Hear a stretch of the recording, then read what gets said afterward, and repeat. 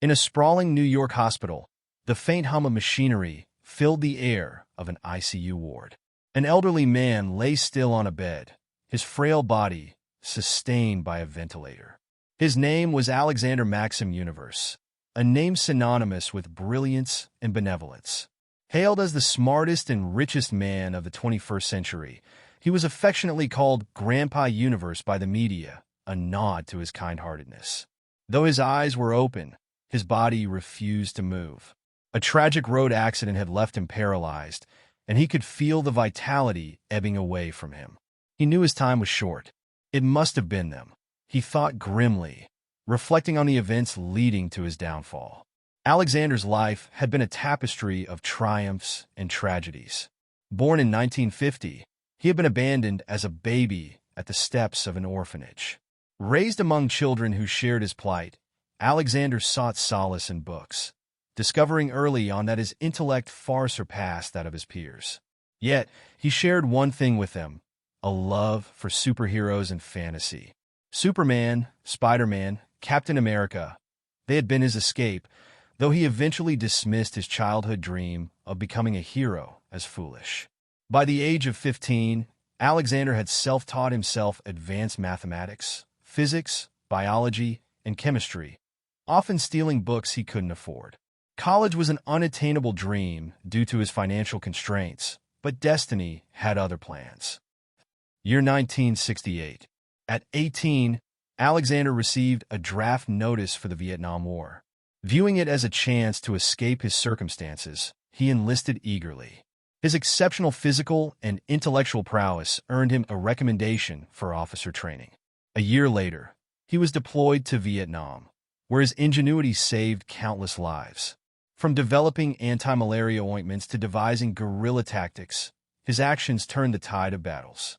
For his courage and unselfishness, he was awarded the Medal of Honor.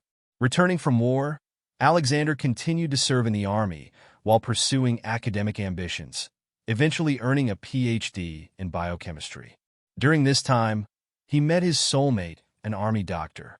Their love blossomed, and in 1980, they married. 2 years later, they welcomed twin sons. But fate struck cruelly. His wife was diagnosed with terminal lung cancer and passed away in 1994. Her death devastated him, fueling his resolve to find a cure for cancer. Year 1995. Alexander retired from the military as a brigadier general and founded a pharmaceutical company, Kind Heart. Determined to honor his wife's memory, he dedicated his life to affordable medicines, starting with a groundbreaking treatment for tuberculosis. His innovations catapulted his company to global fame, earning him the moniker the smartest man alive. With his newfound wealth, Alexander founded orphanages worldwide, giving children the love and support he had longed for. Often, he would spend hours reading or watching movies with them. His legacy of kindness cemented his reputation as Grandpa Universe. Despite his success, Alexander harbored a secret. Experimenting on himself, he developed an anti-aging treatment that slowed his biological clock, keeping him youthful but never granting him the superpowers he once dreamed of. Year 2020. After 25 years of relentless research, Alexander finally created a universal cure for cancer. It was a day of triumph. He had fulfilled his promise to his late wife. At 70, though his body appeared 50, he planned to announce his discovery at a global press conference and then retire to spend his days with children at his orphanages. But fate intervened. As he prepared to leave, a call from the President of the United States interrupted him. "Alexander, my friend," the President began, his tone disarmingly friendly. "I need a favor." Alexander listened, his smile fading as the request unfolded. The President wanted him to restrict the drug's availability to Americans only, using it as a geopolitical tool. "Mr. President," Alexander said firmly, his voice laced with anger, "this is my life's work, a gift for humanity, not a weapon for political games." The President tried to persuade him, but Alexander ended the call disgusted. Unbeknownst to the President, he had recorded their conversation and uploaded it to the cloud, ensuring its release if anything happened to him. On his way to the conference, tragedy struck. A semi-truck barreled through a red light, slamming into Alexander's car. Though the vehicle was bulletproof, a second truck rammed it moments later, leaving Alexander critically injured. As he lay in the wreckage, his mind clouded with pain, he fainted. When he woke, he was in a hospital bed, paralyzed. Standing by his side were his sons. Relief turned to horror as they spoke. "We're sorry, Father," one began, his tone cold. "You left us no choice. You refused to increase prices or maximize profits. This cancer drug could make us trillionaires, but you want to give it away like candy," the other added. Alexander's heart shattered as he realized the depth of their betrayal. They left him to die, instructing a doctor to administer a lethal injection. As the poison coursed through his veins, Alexander felt his life slipping away. But even in his final moments, a faint smile graced his lips. The ring on his finger had recorded everything: the crash, his son's betrayal, and the doctor's actions. The data would soon be uploaded worldwide, exposing the truth. And then he was gone. The world mourned the loss of Grandpa Universe. Alexander expected the afterlife to greet him with peace, but when he opened his eyes, he found himself standing on a floor of clouds. Before him loomed a golden throne, and on it sat a giant with a white beard. "Welcome to the Hall of Judgment, my child," the figure said, his voice warm and soothing. Alexander, awestruck, looked up. "Are you God?" the giant man proclaimed, his voice booming through the endless white void. Alexander stared at him, his expression calm despite the circumstances. "So, what happens to me now?" he asked. God leaned forward, a curious glint in his eyes. "You're surprisingly composed for someone who just died," he remarked. Alexander shrugged. "I'd already made peace with dying long before it happened. Though I'll admit, seeing this after death is unexpected." God chuckled, his laughter warm. Good. That resilience shows strength of mind. "Now, this is the Hall of Judgment. Here, the dead are evaluated and sent to heaven, hell, or reincarnation." With a wave of his hand, a large book materialized before him, glowing with golden light. As God flipped it open, the entire space was bathed in brilliance. "Huh! At last!" God laughed, his voice echoing with delight. "Finally, I've found one." The sudden outburst startled Alexander. Shielding his eyes from the radiant glow, he asked, "What's going on, God?" God turned to him with an unervingly wide grin. "You, my child, are extraordinary. Your good karma is off the charts, asterisk, literally asterisk." Alexander frowned. "Good karma? But I've killed people in war. Surely that counts against me." God waved dismissively. "Nonsense. Those deaths were part of your duty, not malicious acts. Besides, your selfless deeds far outweigh any sins. Let me show you what your actions have wrought." He gestured, and a massive screen appeared, displaying news reports from Earth. Alexander watched in stunned silence as events unfolded. "After your death, the recording you uploaded went public," God began. "The world was outraged by your son's betrayal. Your company's value plummeted, and they were both charged with murder and sentenced to life imprisonment. Shortly after, the corrupt president resigned under immense public pressure." Alexander's eyes widened as he saw news anchors discussing his legacy with reverence. "Your release of the cancer drug formula changed everything. Billions of lives were saved. Generations benefited as new medicines derived from your research eradicated countless diseases. By the end of the century, your name was synonymous with hope, and your orphanages thrived beyond imagination."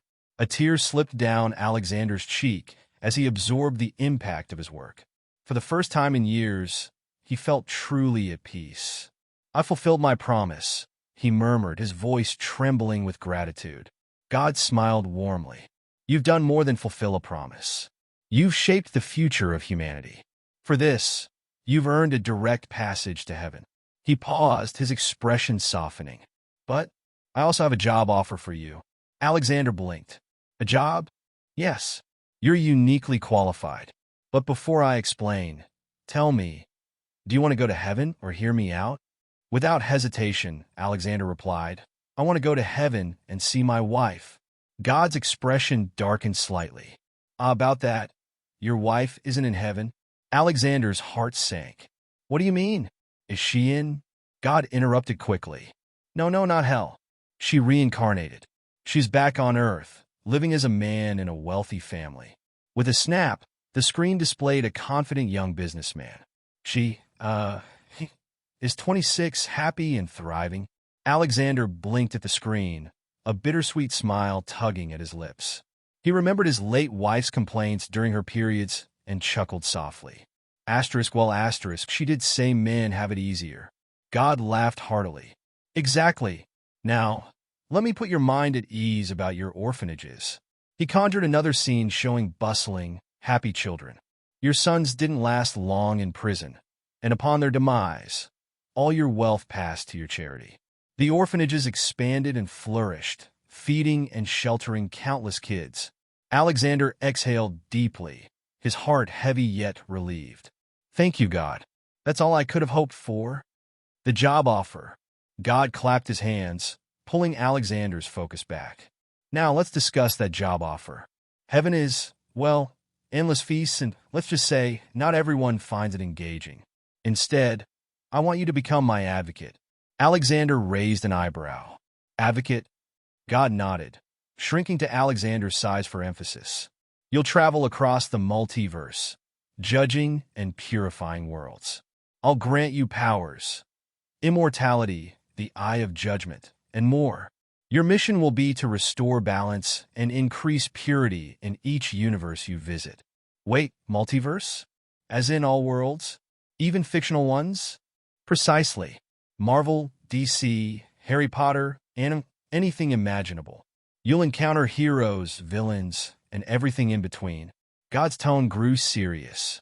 You won't be invincible, though. You'll be immortal, respawning when killed, but you can still die. You'll grow stronger by learning and adapting. I'll enhance your comprehension, granting you the ability to master any skill or power. Alexander's curiosity piqued. What kind of powers are we talking about? God grinned. First, the eye of judgment. It lets you assess someone's sins and good deeds and decide their fate. Leniency, time torture, death, or erasure. But remember, don't abuse it. Your true challenge lies in reforming worlds, not eliminating their problems overnight. Alexander nodded, absorbing the weight of the responsibility. What about my identity in these worlds? Already handled, God declared. You'll seamlessly integrate into each universe with a fitting backstory. Think of it as a predetermined disguise. Satisfied? Alexander smirked. All right, old man. I'm ready. God's laughter echoed as he waved his hand, opening a swirling portal. Good luck, my son. Remember, we're always connected. Just think of me if you need advice. And most importantly, enjoy yourself. Alexander felt a pull as the portal enveloped him, and God's parting words rang in his ears. Make me proud. The first world. When Alexander opened his eyes, he found himself seated on a bench by a river. Skyscrapers towered around him, their glass facades gleaming under the sun. He glanced down at his attire, a tailored dark blue vest, white shirt, and leather shoes. Classy, he muttered, adjusting his sunglasses. A voice echoed in his mind. Asterisk, figured you'd prefer that over hospital gowns, asterisk, God teased. Alexander chuckled. Rising from the bench, he scanned his surroundings. Time to figure out where I am. Bang! Bang! Gunshots shattered the tranquility. Alexander turned to see a car speeding down the street, pursued by police. Both sides fired indiscriminately, endangering civilians. His eye of judgment activated instinctively, revealing the criminal's identity. His heart skipped. No way! A gunshot struck his chest, and pain engulfed him. As darkness claimed him, he whispered the name. Goddamn Nico Bellic. Hey everyone, Quantum Audiobook here. Sorry for interrupting, but if you're enjoying this content, please consider subscribing to the channel. Also, feel free to share your thoughts on this novel in the comments, and don't forget to like the video. Yes, it was Nico Bellic from the video game Grand Theft Auto 4. It was Liberty City. Why is it so easy for me to die? He loudly asked himself. He was on top of a building so no one could hear him. Ah yes, I don't really have any power except RES yawning.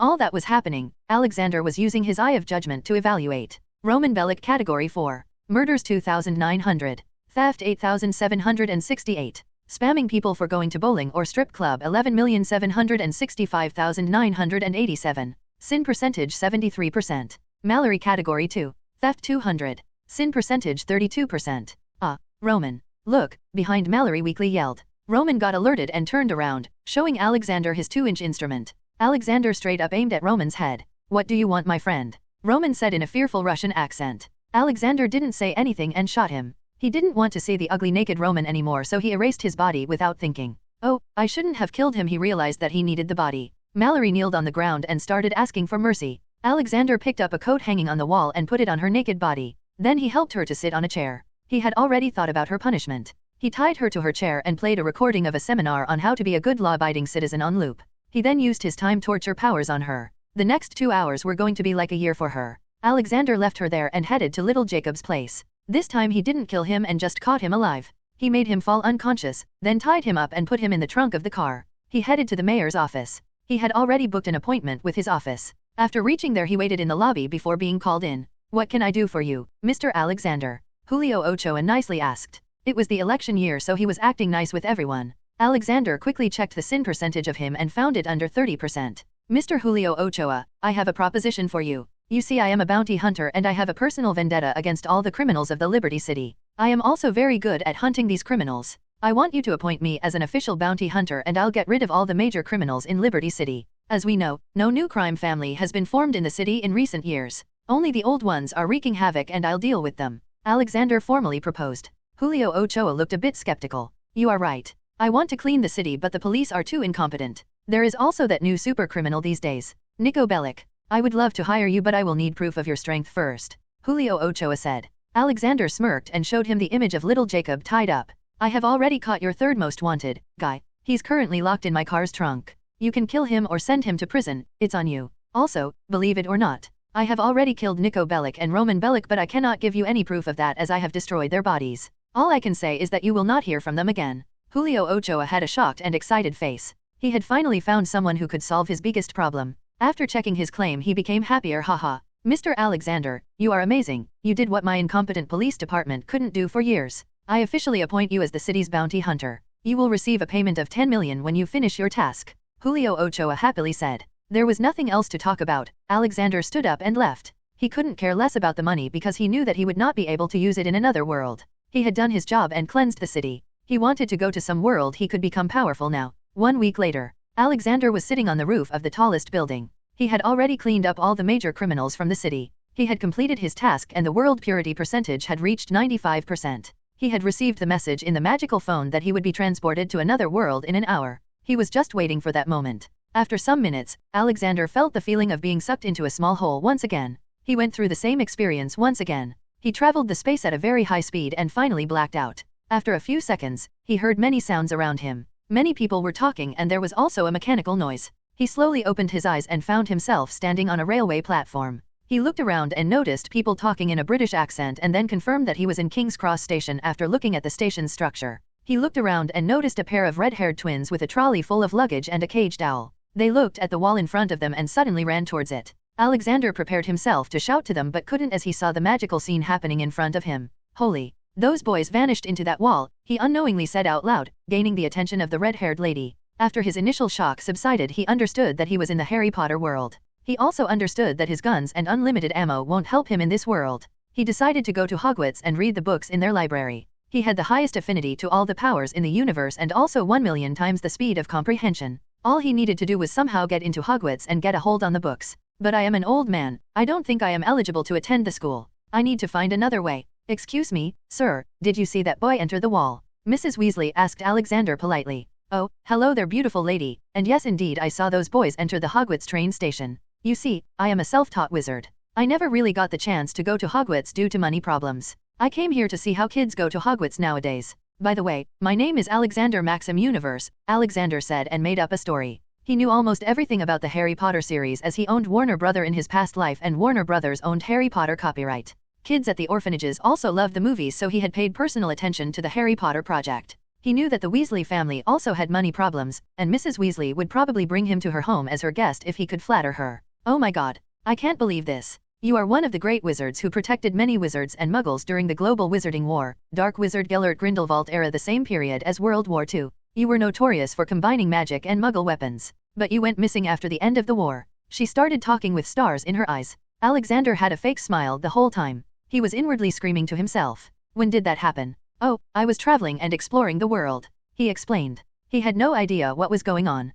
"Oh my, that's wonderful. Please forgive my rudeness. My name is Molly Weasley and I would like to invite you to my house. My husband is your biggest fan. It was because of you that he decided to work at the Ministry of Magic in the Misuse of Muggle Artifacts office. My husband would go crazy if he were to see you, she said with a wide smile. What is going on? He was still oblivious. But he got what he needed. He got invited to her home. Well then, I guess I have free time today. I will meet my biggest fan, he smilingly said after taking a look at his watch. Amazing, please follow me then, sir. We'll be using the FLU network, she added and slowly started walking. She thought that Alexander must be very old, so she kept her speed slow. Alexander could only smile and accept the current situation he was in. While walking, he kept quiet as he didn't want to say something that would bust him. Then suddenly he heard a notification sound from the magic phone. He looked and found a new message, titled Background Details. He opened it. Zoom. The time stopped and multiple memories started to fill his mind. He found out that he was born in 1920. He was a pure-blood orphan. His family name was Universe. A no-name family, as it really didn't exist in that world.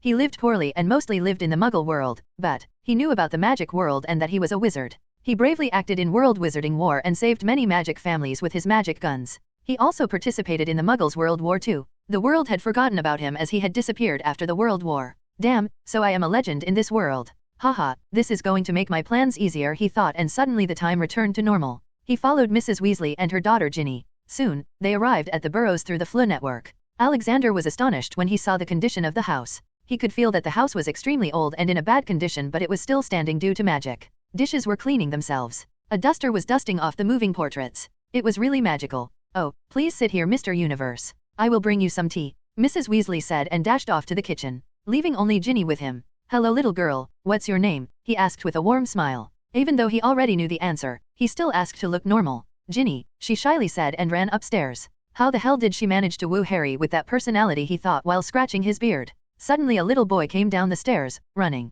He missed the last step and fell down. His rolling body reached Alexander and then stopped. That was a hell of an entry, son, Alexander commented and helped the boy get up. The boy embarrassingly stood up and thanked him. Thank you, sir. My name is Ron Weasley. Ron introduced himself. Wait, who are you, old man? He asked when he remembered that he was in his own home. Smack. He received a fist to his head from his mother. Ronald Bilious Weasley, that is not how you talk to your guest. Now, apologize, she angrily scolded him. I am sorry, sir. Ron apologized with his head down. Haha, it's okay, boy. Here, take these Muggle chocolates. Be sure to share them with your sister, Alexander laughingly said while ruffling Ron's hair. Then he took out 10 different kinds of chocolates from his space. Mrs. Weasley eyed the magic he did with wide eyes and wondered where those chocolates came from. Ron took the chocolates and ran back upstairs. I am sorry if I am being rude by asking this, but was that spatial magic just now? She asked. Yes, something like that, he answered. He drank tea for a while. Mrs. Weasley went away to do her chores. She told him that her husband would be home soon. Still, he was getting bored and decided to look for the library. He didn't expect much to be there, but at least there would be some Hogwarts school books. As Bill and Charlie have already graduated, Percy was most likely in the 3rd or 4th year, and the twins in the 1st or 2nd year. There should be at least 6th and 7th year books in there. He went to the 1st floor and looked for a room with books. On his 3rd try, he found a room with a simple table and bookshelves around it. Though, the shelves were mostly empty. He looked around and found books for 1st year, 3rd year, 6th year, and 7th year. From that, he deduced that Fred and George must be in their 2nd year and Percy must be in his 4th year. The main trio will most probably start Hogwarts next year. Alexander started reading all the books they had. His comprehension speed was 1,000,000 times, so just one look was enough for him to attain the highest level of comprehension. It just took him 30 minutes to learn everything to the highest level possible. He could feel that he had a very deep understanding of magic now, and that if he wanted he could make his own spells. Also, because he learned about runes. Now he felt like he could even make an invisibility cloak using ancient runes. He learned about charms, wards, defense against the dark arts, healing, herbology, potions, alchemy. Still, he wanted to read more advanced books to perfect his understanding.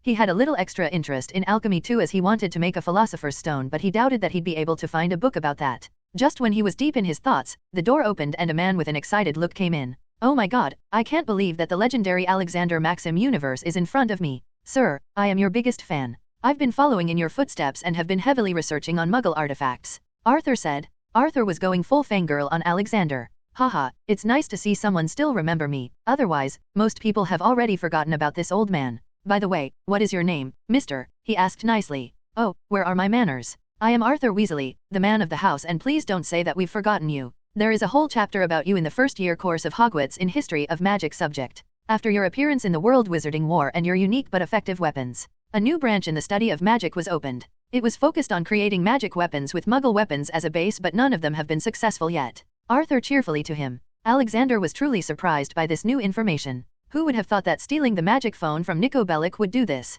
Still, he was happy because this meant that he had some foundation in the magic world. Haha, you are over-exaggerating my abilities. Now, would you like to try my weapon? He grinningly asked. He wanted to make a deep and long-lasting impression on Arthur as he might prove to be useful in the future. Arthur nearly jumped in excitement. Yes, I would love to, sir, he cheered. Let's go out then. Alexander headed outside. Ron and Ginny also secretly followed behind. Outside their 4- or 5-story house, Alexander levitated an empty bottle with magic that he had just learned. He didn't need a wand as he had the highest amount of magic affinity and wands were only there to help channel magic easily. He didn't feel the need for a wand. Still, he would go to Ollivanders later to check it out. He put the empty bottle on the roof of the flying Ford Anglia. Out of nowhere a carbine rifle from GTA 4 materialized in his hands. Arthur just watched with his mouth agape. Alexander aimed and shot the bottle down. While shooting he had an idea. He already had unlimited ammo with the cheat speed he still needed to reload. He then decided that he would develop a special spell for auto-reload and also some runes for guns, to make the bullets stronger. Currently, he doubted that the bullets couldn't even penetrate the shields of an experienced wizard. He then used Reparo spell to fix the broken bottle. Arthur, come here. You try it, now he suggested and handed the gun to him. After telling him about the correct posture, he let him shoot. But he forgot to tell him to fire in short bursts. Arthur pressed the trigger and emptied all 30 rounds in one go. None of the shots hit the bottle but they hit the flying Ford Anglia. There were many small holes in it now. Arthur embarrassingly gave the gun back and stretched his arms. He was feeling sore from the recoil. It's so hard to use. I can't even imagine how you do it, he complained. Haha, believe it or not Arthur, Muggle armies use these kinds of weapons. They also have much bigger weapons than these now. If they want, they can destroy the whole wizarding community in a matter of minutes. Alexander revealed. He knew that Arthur was fascinated by Muggle technology. Are you talking about the weapon they used on Japan? Arthur asked. Yes, and it was just 2 small bombs back then. Now they have thousands of them, and they are much bigger, Alexander answered and walked back to the house, leaving Arthur standing alone in shock with his eyes wide open. Inside the house, Alexander, Arthur, and Ginny were seated at the dining table. He didn't have any place to stay or money to rent a room and it was already night. So, he was invited by the Weasley couple to stay with them. Alexander didn't see any problem with that and they also had empty rooms as Bill and Charlie had moved out. He had told them that he would pay rent for the room later. On the dining table, Arthur and Alexander were talking to each other while all the others were listening and setting up the table. Mr. Universe, how do you look so young even after being so old? I mean, if you had black hair right now, I'd assume that you are probably in your 40s. Arthur asked with much interest. Well, I traveled a lot and found many new magical plants and items. I look permanently younger due to certain failed yet lucky experiments. Failed because my hair didn't turn back to black, he made up the answer. Then, if one day you are able to perfect your experiment, be sure to share it with me, Mr. Universe. I'd certainly want to look younger, Molly Weasley chipped in while blushing and rubbing her cheeks. Absolutely, you'd be my first user, I promise, Alexander assured. He really had an idea about making an anti-aging ointment. Those rich pure blood Bissy.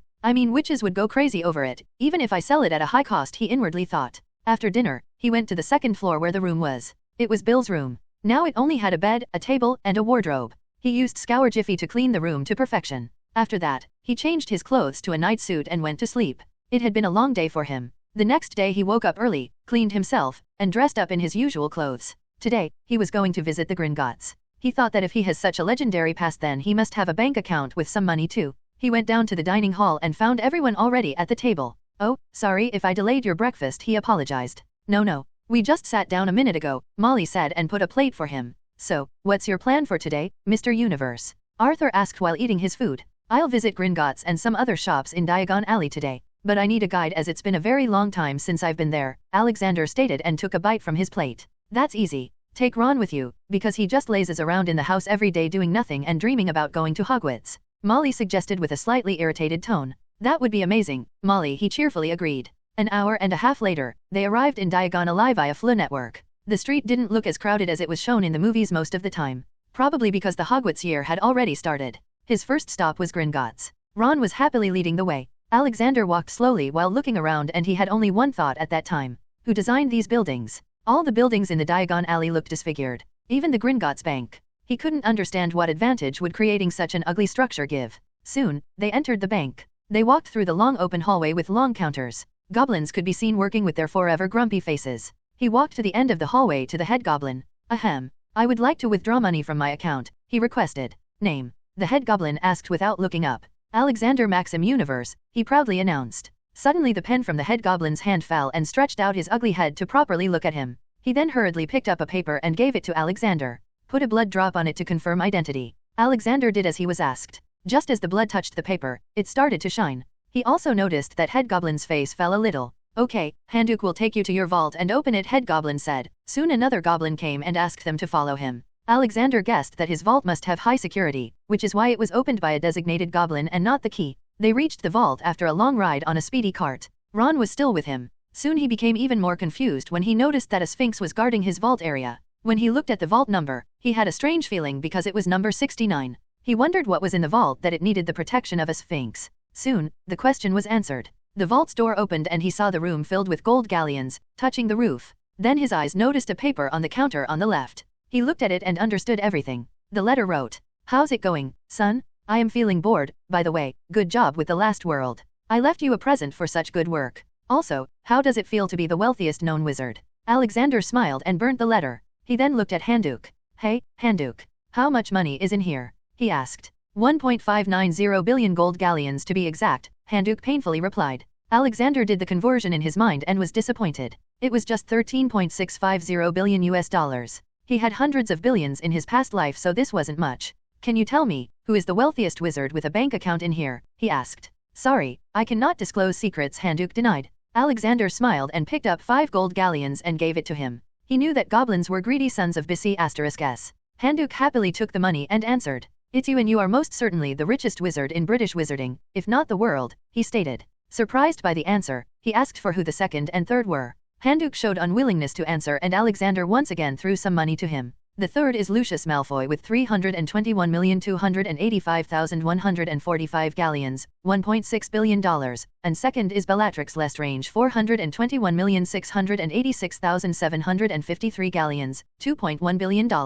"Now, no more questions," Handuk irritatedly said. Now Alexander understood why the head goblin's face fell at the authenticity of his identity. If he had never come back to claim the money, then it would have belonged to Gringotts. Alexander decided to take everything away. He sucked all the money into his dimensional space. He noticed a big chest was also being sucked and decided to open it later on. Meanwhile, Ron and Handuk had their jaws dropped to the floor. Ron had that expression because of the crazy amount of money, and Handuk because of the crazy amount of money just vanished. Alexander still left 1,000 gallons in it because he didn't want to close the vault permanently. He reckoned that he might still use it someday. Then they returned back to the Diagon Alley and continued on their way. He thought that Ron might feel bored, so he gave him 2 galleons and told him to go and eat something. He then headed to Flourish and Blotz to buy some books about anything he could find. He knew that he wouldn't find any old books, but still, he went there. There he bought all the interesting books and books on law. From there he headed to the Obscurus books. There he bought Fantastic Beasts and Where to Find Them, plus some other books on animals. He couldn't find any significant book on alchemy or runes and no book about dark arts.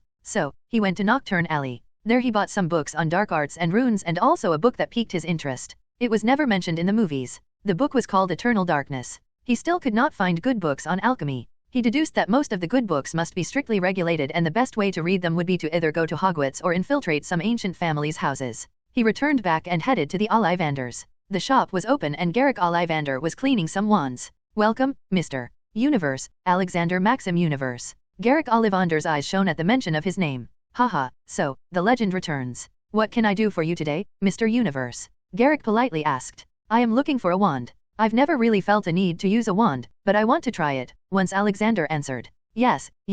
Wands can help wizards and witches to create a more powerful spell, but again, the wand chooses its wielder, so I cannot say anything until we try," Garrick said and went to the side to bring some wands. Garrick returned with 6 cases. Alexander tried many different combinations of wands. Phoenix tail feathers, unicorn tail hair and dragon heartstrings as cores with different wood, but nothing suited him. After an hour he gave up. "I guess there is no wand made for me yet, but still, thanks for your hard work, Mr. Ollivander," Alexander said and left the shop while thinking that maybe he should try the Elder Wand someday. He then went to Quality Quidditch Supplies and bought a Nimbus 2000. He was only interested in knowing how the damn thing flew. Later he would try to make a spell that would allow him to fly on his own. Soon he was basically done with his shopping for now and would return later after reading all the books. He looked for Ron and found him eating ice cream at Florian Fortescue's ice cream parlor. Ron saw him and ran towards him with a bag full of chocolates in one hand and an ice cream in the other hand. "Are you done here, sir?" he asked. "Haha, yes, and call me Grandpa. We'll be seeing each other a lot as I'll be living in your house from now on," Alexander said and ruffled his hair. He really missed all those bundles of joy in the orphanages. "Let's go back now." After returning he headed straight back to his room to start his research. The first thing he did was open the chest that he received from the vault. It was a big box, made of gold. He opened it and found a handheld minigun in it. He was happy with it as this gun was not available in the cheats of GTA 4. It was quite heavy but still manageable. Then he started reading books one by one. His understanding grew deeper with each new book. Finally, he started with the last remaining book. It was the dark arts book that he bought from Nocturne Alley. The book was called Eternal Darkness. It was mostly filled with ways of controlling people's minds. There was a mention of an even powerful method that could be used to control millions of people against their will. But the pages were empty from there. He guessed that someone either took it or wiped it out. He closed the book and lay down on the bed. So, he started working on making runes on his clothes. He was probably better at runes than anyone in the world. He made runes that could hold any form of kinetic energy and later be discharged. Just like the Black Panther suit. He also made anti-fire, anti-water, anti-cold runes on it. Later he studied the broomstick and made a spell based on it. He found out that the effect of the spell mattered on the magical power of the wizard. The powerful the wizard, the higher and faster they could fly. He also needed to immensely focus on it. This meant that the spell could not be used by everyone. He guessed that he was probably stronger than even Dumbledore in his prime. But still, that was not enough. Then he started working on magic guns. 2 months passed. Christmas was arriving in a week. With that, the house got livelier. After long nights of experiments, he achieved success and made runes in all his guns. Now they had unlimited, auto-reloading ammo, heat-resistant, water-resistant, and finally exploding bullets. He tried his weapons and they were easily able to destroy normal trees with a single bullet. The best thing was that he could control the strength of bullets. Now, he was finally prepared to face the wizarding world head-on. He planned to take over the Ministry of Magic and become the Minister of Magic himself. That was the only way he could think that would help him purify the world. He thought that the Muggle world and the magic world should be combined and act as a single civilization. The International Statute of Secrecy only created differences and ignorance. The Muggles didn't even know about wizards and wizards considered Muggles lower. But he needed to take human nature in account as most of them fear what they don't understand. Truly, if they could combine science and magic, he wondered what amazing marvels could be achieved. But the plan would probably take hundreds of years to be completed. But becoming the Minister of Magic wasn't easy as a lot of dirty politics was involved.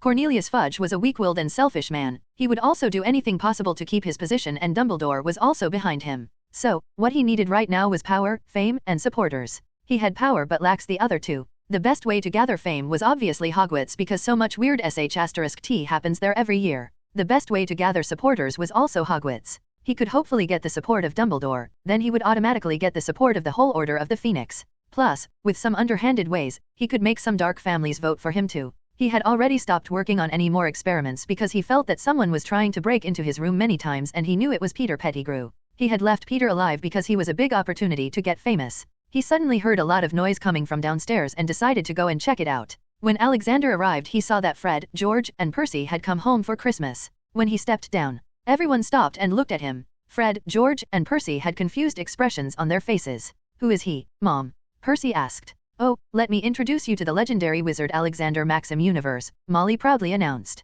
"But, I've never heard that name," Fred said. "Yeah, me neither," George added. Just to receive a blow on their heads from Molly. "You fool, he is as old as Headmaster Dumbledore. He created the field of hybrid magic," Percy said with eyes full of worship. "Very good, Percy, at least someone is studying in Hogwarts. Unlike someone who just pranks around," Molly said, taunting Fred and George. "What the F? I am not as old as that monster Dumbledore. He was born in the 1880s and I was born in the 1920s in this world," he inwardly complained while keeping a smiling face. Then suddenly Ron jumped on the sofa and said to his brothers, "I also know a secret about Grandpa Universe." He had started calling him Grandpa Universe more than a month ago. Fred, George, and Percy looked at Ron with interest. Ron seemed to enjoy the moment of attention but soon it was spoiled by Ginny. "He's the richest wizard in the world. That's the secret, right?" Ginny said. Ron turned around to look at Ginny with his angry face. "You weren't supposed to reveal it yet," he yelled and received a smack to the head from Molly. Ginny was the youngest in the house and the fact that it was super rare for a girl Weasley to be born made everyone love her even more, hence no one was allowed to get angry at her.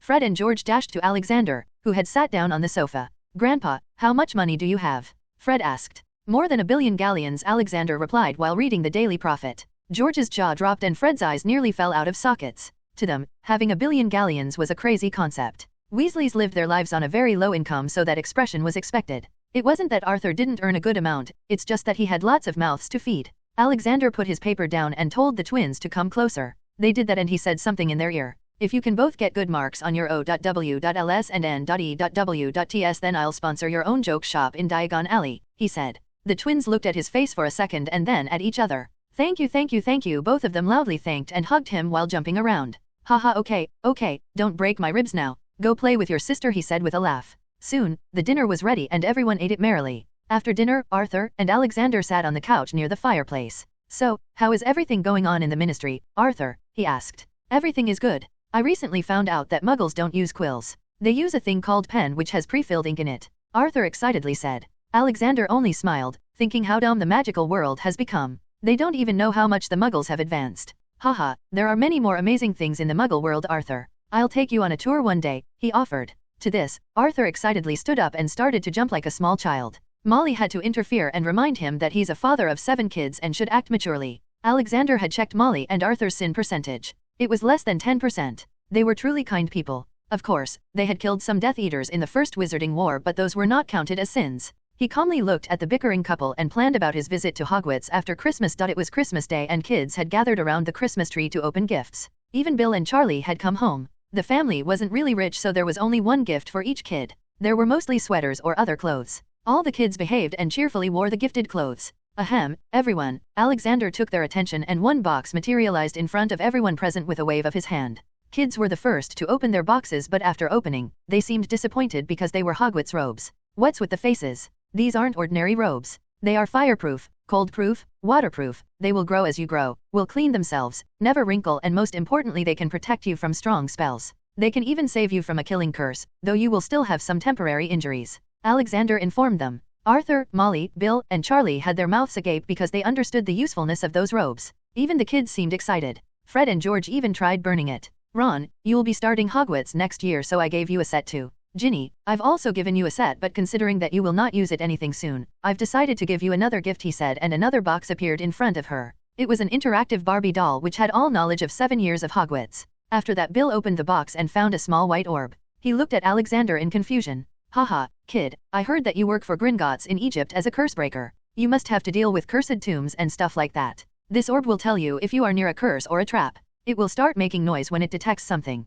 Different shades of red color will tell you the danger level of curse, and if someday it starts glowing golden, then don't think and run away, because that means that the curse can even kill an archmage. Alexander explained the use. Bill looked at Alexander gratefully and thanked him. Then Charlie opened the box and found a white flute. You are a dragonologist, so I reckon that you interact with dragons a lot. This flute can calm any angry dragon. It also cannot be stolen from you, as I have put special enchantments on it. If someone steals it, then you will feel it and it will also return to you by flying. Not just yours, all my gifts have these enchantments, he said. Charlie inspected the amazing flute and thanked him. Arthur, I have given you an encyclopedia of Muggle artifacts. It might prove to be useful in your job. Just as he ended speaking, Arthur opened the book and excitedly started reading it. Molly scolded him for not saying thank you. Alexander then looked at Molly. He really didn't know what to give to her. So he just gave her a stylish female long coat with the same features as Hogwarts robes. She happily accepted it. With that, the gift session ended and everyone ate dinner. Molly also gifted him a red sweater. The next 6 days were calm and full of happy vibes. But soon, January 1st came and the kids had to go back to Hogwarts. He also decided to go with Fred, George, and Percy. January 1st, morning. At the King's Cross station. He stood up in front of the pillar between platform number 9 and 10. He saw the 3 kids cross it and he also followed. While crossing, he felt like he crossed a wall made of dense air. He was really intrigued by how the magical world could hide in plain sight. On the other side, he saw the big steam engine, puffing white smoke. The platform was filled with kids and their parents. When he was walking by the bogey, he passed Lucius Malfoy. Their eyes met each other. Alexander was still wearing his everyday clothes plus sunglasses. Lucius made a disgusted look, thinking that he was a muggle. But soon his face turned into a surprised one when he saw him entering the bogey. Strange, what was he doing here? His son starts Hogwarts next year, that's what Alexander was thinking. After a long whistle, the train started moving. He was sitting with the twins. They were busy talking about some new pranks. Soon the refreshments came. Anything off the trolley, dear, she said. But when she looked at Alexander, she froze. I'll take everything, dear, Alexander said and gave her the galleons. Oh, yes, haha, sorry for my rudeness. I've never seen a handsome old man like you in ages, she shyly complimented and gave them all the food and candies. Fred and George started laughing when the trolley lady left. Hey, Grandpa, you should ask her for a date, Fred teased. Yes, she fell head over heels just by looking at you, George said, trying to hold his laughter. Oh, this world is so unfair. Here I was thinking of giving all these candies to some twins, but they betrayed me. I guess I'll have to eat them all by myself, Alexander said, and 90% of the candies vanished. Fred and George stood up and jumped on Alexander. We are sorry, Grandpa Universe, they pleaded with puppy eyes. Ron had told them that this trick works on Alexander, most of the time. Oh, I think I am hearing voices, Alexander said, acting as if he could not see them. He cast illusion spells on both Fred and George, so that they could not even see each other. Fred looked towards his brother and found nothing. George went through the same thing. They both started panicking and yelling each other's names. Where are you, Fred? I can only hear you. Yes, I can hear you too, George. Did we turn into ghosts? What? How can this be? No, I am too young to die like this.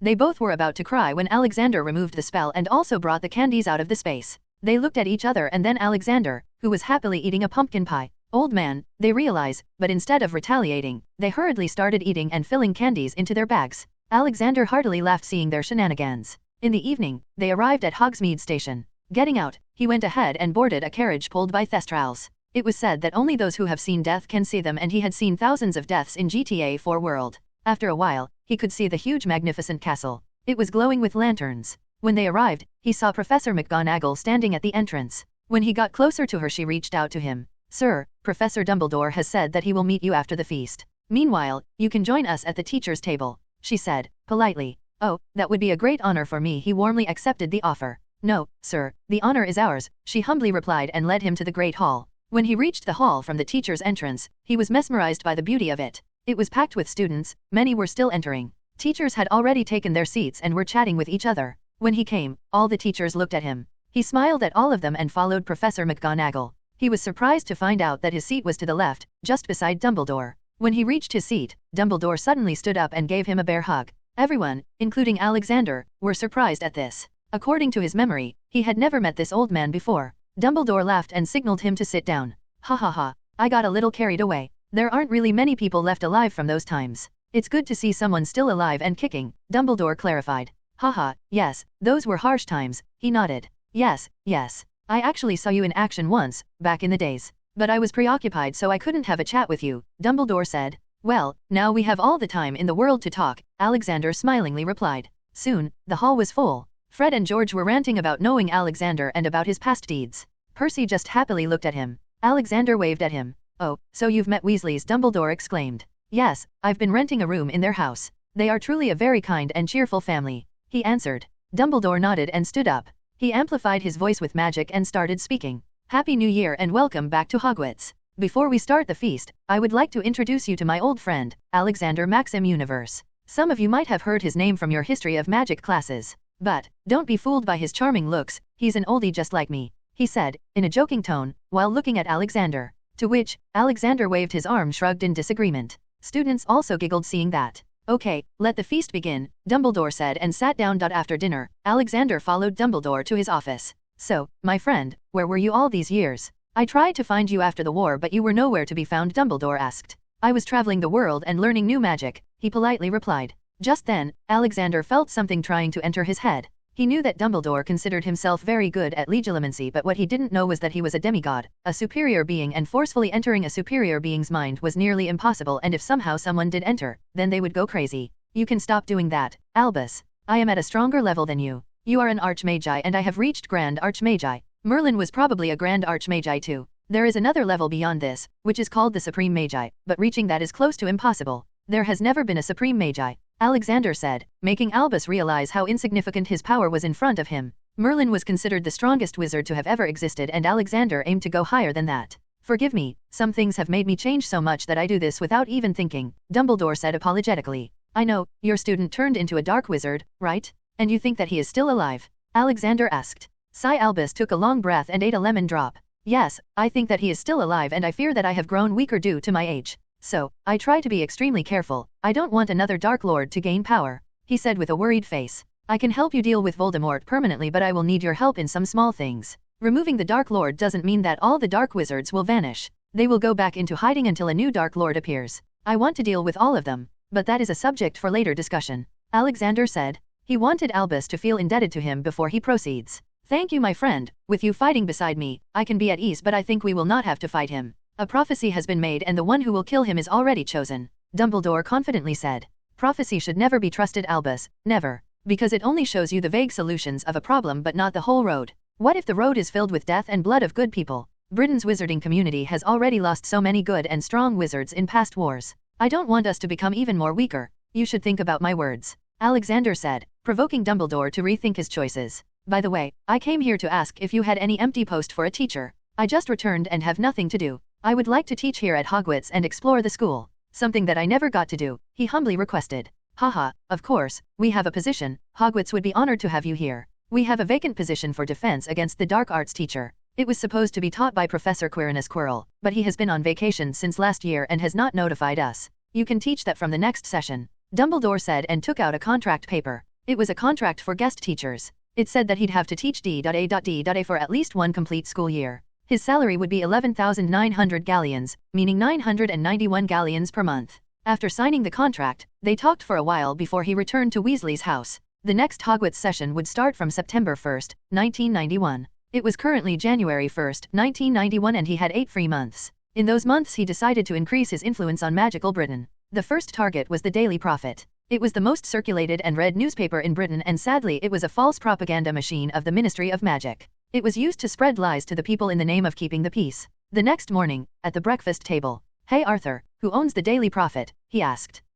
No one. Well, it's a bit complicated. It has no owner, since the last one died. It is secretly operated by the Ministry of Magic. Arthur answers. So, if I want to buy it, I need to negotiate with the ministry, he asked. Arthur's jaw dropped hearing that. How crazy was the idea of buying the biggest newspaper in magical Britain? Yes, I guess, no one has ever tried doing this so I am not very sure, Arthur confusingly said. Alexander understood that if he wanted to buy it then he'd have to enter the vulture's nest. The next day he purposely released the news that he was the richest wizard in Britain, along with his simple past deeds. The day after that, his handsome face was on the first page of the Daily Prophet with all the known info about him. The title was, "The Legend Returns." Wizards and witches all around Britain were shocked by the amount of money he had. People who didn't know about him started searching for his name in history books. One of those people was Cornelius Fudge. He was sitting in his office and reading the newspaper. His senior undersecretary Dolores Jane Umbridge was also sitting there. We should build good relations with him. He has more money than even the ministry, she exclaimed in her iconic, irritating voice. Fudge put down the newspaper and looked at Umbridge's face. Yes, he could help us in times. He must also be very strong so his support can mean a lot. We are already facing so much pressure from so many big families. Maybe he can help us, he said after thinking for a while. Knock knock. Suddenly an Auror knocked on his office door. Come in, Fudge shouted. A thin guy in Auror robes entered the room. Sir, someone by the name of Alexander Maxim Universe is asking to see you. Fudge's pupils widened in shock. Bring him in, he is a very important guy. Wait, I'll go to greet him myself. Fudge hurriedly stood up and went out to greet Alexander. Alexander was sitting in the waiting area when suddenly he heard a commotion. He looked in its direction and saw Fudge coming towards him with an ugly smile. Hello Mr. Universe, I am the Minister of Magic Cornelius Fudge. I welcome you to the Ministry of Magic. Fudge introduced himself. Alexander smiled and shook hands with him. It's a pleasure to meet you Minister Fudge, I've heard so much about you. I also came here to talk about a business proposition, he said, piquing his interest.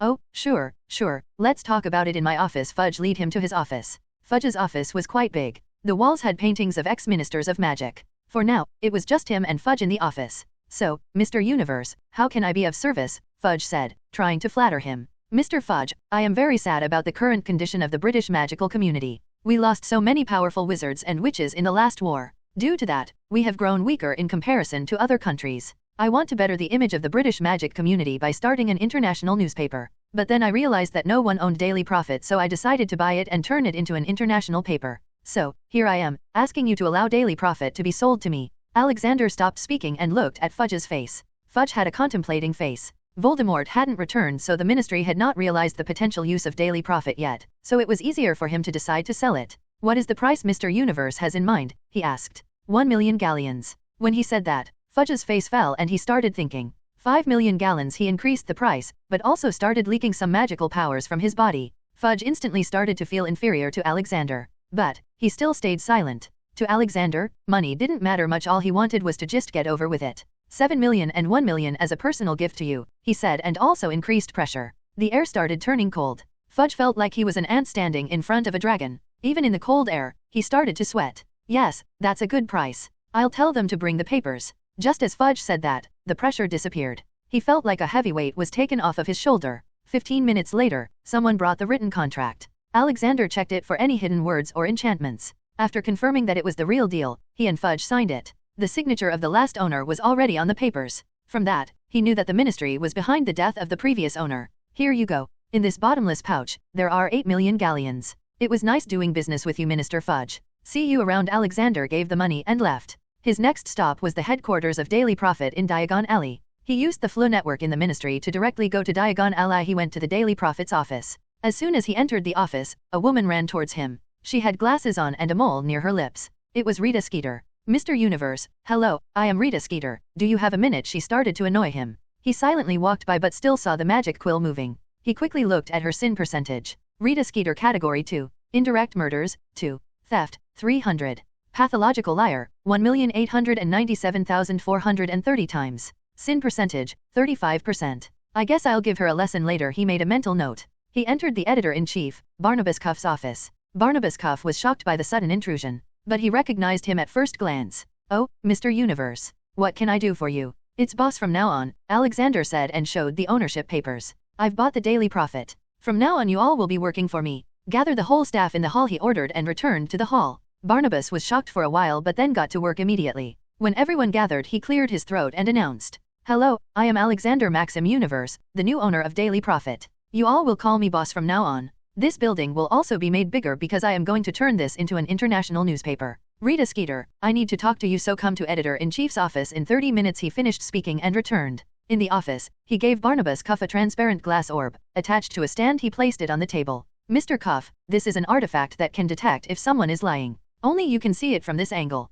I want you to conduct interviews and hire 500 news correspondents. They should be knowledgeable about various fields of magic and muggles. Hire people with origins from different magical communities. Then send them to their home countries to give you different news articles every day. From now on, the newspaper will have 32 pages and will have news from most countries. The first 10 pages of the newspaper will have news pertaining to the local magical community. So each magical community will have its own version of the paper. For now, we will start with European countries and the USA." He told him about the new plans. He also gave him a paper with questions that needed to be asked to interviewed candidates. The most important questions were, do you have affiliation with dark magic or any dark wizard in any way? Do you have affiliation with any ministry of magic in any way? Are you a spy? He was also going to make the 1 month free for all readers to create a user base. Knock knock. "It must be Rita. Mr. Cuff, can you please give me a moment to talk to her alone? You can go and announce my plans to the staff. But, please keep the orb a secret," he politely asked Cuff. "Yes, boss."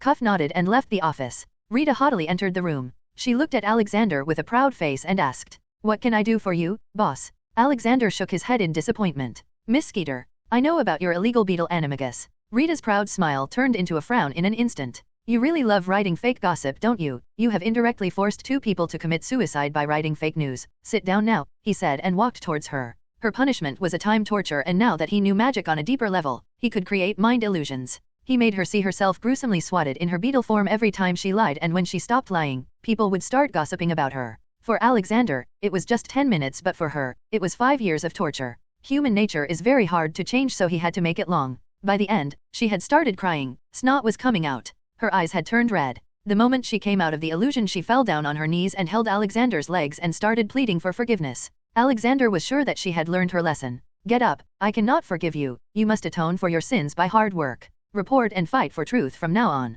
If you find any trouble, you can come to me. Your other task is to glorify my image in the magic community. Wizards and witches should hold me even higher than Dumbledore. I will do many big things and you will be the one reporting on it. Make the articles look interesting while not distorting the truth. Also, improve your image," he ordered her. No matter how she was damn good at writing interesting articles. She cleaned her face and looked at Alexander with reverence. "I will not disappoint you, boss," she respectfully said. He nodded and left the building. He went to a small shop in Diagon Alley. It was actually an office of the biggest magical construction company, Lee & Sons Construction. He entered the building and was greeted by the receptionist. She then took him to see a company representative. The name of the guy was Harold Johnson. Because Alexander's pictures were recently published in the newspaper, everyone could identify him. "Welcome to Lee & Sons Construction, Mr. Universe. How can I be of service?" Harold asked. "Well, I want to hire your company to build a building for me. I have recently bought the Daily Prophet and I want to expand it. Can you make it according to my design, in 1 month?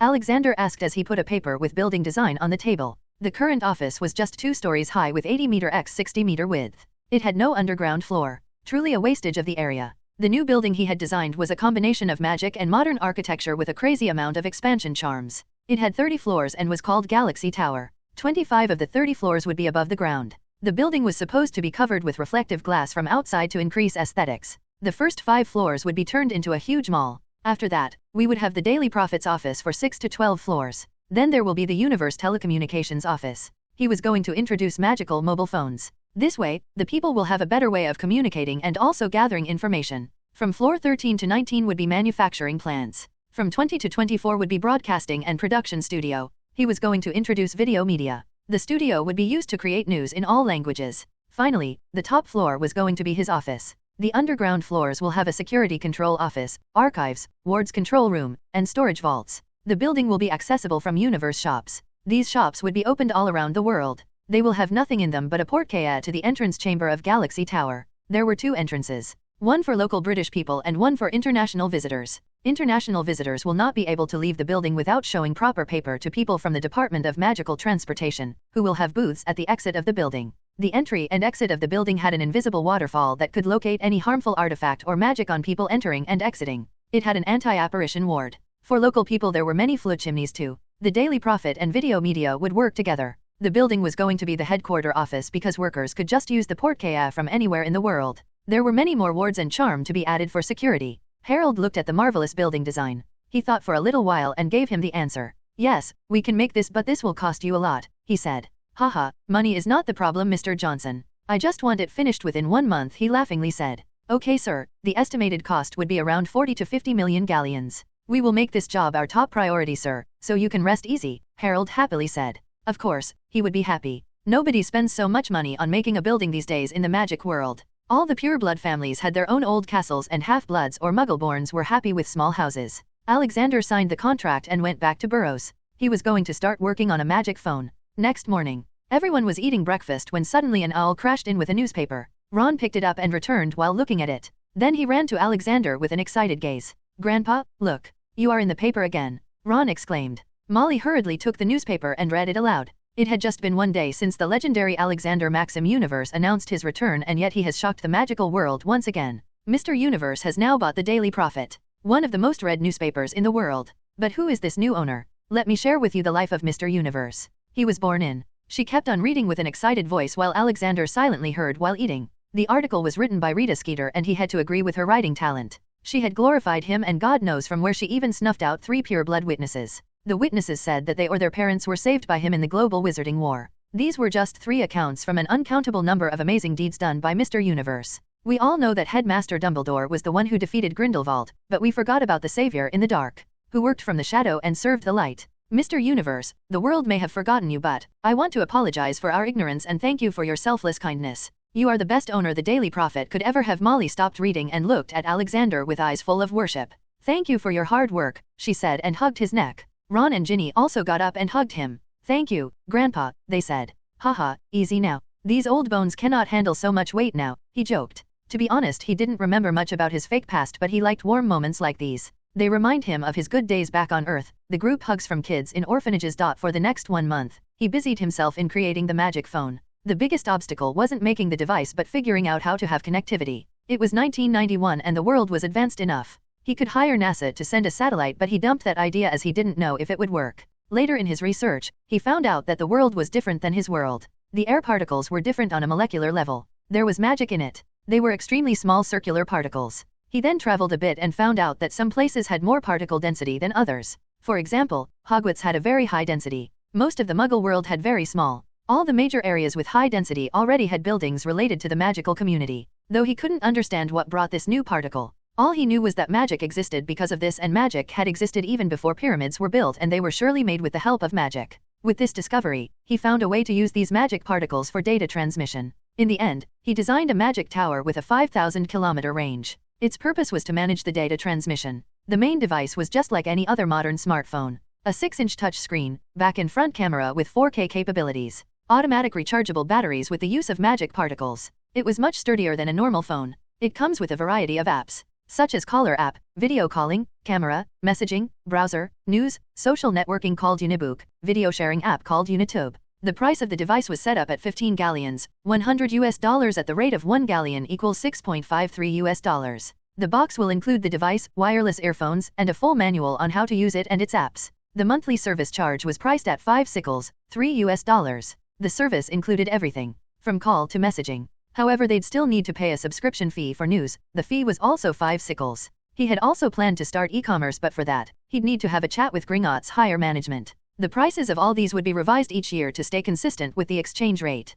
He had estimated that his new business would bring him an immense amount of money. He also created a flat television with variants of 22-inch, 32-inch, 42-inch, and 52-inch screens. The starting price was set at 5 galleons with an increment of 3 galleons on bigger sizes, such that the price was 5 galleons, 8 galleons, 11 galleons, and 14 galleons. They would be available in the same stores as the magic phones. The most magical thing about phones and T.V.S was that it could produce smell, which means that people could smell food on a certain cooking show. Considering that he would divulge himself in many other businesses, he decided to create a parent company. He named it Universe Industries. Now, all that was remaining was to start the production and advertising. But first, he needed a famous ambassador. For this, he selected himself and Dumbledore. By the end of February, the Galaxy Tower was completed. All that was left was to introduce security features and port keys. He had also bought shops in every major magical community market in the world and had created a lavish-looking two-story shop.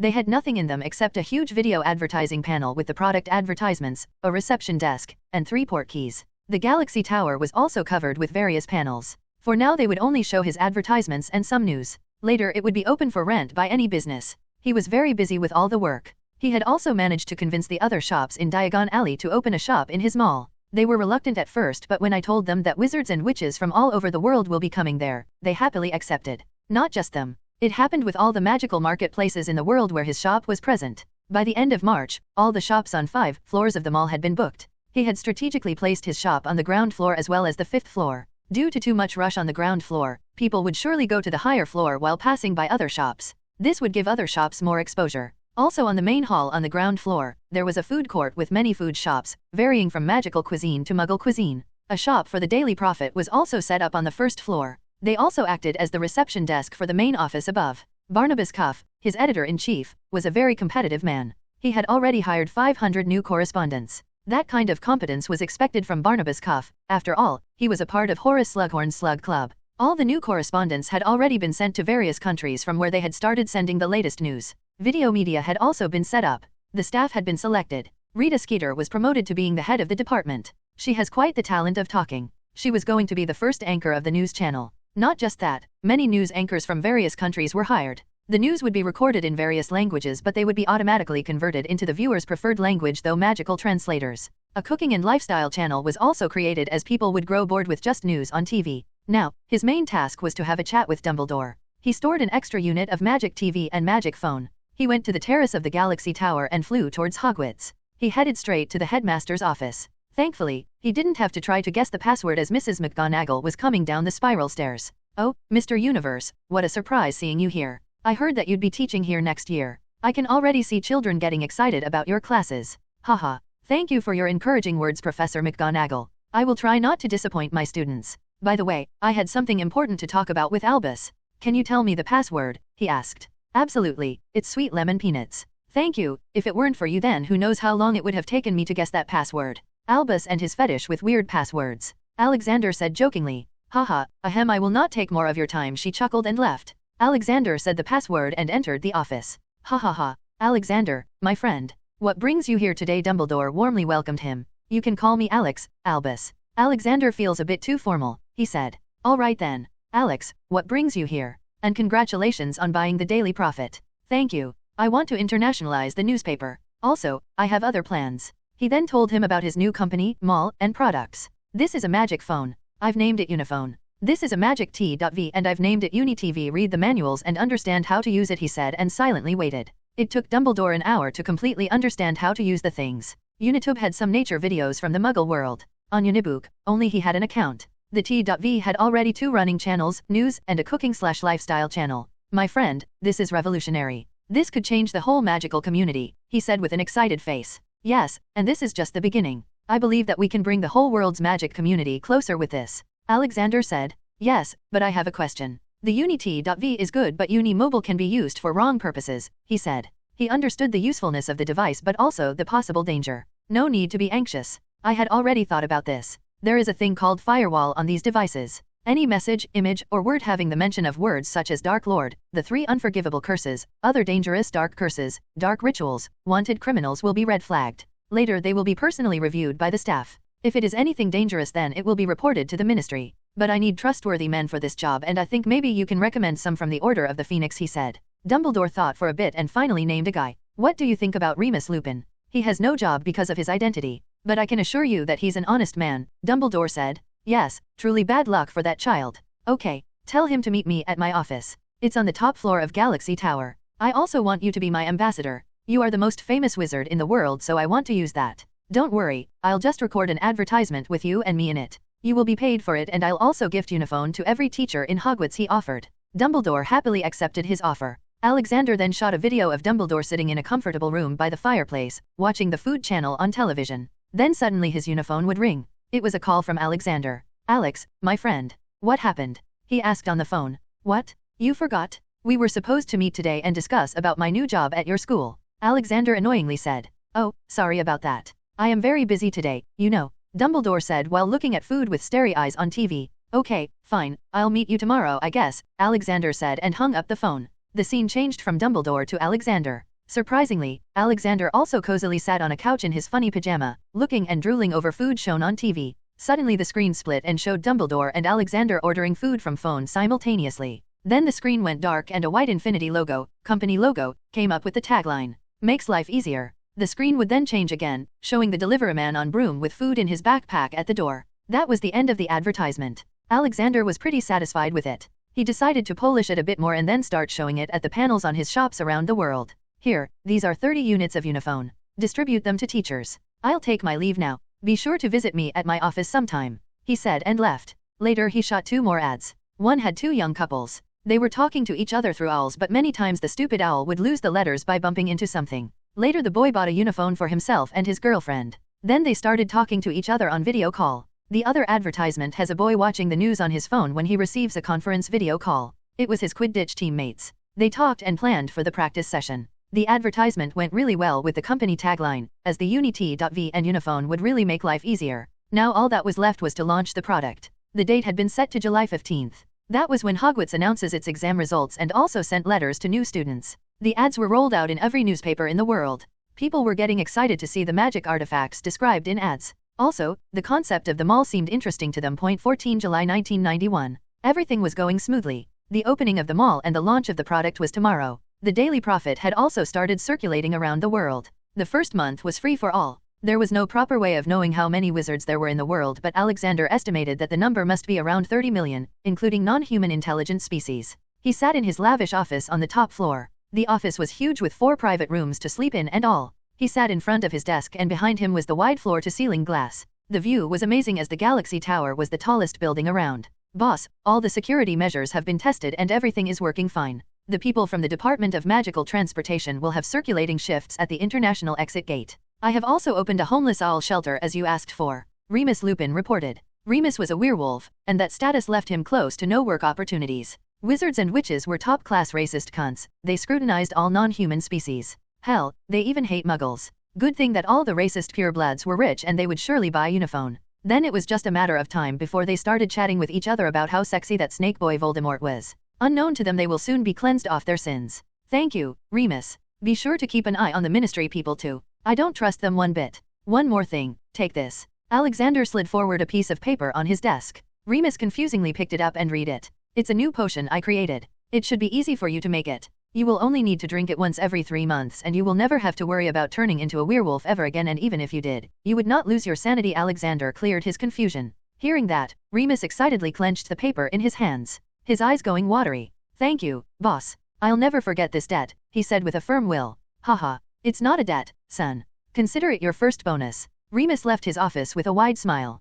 Nobody could understand his pain of all these years. He wasn't born a werewolf. When he was 4, he was bitten by the werewolf, Fenrir Greyback. Since then, everyone ignored him, loathed him. Everyone except his best friends at Hogwarts. Alexander was finalizing some stuff for tomorrow's big launch. He wanted to make a deal with Gringotts for online transactions, but he decided to wait till the project was launched. He knew that those greedy goblins would surely understand the future prospects of the device. Although the mall was not open, people could still see the huge video panels on the tall 30-story building. It was playing the 3 advertisements. The same thing was happening all around the world. People felt mesmerized by the ad and the product description. This kind of technology had not even arrived in the Muggle world, so not just purebloods but also Muggleborns were interested in it. July 15, 1991. It was morning, 9 a.m. The big day had arrived. The mall had already opened its gates. People swarmed into the mall. Their first stop was the Universe Industries shop. Alexander had expected the crowd, so he had already produced 300,000 units. He had found many homeless elves in Nocturne Alley and hired them for the job.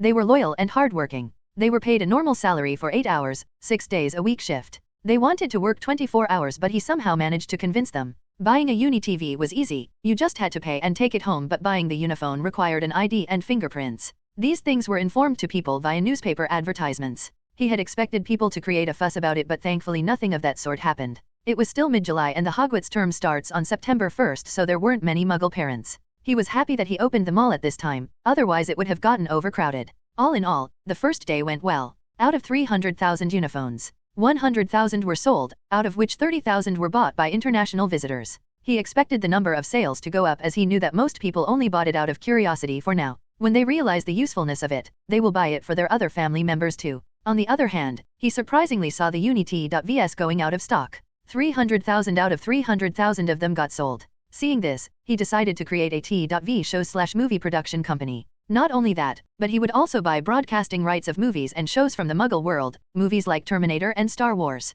He wouldn't show normal Muggle movies and shows for now though. Most of the ones that will be shown will have some magical/technological stuff in it. His company will also produce many things. With the help of magic, creating special effects would be a child's play, but still, creating movies like Avengers would still need modern CGI, and that would be left for the future. The next day, he woke up in his bedroom in the Burrow. He still liked to live in the Weasley house as it brought him warmth. He washed up and went downstairs for breakfast. The Uni-TV was already on, showing the news. He had brought a 52-inch one for the dining hall. Rita was currently on the screen, reading today's news. She really looked pretty on TV. The reason behind this was that he had hired a professional makeup artist Muggle couple. Their kid went to Hogwarts, so they already knew about the magical world, and also because the pay was good, they quickly accepted the jobs. People like them were working in every department of Universe Industries. T.V sound. Heading towards the biggest news. The launch of the Uniphone and Uni-TV was welcomed by an overwhelming crowd of buyers. Not just the Universe Industries but other shops in the mall also received many customers. We interviewed many buyers and asked them about their hands-on experience with the device.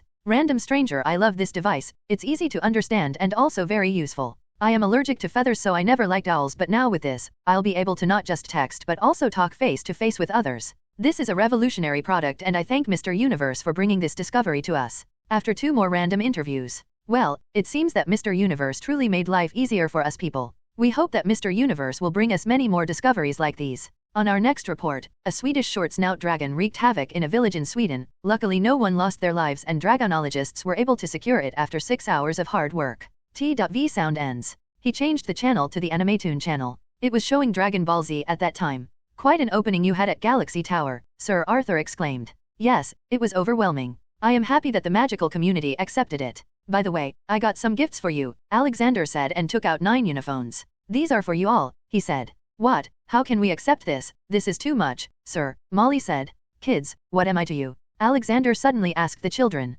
Percy, Fred, George, Ron, and Ginny were surprised by the sudden question, but they answered in unison. Grandpa, they loudly screamed. Haha. See, do you not consider me your family? Alexander said with a sad expression. If he was at Hogwarts, he would have given himself 10 points for his acting. Molly suddenly fell into a dilemma. She did consider him a part of the family, but still, the gifts were not cheap. Oh, come on, Molly, I have more money than I can spend and I am growing old, so let me enjoy spending some money, he said and handed a box to her. Kids, choose one for yourselves. Arthur, this is for you and these 2 are for Bill and Charlie, send these to them by Owl. One more thing, these uniphones have 2 years free services, so you don't need to pay a subscription fee, he informed. He was sure that by the end of 2 years he'd be able to uplift the family conditions enough that they will be able to afford these services easily. After eating his breakfast, he went to his office to start the new day. He also noted that many families had arrived with their kids to buy supplies for school. Most of them went straight to the mall. Good thing that all the shops in Diagon Alley had a shop in the mall as well, otherwise he would have been blamed for hogging their customers' Gringotts, upper floor.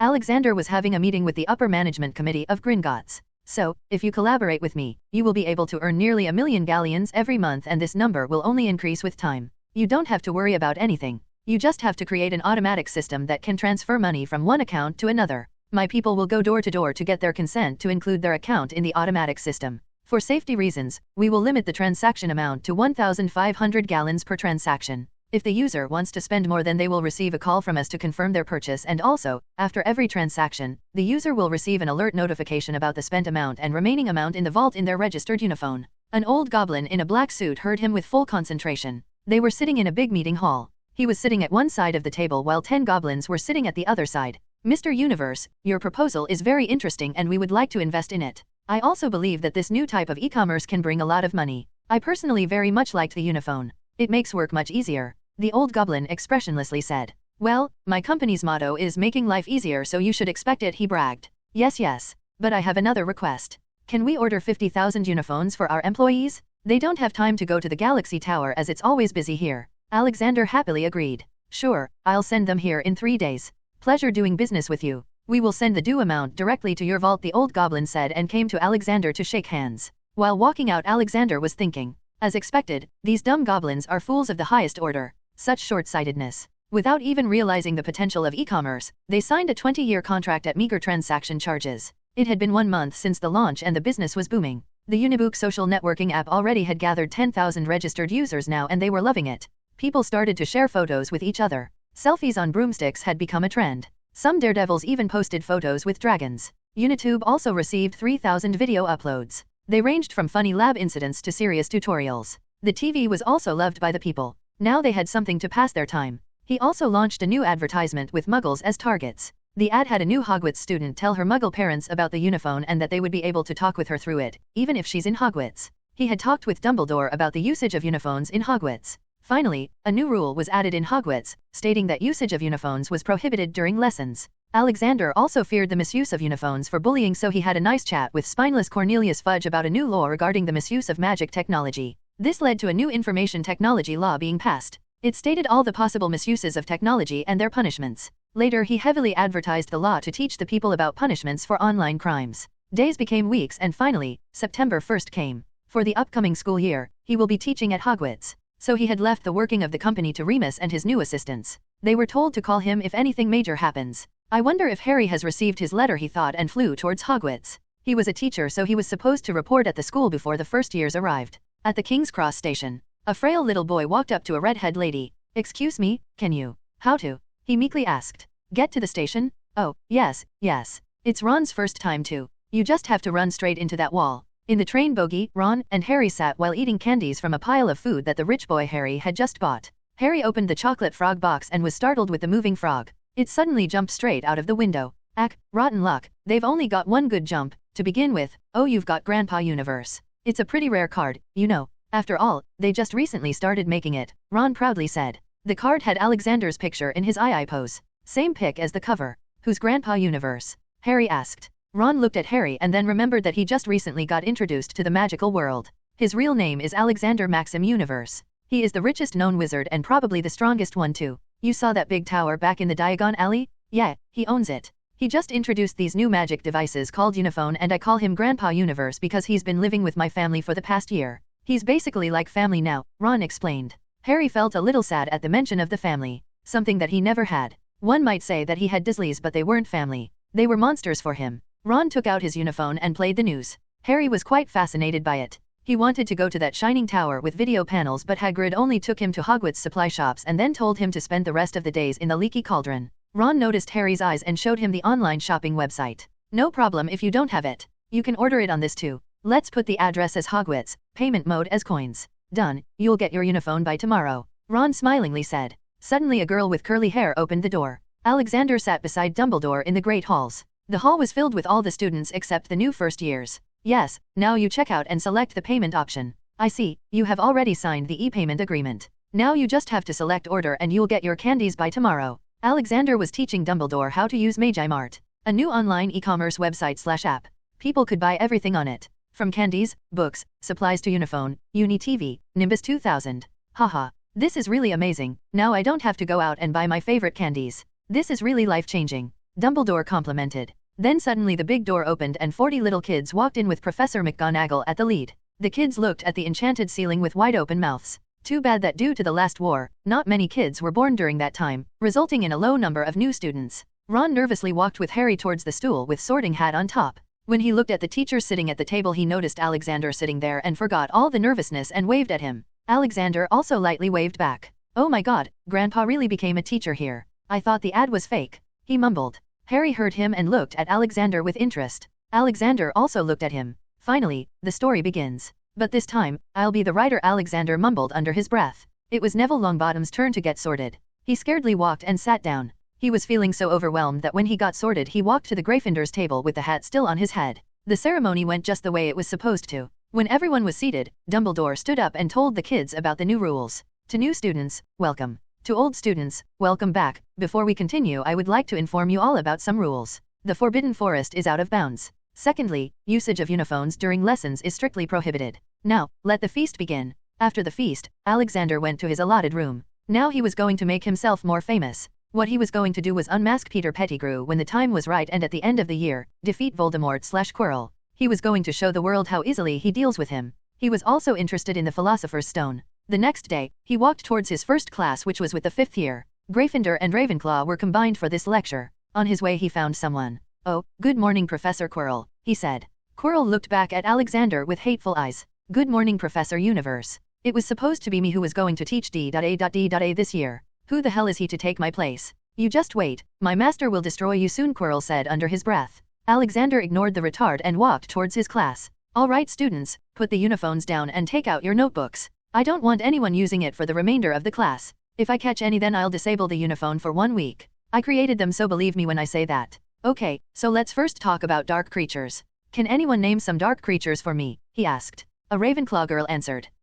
Dementors, vampires and... Yes, and Acromantula, werewolves, basilisk, lethofolds, thestrals, just to name a few. As soon as his words finished, many people raised their hands. "I know what's on your mind. Be patient, I'll tell you how they are dark creatures. Acromantula has an affinity for dark magic. Their bite contains venom that they cultivate in darkness. They like staying in cool, dark places. They also don't like humans. Good thing our big man Hagrid is friends with the Acromantula king in the forest, or else they would have waged war on us by now." "But sir, why would they wage war on us? We wizards are stronger after all," a Gryffindor boy asked. "Do you know how many Acromantulas live in the forest beyond Hagrid's hut?" Everyone shook their heads. "Millions. Now tell me, can we fight millions of Acromantulas at the same time? Some of them are even as big as elephants," Alexander said. Some girls shuddered after imagining the scene. "But if that's the case, then why would Professor Dumbledore allow them to be there?" another student asked. "Because killing them all will require a lot of manpower. Manpower which Ministry lacks. Not to mention, it will be a war. There is a reason why the forest is called,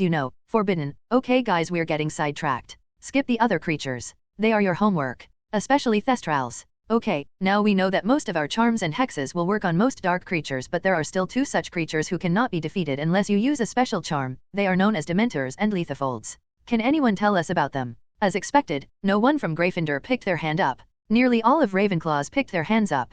Alexander looked for someone to answer when his eyes fell on a dark-haired, red-eyed boy. Don't know why, but when he looked at the boy he felt like the boy didn't belong to that world. He felt strange vibes coming from him. "All right, you there, tell me your name before answering the question," he said to the boy. "I am Edward Firestorm. Dementors are dark creatures that consume human happiness, creating an ambience of coldness, darkness, misery, and despair. Because of their power to drain happiness and hope from humans, they have been given the duty of being guards at Azkaban, while the Lethofold, also known as the Living Shroud, they are carnivorous and highly dangerous magical beast. It is also considered a dark creature because of its highly aggressive and violent nature. They eat human flesh," the boy confidentially answered. "Haha, a perfect answer. 10 points to Ravenclaw," Alexander said with a smile, while frowning inside. He seriously felt that there was something weird about the boy's existence. He decided to talk to Dumbledore about the kid later. The class continued. "Okay, the reason why I am talking about these dark creatures is because I am going to teach you how to defend from them. Can anyone tell me the spell for this?" he asked and looked around. A girl from Ravenclaw answered.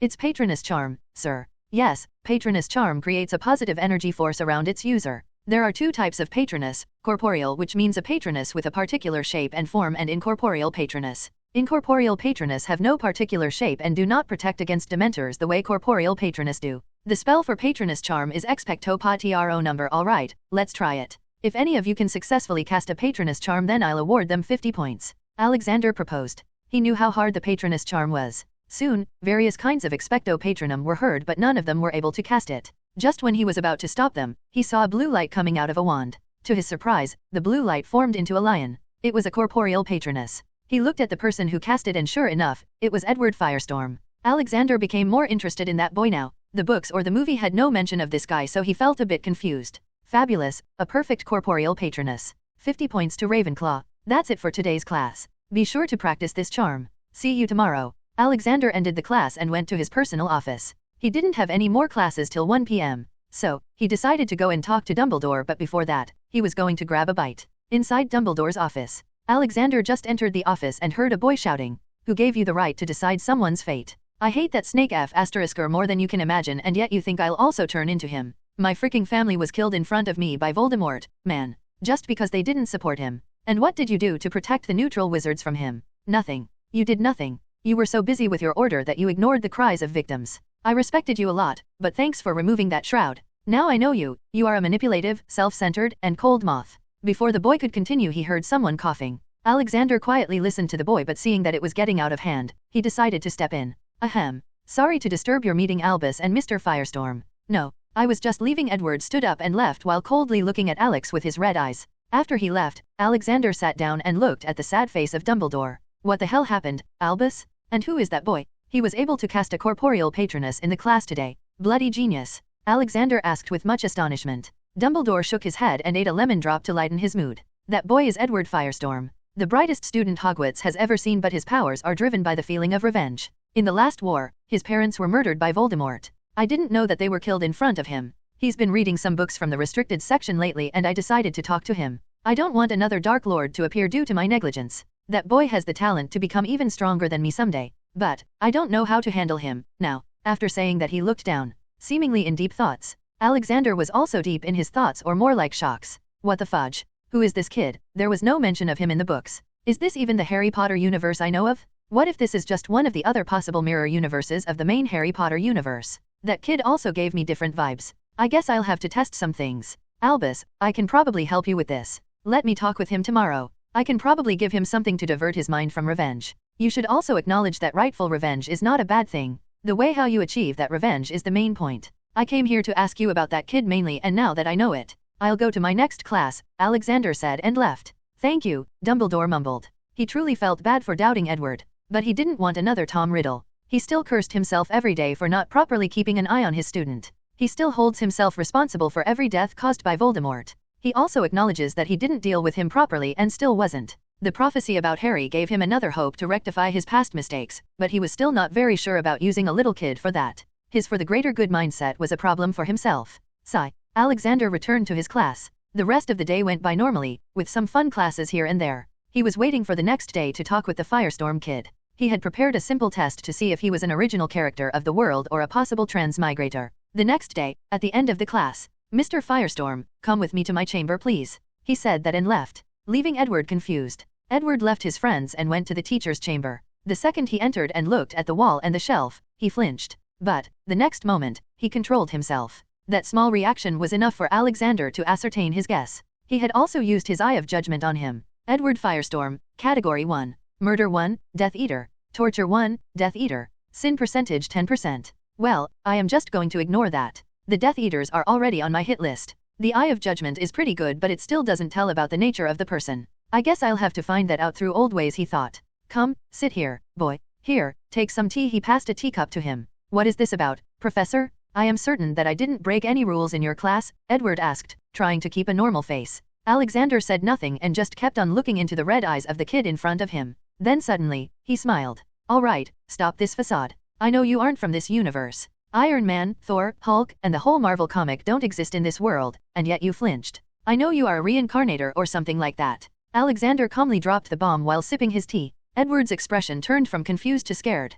His eyes started twitching, possibly trying to figure out a way out of that situation. Will Obliviate work on him? I don't know how powerful he is, he asked himself. No need to get restless, kid. I am also from another universe. A universe where Harry Potter was just a book. Now you must be thinking, why is this old man revealing such a big secret like it's nothing? One answer, I don't care. I am immortal, boy, and also pretty strong. Hearing that, Edward was even more shocked. He primarily had his own doubts about Alexander. There was no mention of him in the books. Though he wasn't going to bring his guards down just yet and decided to continue the discussion. No one is immortal, there is always a catch, Edward scoffed. Believe it or not, it's the truth. I've checked. What I do want to know is what's your story? He probably already knows about my past from Dumbledore, and now he also knows about my reincarnated. There's no point in hiding these small details, Edward thought. Voldemort used to call himself immortal, and look what happened to him. Anyway, I was born here in this world just like any other person. I had a family that I loved dearly, but they were taken away from me. He gnashed his teeth. I am sorry to hear that. I wasn't in this world at that time, otherwise I could have killed Voldemort, but worry not.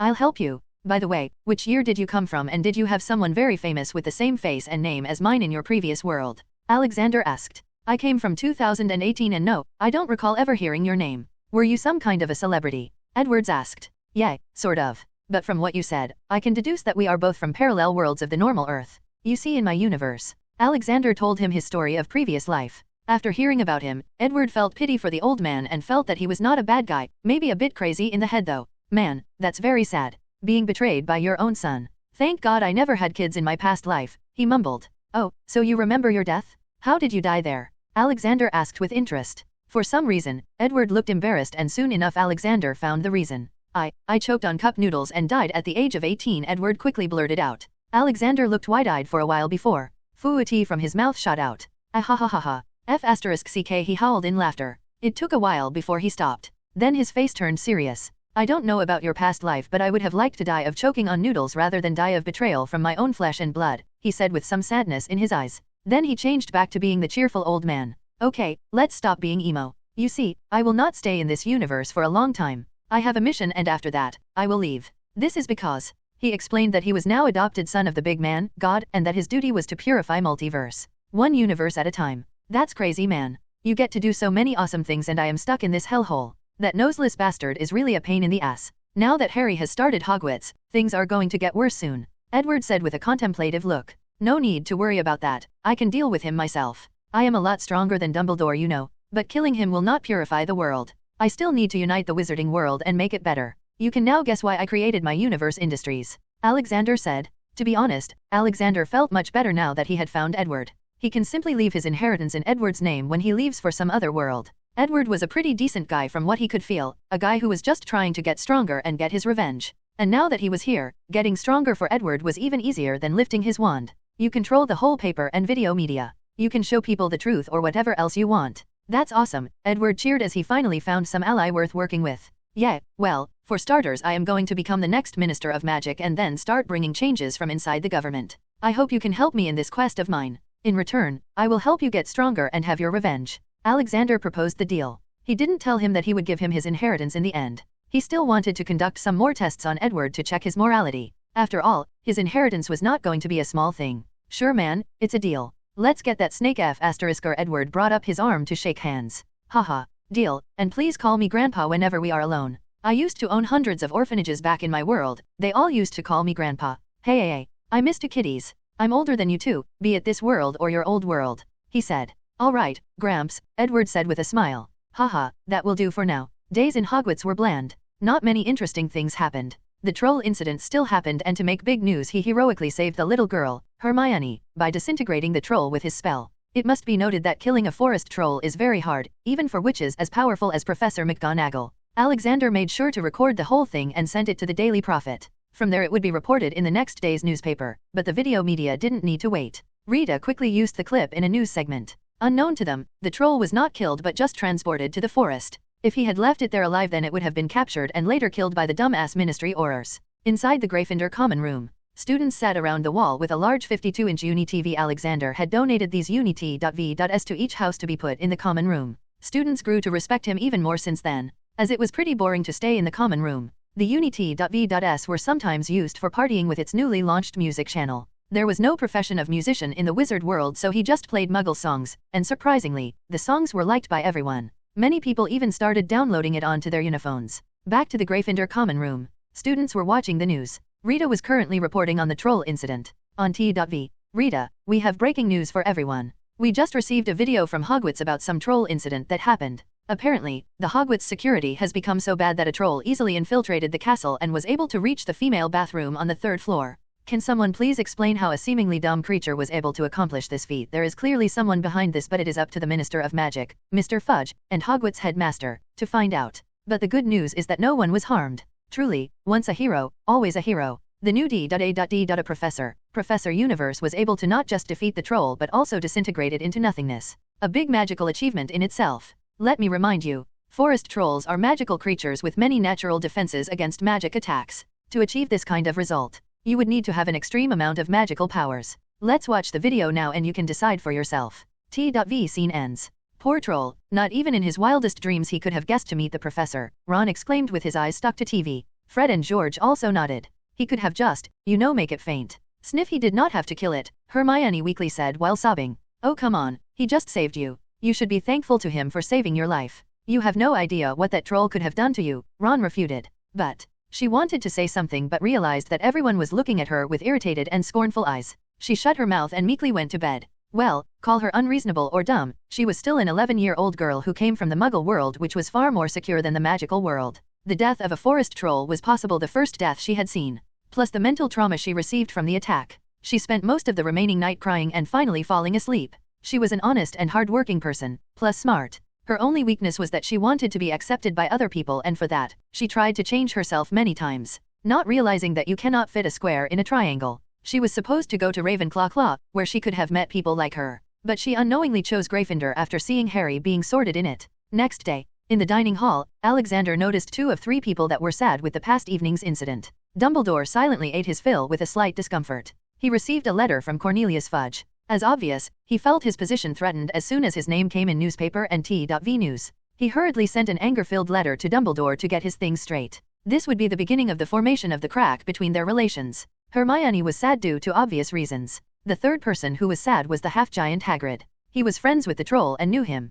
Hagrid, being a soft and warm-hearted person, loved everyone. He was shocked by the death of his friend. Alexander only felt bad for Hagrid and Hermione and thought of showing them the very much alive troll later. On the other hand, he decided to distance himself from Dumbledore as the incident of Forest Troll proved that he had decided to use the kid, Harry Potter, and trust the prophecy. He was also angered by the fact that Dumbledore kept the Philosopher's Stone in Hogwarts for safekeeping. Seriously, the safest place for it was to keep the small stone in his own pocket. He was probably the strongest known living wizard in the world, and Voldemort would surely not attack him for it. He guessed that it must be related to that damn prophecy too, as there was no other reasonable explanation for Dumbledore to act so dumb. At the end of the first year's class, Hermione stayed behind and came to ask him something in his chambers. There were no Avengers figurines now. "What can I do for you, Miss Granger?" he politely asked. "Sorry for asking this, Professor, but why did you kill that troll? You were surely powerful enough to normally handle him," she hesitatingly asked. "Haha, who said I killed it? That forest troll is alive and kicking in the forest. I actually transported him to a faraway jungle where his kind lives.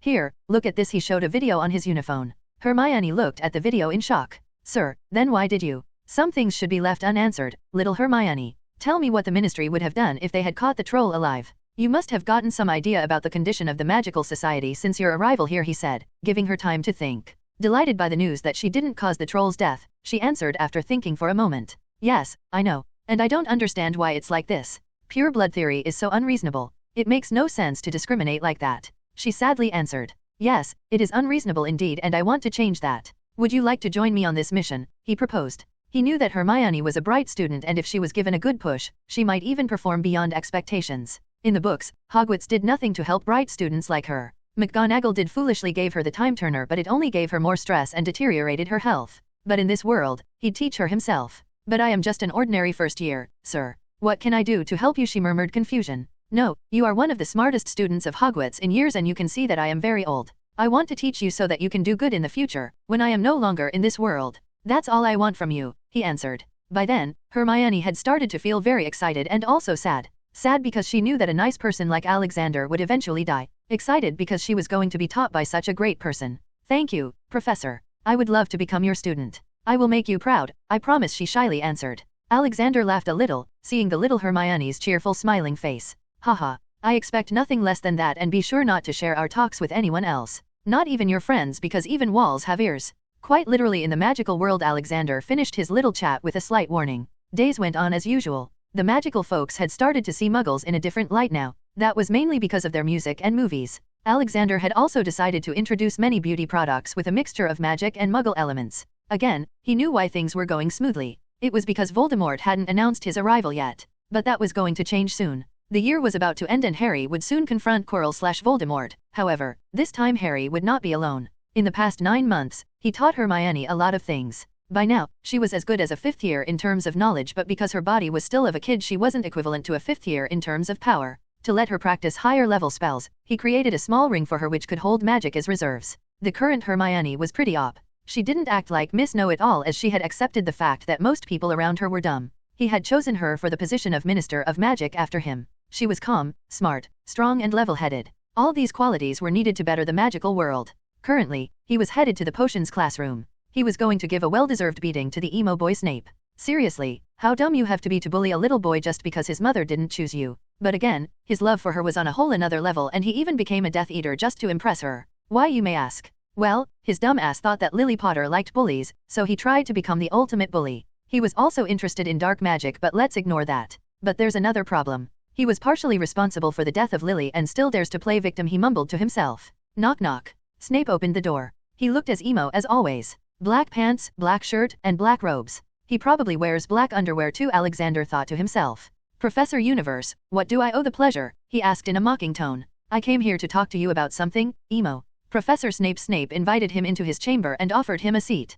So, what is it that you wanted to talk about, Professor? Snape curiously asked. What is your goal, Severus? Alexander straight up asked. I don't understand what you mean by that, he replied, ignoring that he was being called by his first name. Something very rare. Can you tell me why did you become a Death Eater in the first place? He asked. In the middle of his small talk, he looked at Snape's sins. Severus Snape, Category 2. Torture, 5. Unknowingly murdered, 2. Assisting the Dark Lord, made potions. Sin percentage, 48%. Oof, just 3% away from death punishment. I don't. Snape tried to refute but was interrupted. Don't hide things from me, Severus. I can feel the invisible, dark mark on your left forearm. Tell me, did you kill anyone before? Alexander asked, although he already knew the answer now. Alexander looked at the past life of Snape through his godly legilimens and saw that he was mostly responsible for brewing various kinds of potions for Voldemort. I was fascinated with dark arts, that's why, Snape replied with a bit of anger. Now, aren't we all fascinated by it? But I want the truth. You did it for Lily, didn't you?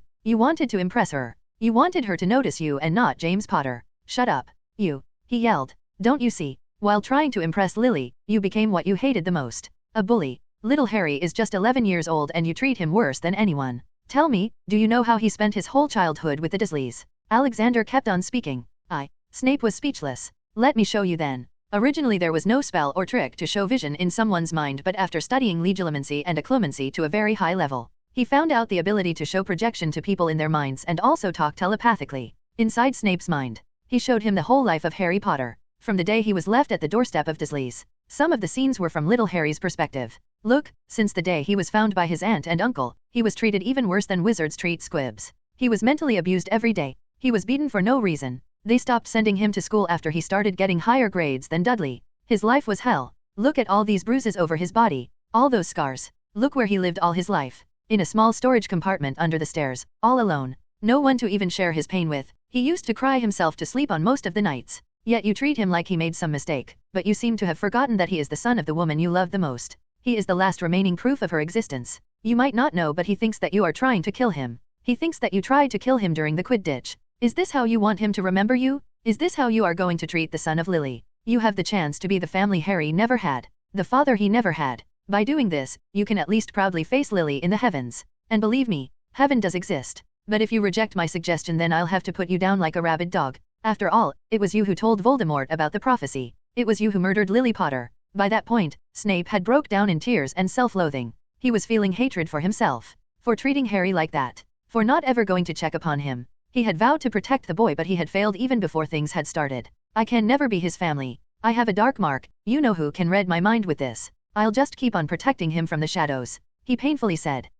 You stupid boy. You don't have to fear Voldemort anymore. I am going to hunt him and his pack of Death Eaters soon. And if it is about the dark mark, then I can easily remove it. You can be whoever you want, Severus. You can be free. Now, bring that arm out. He warmly said. Snape lifted his left hand like an innocent little kid, scared of getting his first injection. Alexander had seen the life of Snape and it wasn't pretty. His father was a muggle who abused his mother. He was also abused many times. At the school also, he was repeatedly targeted by James Potter and his gang. James Potter probably felt threatened by the close friendship between Snape and Lily, his crush, which was why he targeted him in the name of pranks. All that led to the current Snape. Only if someone had given him a nice good hug in his Hogwarts days, then maybe there could have been a different Snape. Alexander touched the dark mark area on his left forearm. It was currently invisible as Voldemort was yet to return to the material world. As soon as he touched the mark, it started to shine red. He could see that it was painfully burning his arm. But that pain was easily handled by Snape. The mark started to slowly fade away. After some time, there was no dark mark remaining. As soon as Alexander released his hand, Snape checked for any tattoos.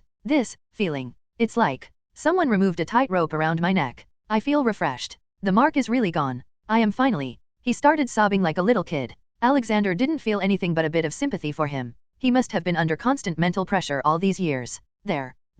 Drink this. It will make you feel better. He materialized a glass filled with light greenish water. It was his newest potion called Happy Potion. After drinking it, the user would softly remember the good memories and start feeling good. For some reason, Snape felt like blindly trusting the old man in front of him. So, as soon as he heard Alexander, He took the glass and gulped down the whole potion in one breath. Surprisingly, it tasted amazing too. After 5 more minutes, Snape stabilized himself. Alexander didn't make him go through the time torture as he hoped that Snape would redeem his sins by his own hard work now. I should go back now. Think about how you are going to mend your relationship with Harry. I wish you luck, Severus. Alexander left the potion classroom and headed to his DADA classroom. Meanwhile, the Harry trio were in McGonagall's office. We have to see Professor Dumbledore, immediately. Harry loudly said to Professor McGonagall's face. She looked at the trio with a tilt of her eyes while still writing something and said, I'm afraid Professor Dumbledore is not here. He received an urgent owl from the Ministry of Magic and left immediately for London. He's gone? Now? But this is important. It's about the Philosopher's Stone. Harry nervously said. How do you know? She grimly asked. Her face was showing the apparent shock. Someone's going to try and steal it. He insisted. I don't know how you 3 found out about the stone, but I can assure you it is perfectly well protected. Now would you go back to your dormitories? Quietly. She proudly said and hushed them away, acting as dumb as any other teacher in Hogwarts. 3 first-year kids were able to find about the Philosopher's Stone and yet she thinks it's safe. What should we do now? Ron asked. The trio worryingly left. But, this time, unlike in the movie, they didn't bump into Snape as he was currently planning his next step in his chambers. Instead of Snape, it was Alexander who was going to his class. Harry didn't have much contact with Alexander and neither Alexander tried. The only things that Harry knew about him were from Ron and Hermione's mouth.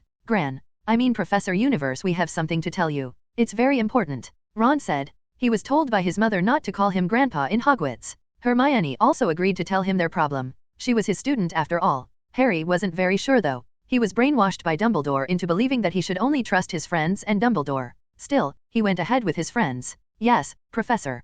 Professor Snape is trying to steal the Philosopher's Stone. We need to stop him, Hermione hurriedly said. Haha, I know. But it's not Snape that's trying to steal it. Follow me if you want to know, he said and headed to the secret room on the 3rd floor. The trio followed him behind. The first obstacle was Fluffy, the 3-headed dog. As soon as they entered, Fluffy woke up but with just one wave of his hand, Alexander put him back to sleep. After admiring the big good boy for a bit he walked. All right, follow me. He opened the trapdoor on the ground and jumped in. Okay, don't panic. This is Devil's Snare. Do not move or else it will strangle you, he said. Help. Don't leave me alone, guys. Ron started screaming and fighting. Sigh. When will you grow up, Ron? Look at Harry and Hermione. How come they are immobilous? In the end he had no other option but to use the freezing charm. Soon, they all fell down to the floor under Devil's Snare. All right, let's head forward. You okay, Ron? Harry asked. Yes, I am good. I knew nothing would happen, Ron replied smugly. Hearing that, Hermione and Harry rolled their eyes and moved forward. What? You don't believe me? Hey guys, wait for me. Seeing Ron's behavior, Alexander decided that he would do an in-depth study of Ron's mind sometime later. The next obstacle was flying keys, charmed by Phileas Flitwick. For someone of Alexander's caliber, dealing with it was super easy. He flew in the air and caught the door's key. The rest of the keys tried to attack him but all of them got burnt to nothingness as soon as they came close to him. The trio just looked at the show with awe and pure worship in their eyes. Harry was having second thoughts about following Dumbledore. After all, Alexander was the only one who trusted his words and also actively helped him in the situation of need. As soon as he landed back on the ground, the trio surrounded him. Professor, how did you fly like that? Is that a new spell? Hermione asked with stars in her eyes. Alexander ruffled her curly hair and laughingly said, haha, yes, dear, I created this spell. But you cannot use it right now as it requires a lot of magic power. Don't worry, I will teach it to you later. Now, let's open that door. Hermione enjoyed the pat on her head and then followed him. Okay, let's see what's behind this door. Oh, a life-size chessboard.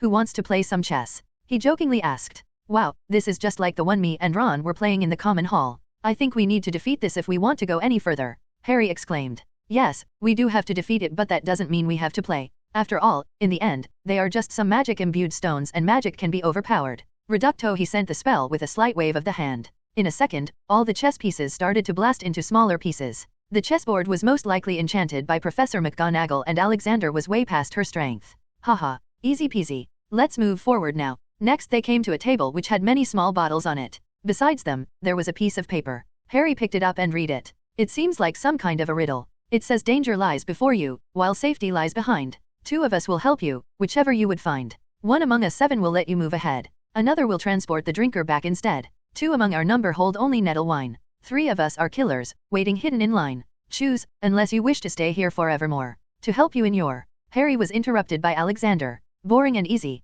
Must be Snape who put this here. Well, there's nothing that a good powerful Reducto can't solve. Move back you 3. Bang. Small bottles and tables were blasted to smithereens. I am glad that we brought the professor with us, Ron said with a fear-struck face. Come on, don't be a wuss now, Ron. Let's see what's ahead, Hermione grunted and walked. How many more obstacles are there? Harry annoyingly asked. Soon they reached the end of the hallway and found themselves in a big circular room. There was nothing in the room except a big mirror and a man standing in front of it. Alexander knew how he could take the Philosopher's Stone. The Mirror of Erised showed you what you desired the most. If you desired the stone, then you will see it, but only those who are good-hearted and don't want to use the stone for themselves can really get it.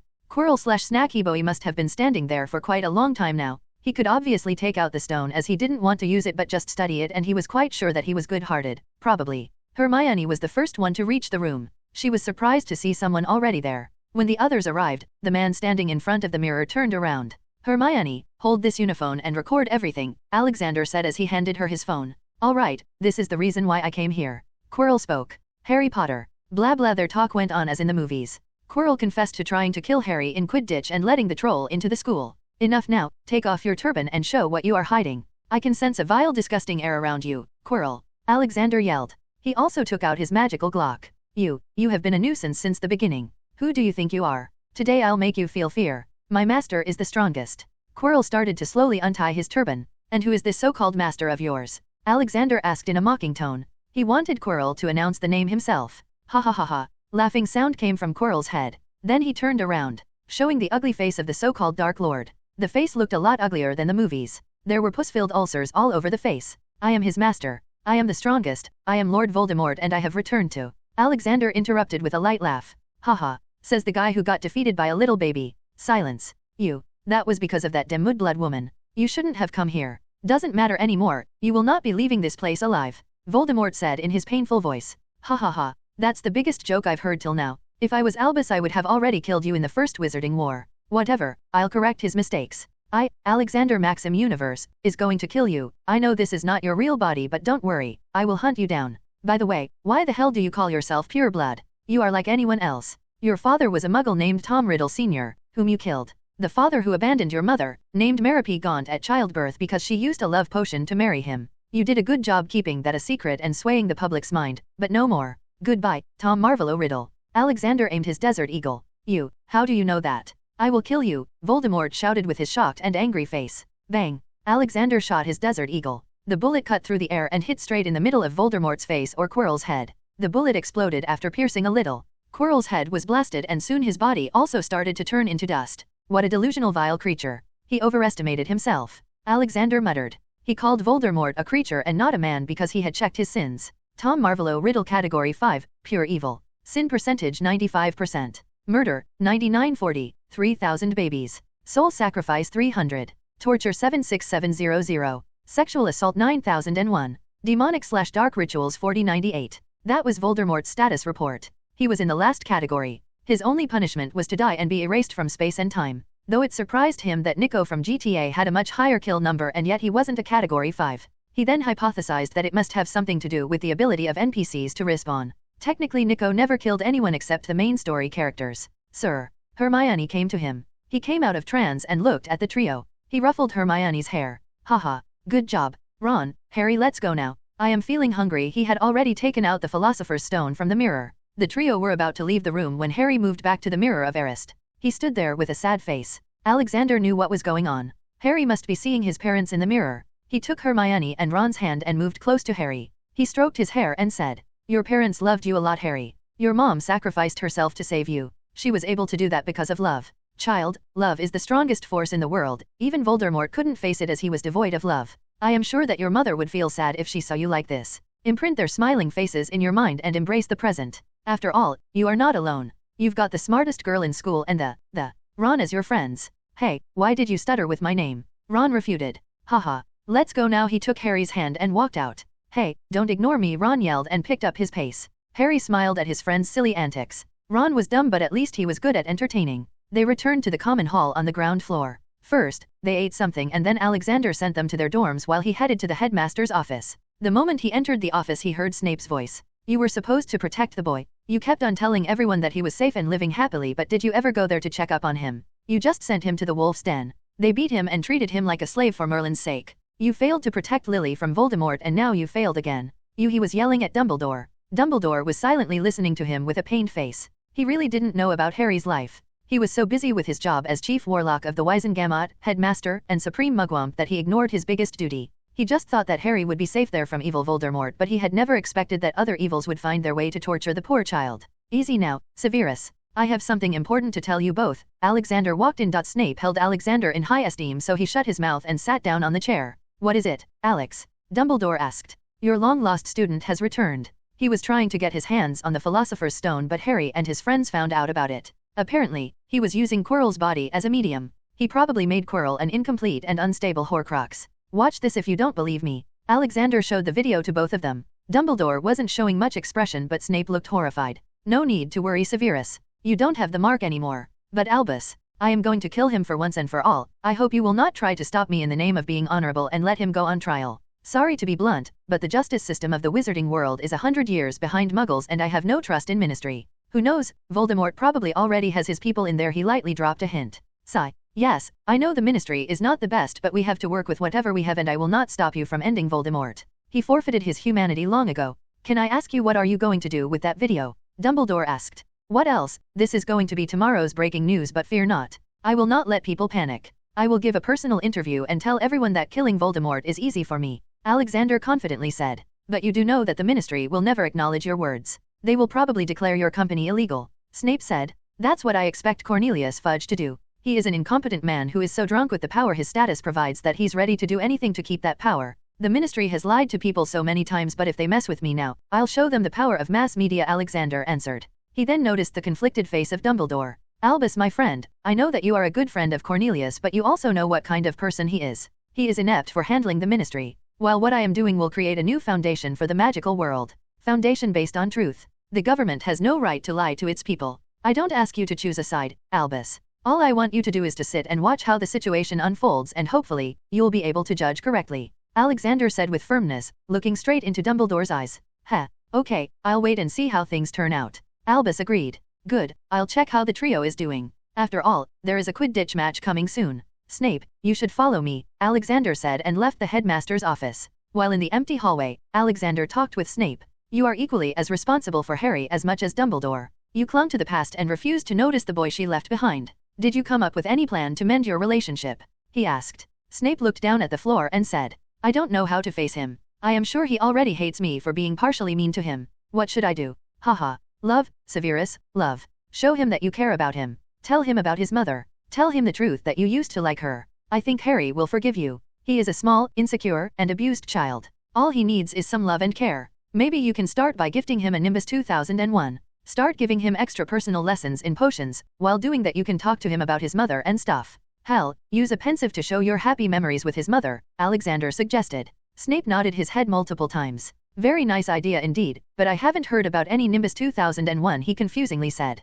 Oh, it's the successor to Nimbus 2000. It'll be released 2 months from now in August. I can order one by tomorrow. You can probably give it to him through an owl and a personal letter. Thank you, that would be very helpful, Snape thanked. All right, good night and see you tomorrow. He waved his hand and left. While all this was happening, the forgotten reincarnated boy of the story, Edward Firestorm, was on a very dangerous mission given to him by Alexander. In the past 1 year, Alexander taught Edward all he could about runes, wards, charm, etc. Edward was a reincarnated guy after all, and all reincarnated people have extra powers, so he had a superior IQ than any other person. In time he was able to learn all Alexander taught. Right now he was in Azkaban. His task was to somehow convey the news that traitor Peter Pettigrew was still alive to Sirius.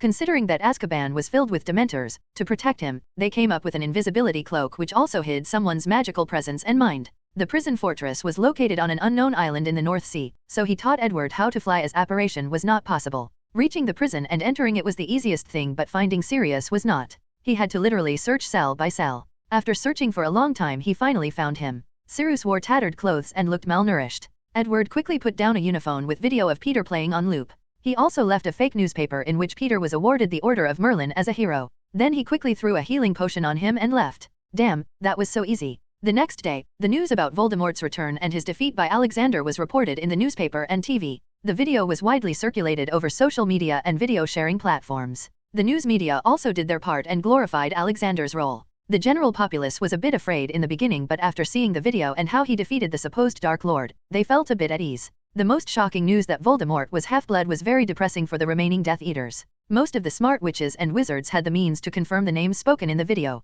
Soon, people started to talk about it all over social media. Then came the announcement that Alexander would be giving a live interview the next day. Millions of wizards and magical intelligent creatures all around the world decided to tune in to watch the program the next day. Amidst all this, the Ministry of Magic was going crazy. Cornelius Fudge was yelling at anyone he could see. He had already given his interview to the Daily Prophet, refuting the video and claims that Voldemort was back. But to his surprise, the Daily Prophet showed his interview as someone trying to cover up and control the people with lies. The newspaper also questions all previous claims and decisions by the ministry. He was regretting ever selling it. Guys from the news department were spread all around the world, even undercover in many ministries, so the general public reaction to the video was compiled and shown on news broadcast. In a certain castle in Austrian Alps, an old man locked in a small room looked at the Uni TV. He was surprised that the magical world had come so far as to make something so advanced, but after some days he found out who invented it. It was his short-term ally Alexander Maxim Universe. He was first surprised to see that the old guy was still alive, but then felt relieved that there was still someone so strong alive.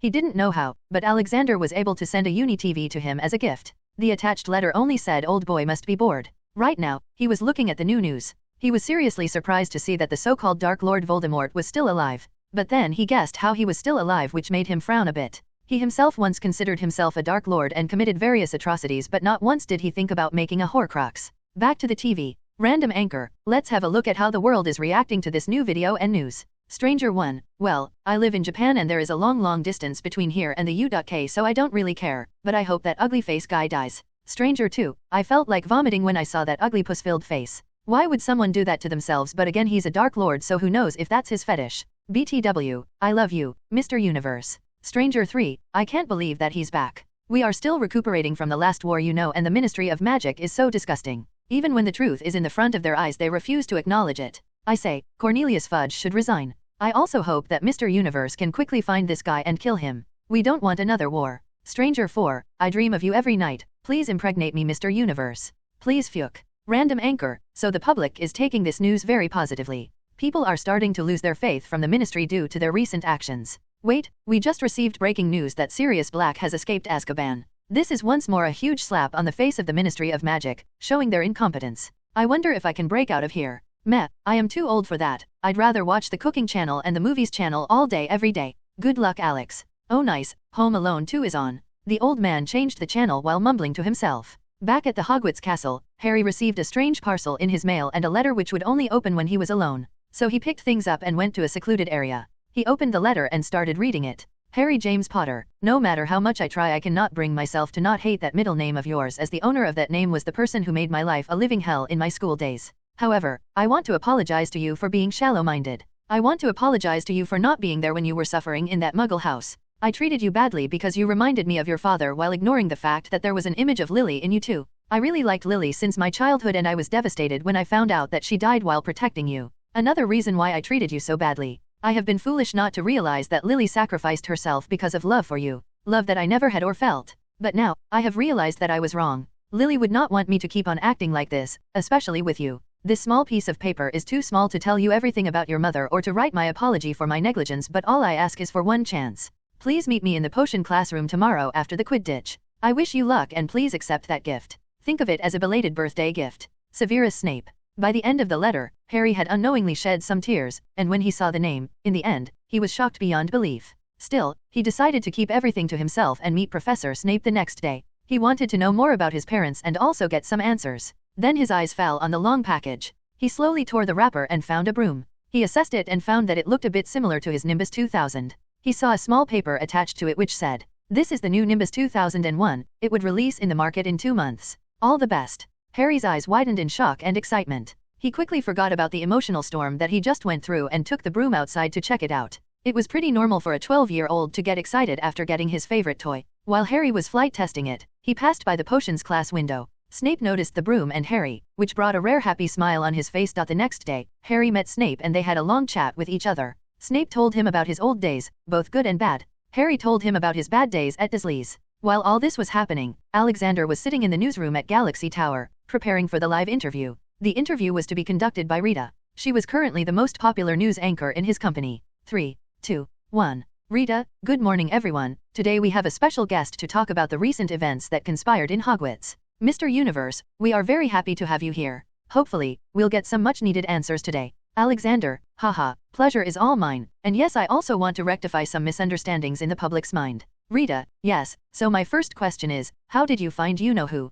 Alexander, first of all, please stop glorifying Voldemort by not saying his name in the name of fear, you are indirectly making him happy. He wants people to fear him. Just call him Voldemort or Snakeboy. Now to the main question, I didn't find Voldemort but someone else did. Rita, shocked face, who did? Alexander, Harry Potter, Hermione Granger, and Ron Weasley, together they uncovered the mystery. Blah blah. Rita, how powerful do you think he is? Alexander, not much, he still hasn't gotten a physical body for himself. He's still alive because he did a very dark magic before dying. I can assure the public that I will find him and kill him. He's no match for me. If I am right, his main goal is to acquire magical strength and revive himself. After this, he would most likely go to break out his Death Eaters from Azkaban. Seriously, why are those Death Eaters still alive? Why have they not been given a death sentence? Is the Ministry waiting for Voldemort or some other Dark Lord to rise up and free those dogs? Rita, yes, but we have no idea how the Wisengamot works, so it's not possible to judge the Ministry. Alexander, exactly my point, Rita. The Ministry works as if it is above us and not for us.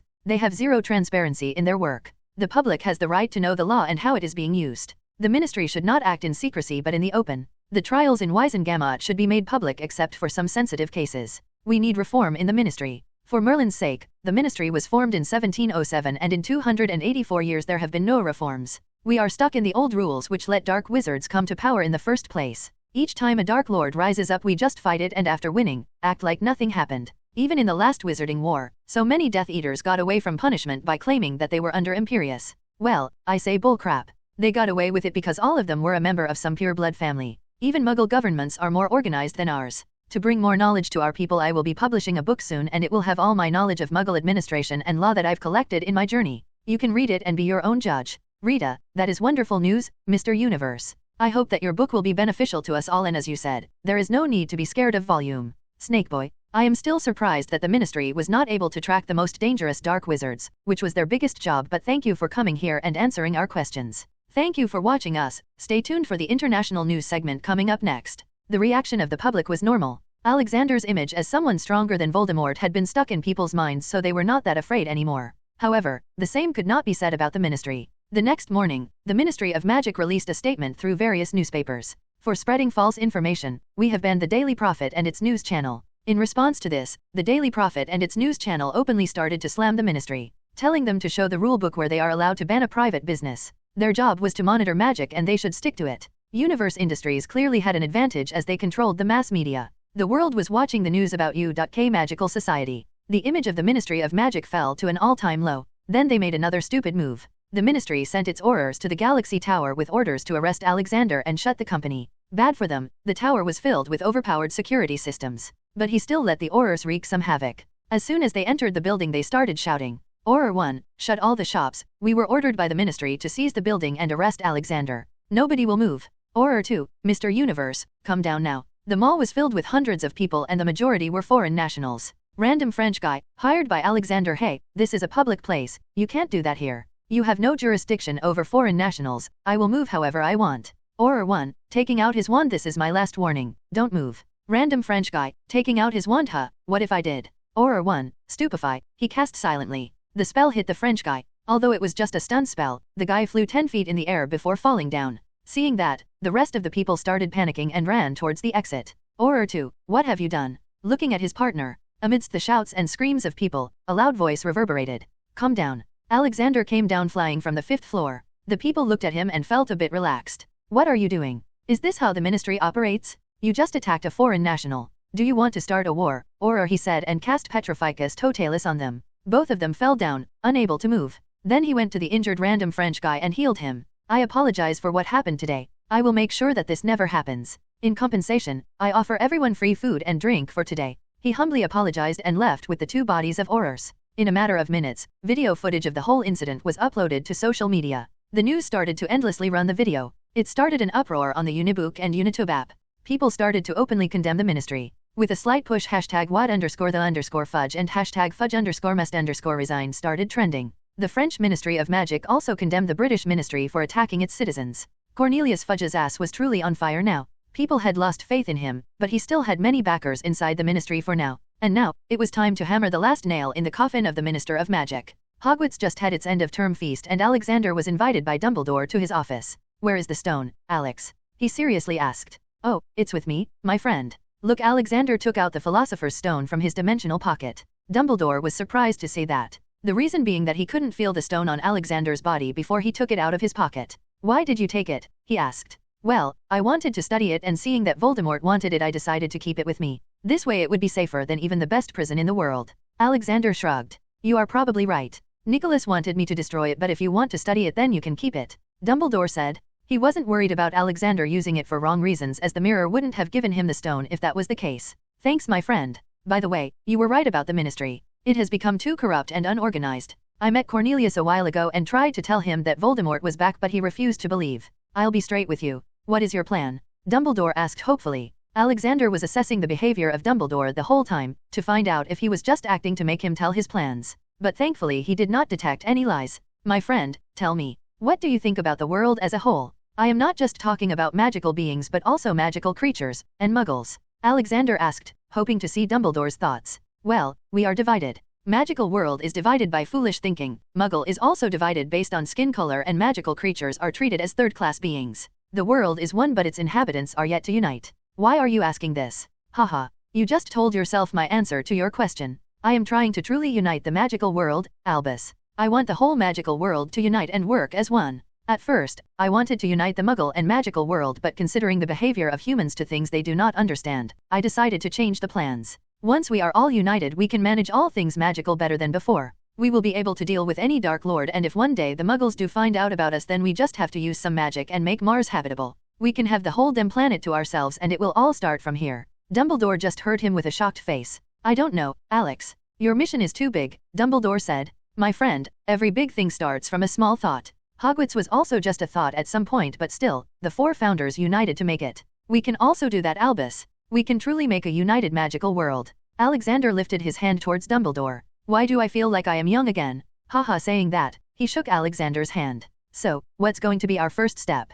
Dumbledore asked with much interest. Well, for starters, I am going to need the support of your Order of the Phoenix. I am going to try to become the new Minister of Magic soon, and I need the votes. The current ministry is filled with many of Voldemort's supporters, and if we want to bring some real change, then we'll have to start from there. However, I am not planning to stay as minister for very long, as I have already found my replacement. Alexander replied. Dumbledore nodded at his plan and asked, and who might this replacement be? Oh, you know her, she is the brightest student of Hogwarts. Miss Hermione Granger. She was born to non-magicals, she is smart, intelligent, and also strong. Alexander said with a proud voice. Yes, she is very good for that position. As she grows up and completes her studies, we will be cleaning up the mess that the magical community has turned into, Dumbledore pointed. Exactly my point, my friend. On a second thought, let's start cleaning it right now, he said and got ready to leave. Where are we going? To catch a dog and a mouse. Trust me, you are about to get some much-needed answers, Alexander said. Both of them walked out of the Hogwarts castle and went into the Forbidden Forest. Alexander had a small compass in his hand, which was the upgraded version of the Marauder's map.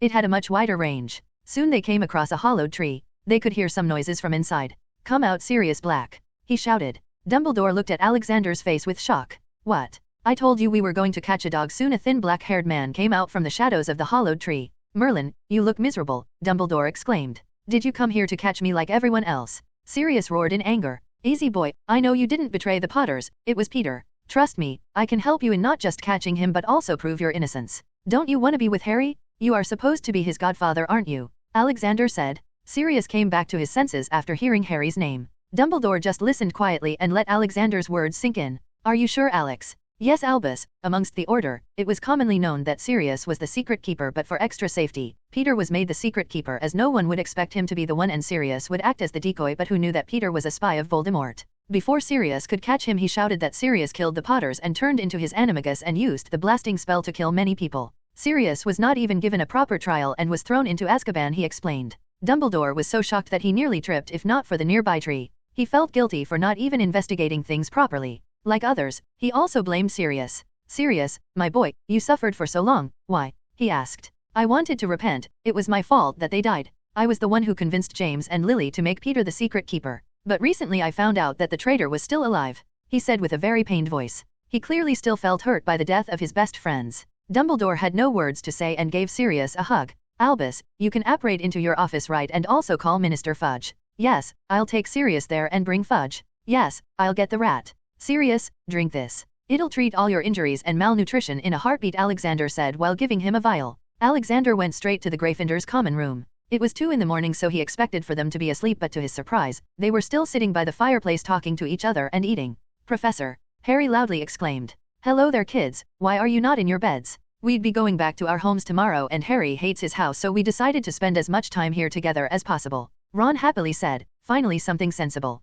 "Good, but I got a surprise for you, Harry. Do you know about Sirius Black?" he questioned. "Yes, sir, he killed my parents and now wants to kill me," Harry said with a very sad voice and face. "No, Harry, he was framed. He is your godfather and also the best friend of your parents. You'll understand everything, just follow me to the headmaster's office. Hermione, you should come too. Ron, bring your rat to me, in his cage," Alexander ordered. "But why, Professor, why do you need Scabbers?" Ron confusingly asked. "Just do what I said, young man, or else you'll not receive any gift from me this Christmas." Alexander's words proved to be more effective, and he hurriedly ran to his shared room and brought his rat in the cage. "All right, follow me. Oh, I should inform Severus too." "Harry, why don't you call him and tell him to meet in the headmaster's office?" Alexander asked. Harry happily called Severus on his uniphone. In the past 2 days, they spent their time with each other. Severus told him about his childhood days that he spent with Lily and other things. The two felt quite happy with each other's company. Snape has also turned a bit softer now and treated Harry like his own son. "Yes, sir, Professor Universe wants me to tell you to come to the headmaster's office."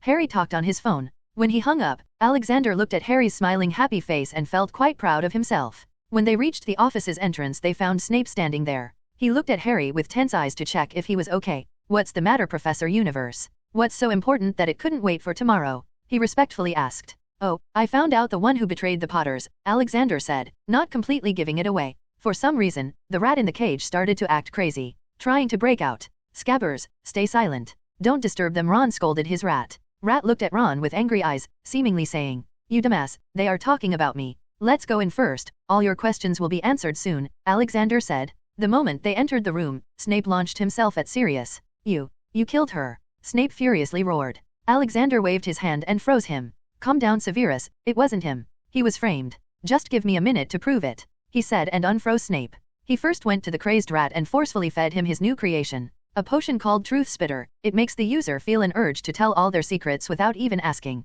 Much more humane than Veritaserum. "My dear Hermione, will you please start recording everything that is about to happen with my uniphone?" He lovingly spoke to his prodigy. "Yes, Professor," she answered and took the phone. Soon the Minister of Magic also arrived. "What is the reason that you asked for me in the middle of the night, Albus?" Those were his first words before he looked around. His gaze fell on Alexander. He was quite tall and also stood out with his sexy beard and clothes. "Why, you have made my life a mess. I'll make sure I destroy your company and throw you into Azkaban." "Oh my god, Sirius Black. Good job catching him," Albus Fudge started blabbering. "Whoa, hold your horses there, Fudge. Just shut your mouth and watch," he scolded, probably the only person in Brain who could do that. "All right, I announce you, Peter Pettigrew aka Wormtail or Traitor," he said and cast a spell on him that reversed the animagus. What the hell happened to my Scabbers?" Ron yelled. "That ain't your Scabbers, Ron. He hid in your home for the past 11 years as a rat." "Yes, you were sleeping with a man all this time." Alexander dropped the bomb at Ron. Suddenly, Ron remembered all his days spent with his rat.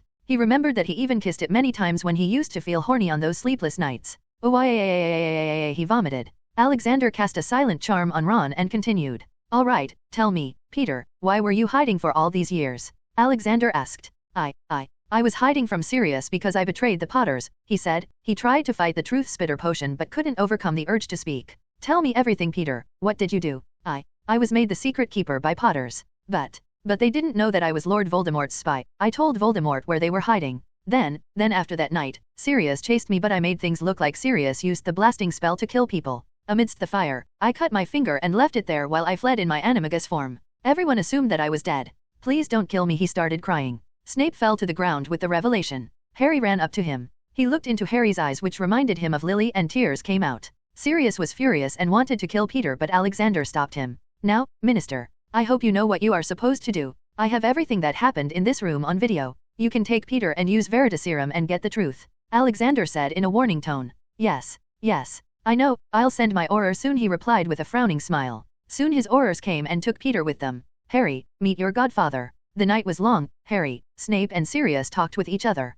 Snape and Sirius didn't like each other much, but they still kept their animosity between themselves as they both cared for Harry. He had to pick Ron and take him to his bed as he was still feeling nauseous. Alexander then sent the edited video to the Daily Prophet. He edited out the part where Fudge threatened him. He was going to use it later. Only Peter's confession was in the video. The next day, the whole world was in uproar with the sudden turn of events. The British ministry lost the remaining shred of respect as they were declared responsible for all that. Not just imprisoned an innocent, but they also awarded the culprit with an Order of Merlin. On the other hand, the name of Alexander reached every witch and wizard. He received the support of many wizard families that fought against Voldemort. Fan letters started pouring into his mailbox in Galaxy Tower. The Daily Prophet and the news channel conducted an exclusive interview with Sirius Black in which he shared his side of the story. Feeling the public rage, the ministry held an open hearing of Peter. It was also shown live on the news channel. Peter confessed his crimes and was sent to Azkaban. He'd be given more appropriate punishment when Alexander becomes the Minister of Magic. By the recommendation of a majority of the Wisengamot members, Alexander was included in the ministry. Now all he needed was to remove Cornelius Fudge. And that was exactly what he was doing. He sat in the minister's office. In front of him was a nervous Fudge. "What can I do for you, Mr. Universe?" "Not much. I want to give you some advice," Alexander said and sipped some tea. "And what advice is it?" Fudge's eyes twitched. "I think you should retire," Alexander said while sipping on his tea. "I don't think so. I am still young," Fudge replied. "Come on man, don't make it harder for yourself. You became minister because you licked the correct asses of the correct people at the correct time. And now it's time for you to lick my ass. Wait, not literally but metaphorically. Please don't waste my time, Mr. Universe. I have things to do." Fudge tried to send him away. "I want you to retire or else you'll lose what reputation you have left. If you don't retire then I'll be forced to release the video of you threatening me, and believe me, people will not be happy. After that, you will be forcefully and disgracefully removed from the office after a session of voting. I already own more than half of the voting members. The choice is yours. Do you want to live the rest of your life happily or in hiding? It's your choice. You have one day," Alexander angrily said. Fudge was nervously sweating. Alexander got up to leave the office but Fudge called him out. "I resign, sir. Right now, no need to wait a day." He scaredly signed the resignation papers. He was dumb but not foolish, or maybe both. Between being dishonorably discharged and retiring with pension and benefits, he'd choose the latter any day. The moment he signed, his name was magically removed from the record of serving people of the ministry to retired. His name plaque at the office door became blank. Alexander immediately called Dumbledore on uniphone. "Albus, Fudge has resigned. We are calling a Wisengamot meeting in 3 days to elect the new minister. I hope you will come with some of your friends. You are very fast." "Okay, I'll give the order." Happy his plan was succeeding, but he was in a state of confusion when he checked the world's purity percentage. It had changed from 75% to 80%. He was confused because he knew that he didn't do much to bring that change. The world was very big and surely it wouldn't change that much with his recent actions. He considered if he was meant to purify just the magical society or the whole world. To get answers, he sent the message to his old man, God. The message was, "How you doing, old man? I am confused with my current world. Am I supposed to purify the world or just the magical community?" Beep beep, he received a message. Yes. Sorry, my son, I sent you in the wrong world. You see, some other low god had already sent a savior through reincarnation and I also sent you there by mistake. You were supposed to be sent to the year 1920 of the Harry Potter/Fantastic Breasts and Where to Find Them world and purify the whole world. Now, I cannot forcibly remove you from that world without destroying it. So, you'll have to complete your task. To make your job easier, now you just have to purify the British magic community. And one more thing, my son, the world you are currently in is not the same, you know. That Snake Man has a powerful master in this world. I will not tell you who it is as it would spoil the fun. Take care. A/N, Alexander is still up. Please don't get angry at there being a new villain. The villain only exists to serve as a stepping stone for Alexander in his quest to get an even higher status in the magical world. Reading the message from his father, he felt somewhat frustrated, but he didn't let it foul his mood. What he had done was for the betterment of the people. It doesn't matter which world. Only the deed counts. On another note, now I don't have that much work to do. It's time to get on with my research on that Philosopher's Stone. I wonder what kind of magic it holds, he muttered and apparat to his room in the Burrow, Weasley house. While Alexander was studying the Philosopher's Stone, something was happening in 4 Privet Drive. Why did you even come back, you devil? If I could I would have thrown you out by now. Go back to your room. I don't want to see you while you stay here, Vernon yelled. Outside the house, Snape was just about to ring the doorbell. What the hell are you doing here, Snivellis? Snape turned around to see who it was. His face fell in disgust. You can meet him later, Poopfoot. I came first, Snape scowled. Poopfoot? That's the best you could come up with. Anyway, I've been here for the past whole day. You see that house there? I bought it. So, technically I am first, Sirius said while pointing to the house across the street. Snape gritted his teeth in irritation, but he acknowledged that buying the house was a very good idea. He also made a mental note to buy a house there. Still, I came to this door first. Don't push it, Snivellis. I am not afraid of punching you, Sirius threatened. Oh, the feeling is mutual, Snape grunted. Bam. Snape punched Sirius in the face and blood streamed out of his nose. Oh, it is on. Bam. Sirius punched Snape in the eye. It turned black. After that their fight turned less manly and they started fighting like a bunch of little girls. Hearing all the ruckus, Vernon opened the door. Who the devil are you two? They both looked at him at the same time and embarrassingly released each other's hair and tidied their clothes. I am Severus Snape, Harry Potter's godfather. I am Sirius Black, Harry's godfather. Vernon, the fat pig he was, made an ugly face with the ice cream spoon still in his mouth and closed the door after cursing them. In response, both of them angrily broke in. The Dursleys scaredly gathered behind the sofa.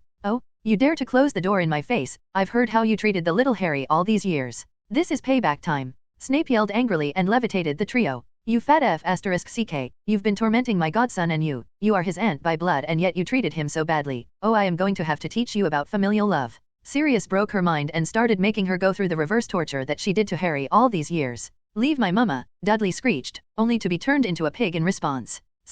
Sirius, Harry called out from behind. His head was meekly peeking out from the side of the stairs. As soon as they heard his voice they left everything and went to him. The Dursleys trio fell to the ground. Yes, we came to see you, Harry. Yes, how are you? Elated with the feeling of someone coming to see him for the first time he ran to them and hugged both of them. Snape scowled a little. He wasn't used to being so close but he didn't say anything. Meanwhile, Sirius happily ruffled Harry's hair. Harry, I bought a house across the street. You can come to me anytime you want, Sirius claimed. I am also buying a house here, Harry. You can come to me whenever you want. Snape also jumped in. Harry looked at them confusingly. Why don't you just live in the same house? After all, I'll be spending most of my time in Hogwarts. Not just me but Professor Snape too. What he said was reasonable, so Snape and Sirius looked at each other for a second. Hell no, both exclaimed at the same time. Seeing them acting like kids, Harry just shook his head. So, where do you want to go today? Sirius asked. Well, I've heard many people say that the new Disneyland in Paris is nice. I want to see it, he embarrassingly said. Paris it is then, we can just disapparate there, Snape suggested.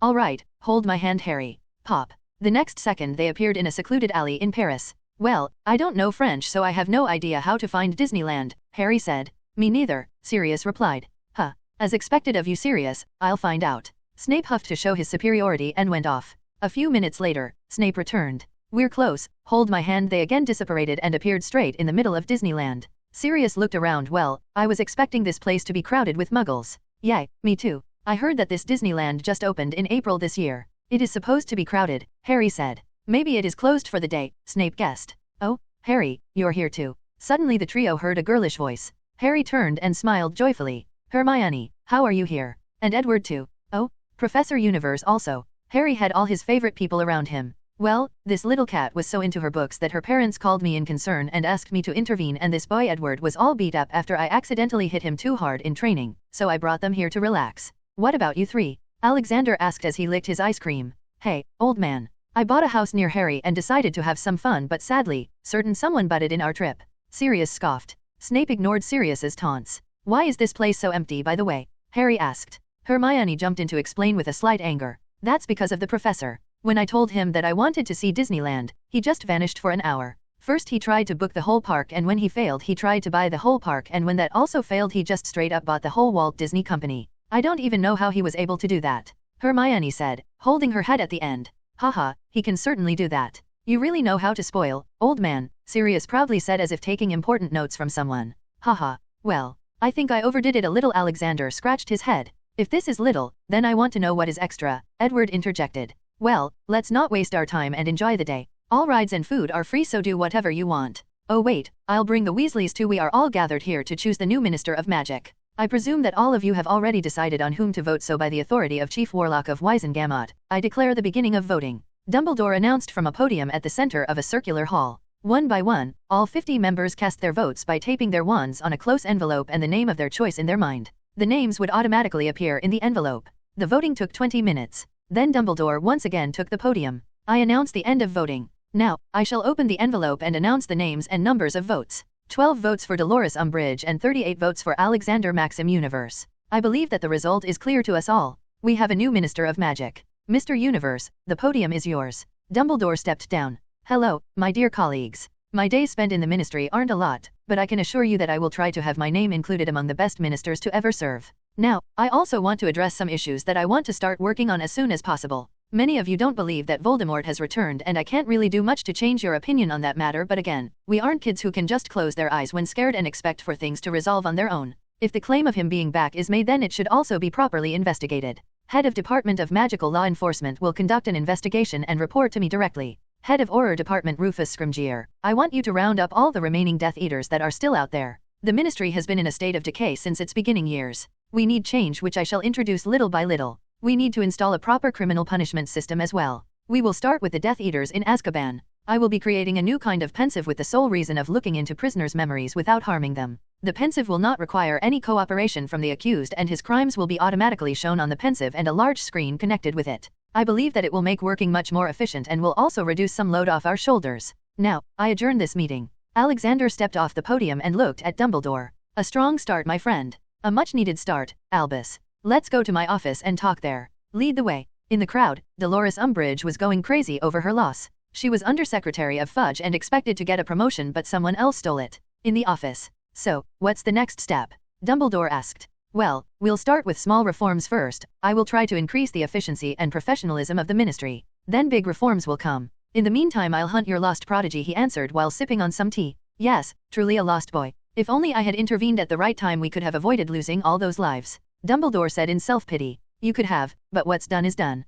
You couldn't have known the future. By the way, did you know about the Chamber of Secrets? Oh, yes, I know about it but couldn't find it no matter how much I tried. Only those who speak Parseltongue can open it. Not only that, there is supposed to be a 1,000-year-old basilisk locked in it by Salazar Slytherin. He dropped the bomb. Dumbledore stood up in shock. There is a fully mature basilisk in my school. School where little kids study.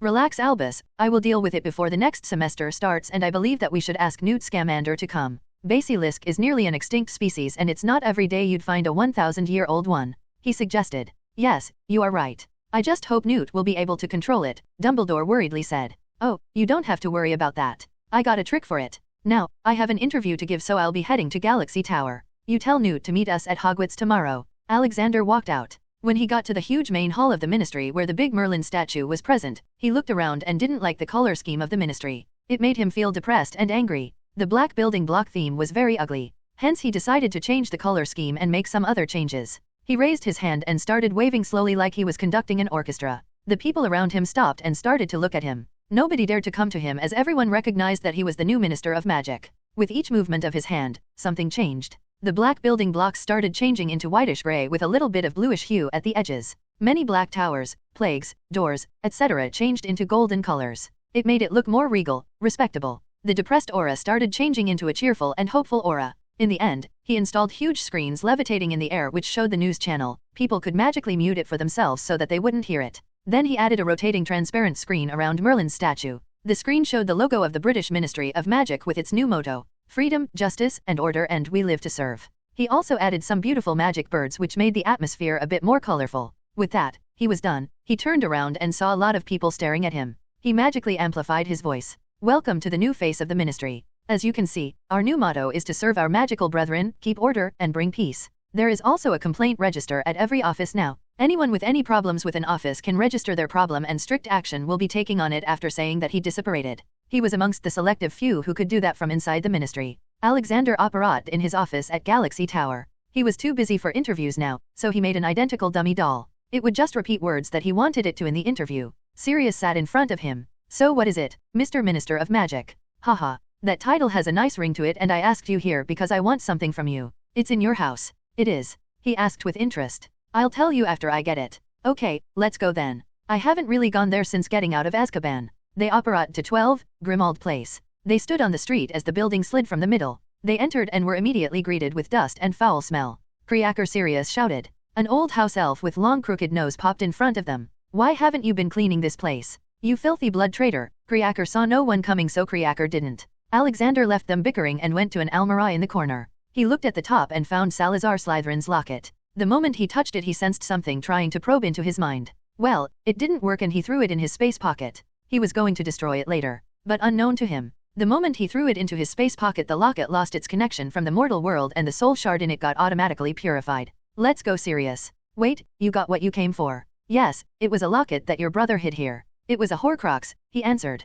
What? A Horcrux. But whose? It belonged to that Voldemort. Your brother, when realized that Voldemort had created a Horcrux, decided to steal it and changed it with a fake one. He died doing this. But Creaker wasn't able to destroy it all these years, I guess, Alexander shortly explained. Sirius was shocked by the new revelation. He always hated his brother but it turned out he was wrong. So, my brother wasn't a Death Eater. No, he was a Death Eater at the beginning but changed his mind after finding out that Voldemort made Horcrux. Sadly, he didn't know that he had made more than one. What? You mean that there are more of these? Alexander didn't say anything and just nodded. He knew where all the other Horcruxes were. One was in the Hogwarts, Rowena Ravenclaw's diadem. Then there was the diary in Lucius Malfoy's possession, Helga Hufflepuff's cup in Bellatrix's vault, the ring with Resurrection Stone in Gaunt's shack, possibly Nagini, and finally, Harry Potter. Well, I am going back to my office. You can do whatever you want. He operated back to his office. He was in deep thoughts though. Where did Voldemort find the knowledge to make Horcruxes? The Secrets of the Darkest Art was the only book that told how to make Horcruxes, and Dumbledore had it in his office.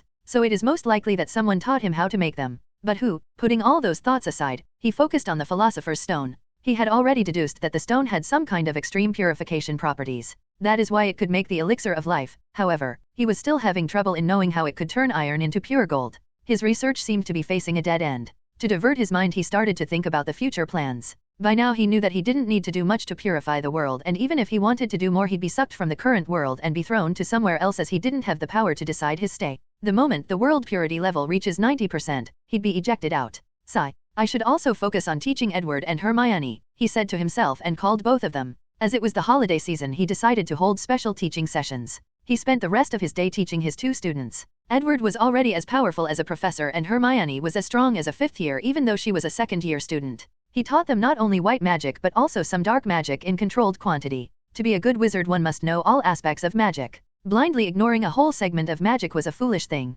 He was preparing Edward to take his place after he leaves, as he was already meant to be the world's savior, so he had some trust in him. Hermione was supposed to replace him as Minister of Magic in the future too. The next day he reached Hogwarts in the morning. He went straight to the headmaster's office. Oh, you're here. Meet Newt. Newt, meet Mr. Universe, Dumbledore introduced. Oh, why yes. Hello sir, it's an honor to meet you. Newt shook his hand. Haha, no Mr. Scamander, it is me who is honored. I really have a deep respect for people who treat animals with love, and you are at the top in that category.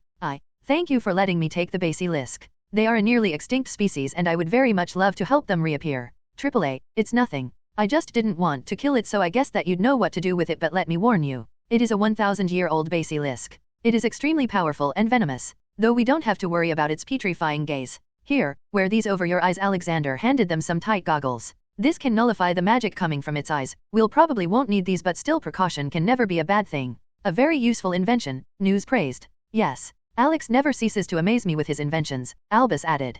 Okay, guys. The entrance to the chamber is on the third floor girls' bathroom, Alexander informed. Okay. I am not gonna ask how you know that, Newt said. Myrtle Warren's ghost. Yes, that explains it, Dumbledore exclaimed. They reached the bathroom and Alexander opened the chamber. The big sink spanned out, leaving a deep hole. Without saying anything, he jumped down. Newt and Dumbledore shared a glance first, then they also jumped. Reaching the bottom, they found thousands of rat skeletons. Follow me. He leads the way to the chamber's main door and said something in Parseltongue, and the door automatically opened. He floated into the chamber and found the snake coiled on the floor. Magnificent, Newt said. Okay, I am going to talk with her so that we can transfer her to your suitcase. Newt nodded. Albus, you stay here. I'll try to get close to her. I don't want to spook her with all of us. Alexander slowly got closer to the snake. He didn't know how to talk to snakes, but he had another way of talking to it. He used mind arts, which was a field he created after combining occlumency and leglimency. He gently probed into her head. He was surprised to see her dream. It showed a forest where the little basilisk was happily roaming. It was probably her childhood memory. He went to the little snake and talked to her. Are you my master? A childish voice asked. No, I am not, but your last master told me about you. Do you want to go to a real forest? Out of that underground chamber? She hesitantly nodded. Very nice. I can assure you that you'll get plenty of food and space to roam and enjoy. Now, when you wake up from your sleep, don't open your eyes. Okay, yes. She nodded her head in agreement. Alexander left her mind and stood near her body. After some time, the big snake moved. Okay, I want you to follow my voice now. I will lead you to a very big forest. Newt opened his suitcase and left it on the floor. Alexander kept on making noise so that she could follow him. He took her to a habitat reserved for her. You can open your eyes. Woah, so much green. Free to she happily started to touch the trees, roll in mud and lick random things. Haha. Okay, I'll see you later. By the way, there are many non-magical animals for you to hunt. Another human will take care of you here, so be sure to act like a good girl. He instructed. Okay, I. Wait, do you have a name? He asked. What is a name? It's a word by which people call you. Okay, from now on you'll be called Medusa, Alexander informed. Medusa. I like that word. Medusa, she mumbled. Okay, go and enjoy now. He said goodbye and left the suitcase. So, how did it go? Is she okay? Newt asked. Yes, she's a very good girl. Probably a bit depressed for being locked up for so long, but no worries now. I also told her not to attack you, so you can be at ease. Thank you, Mr. Universe, I'll take care of her very well. I should go back now to prepare a bigger space for her at my house. Yes, that poor creature. Locked up for so long. Dumbledore sighed. I'll see you sometime later, Newt, Alexander said.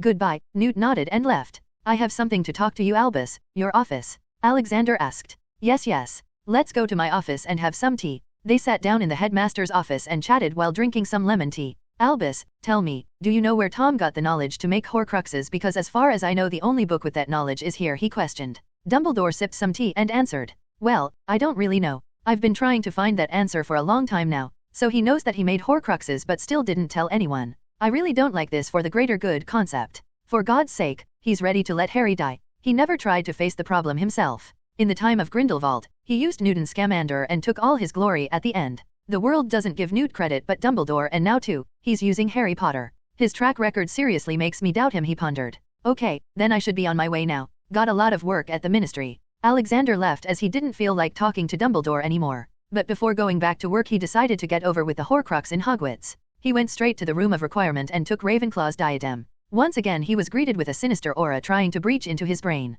He decided to get on with it. Earlier he had secretly taken some venom from Medusa with her permission, so he decided to put it in use. He took out the locket of Slytherin to destroy it first with the venom, but he was shocked when he noticed that the locket had already been purified. He was confused for a second but soon hypothesized that it must have something to do with the nature of his space pocket. He was a demigod and he was supposed to be a so-called pure being, and his space pocket was made by God himself, so it must be very pure. But that created another problem for him. He was planning to forcefully read the memories of Voldemort through the Horcruxes. Not wanting to waste any more time he disapparated to his office in the Galaxy Tower and locked and secured the office with full-powered wards. Alright, let's do this, he said to himself and sent a mental probe into Ravenclaw's diadem. Soon he started to feel dread and anger stored in the diadem. He started to see images of Tom Riddle talking with the Grey Lady, Rowena Ravenclaw's daughter Helena. She told him that she hid the diadem in the forest of Albania. Later Voldemort found it and killed a peasant to make it a Horcrux. He then proceeded to go back to Hogwarts and put it in the Room of Requirement. After that he got rejected by Dumbledore for the post of DADA professor. But he couldn't see anything other than that memory. Realizing that probably because Voldemort doesn't have a physical body to connect with the diadem, only small memory shards were stored in the Horcrux, and if he wanted to know about how he learned to make them, then he needed to find the first one. Luckily he knew where it was. The diary of Tom Riddle, currently in the possession of Lucius Malfoy. Well, I guess I'll pay that dumbass a visit and teach him a lesson while I'm at it. He then proceeded to throw the diadem into his space pocket to get purified. 2 days passed. Today he was going for dinner at Malfoy Manor. In the past 2 days, he spent most of his time collecting the rest of the Horcruxes and teaching Edward and Hermione. He was able to find all the Horcruxes except Nagini, though he wasn't sure if she was turned into a Horcrux or not. Nagini was an immortal being but with a tragic past. She was a normal human girl when she was born and stayed that way for most of her teenage years, but due to Maledictus, a blood curse, she was destined to turn into a beast for permanent, and in her case, she turned into a snake. An immortal snake. Due to her immortality, Voldemort considered her a good candidate for Horcrux, and he also needed her venom to make his new snake body. Alexander truly felt bad for the girl.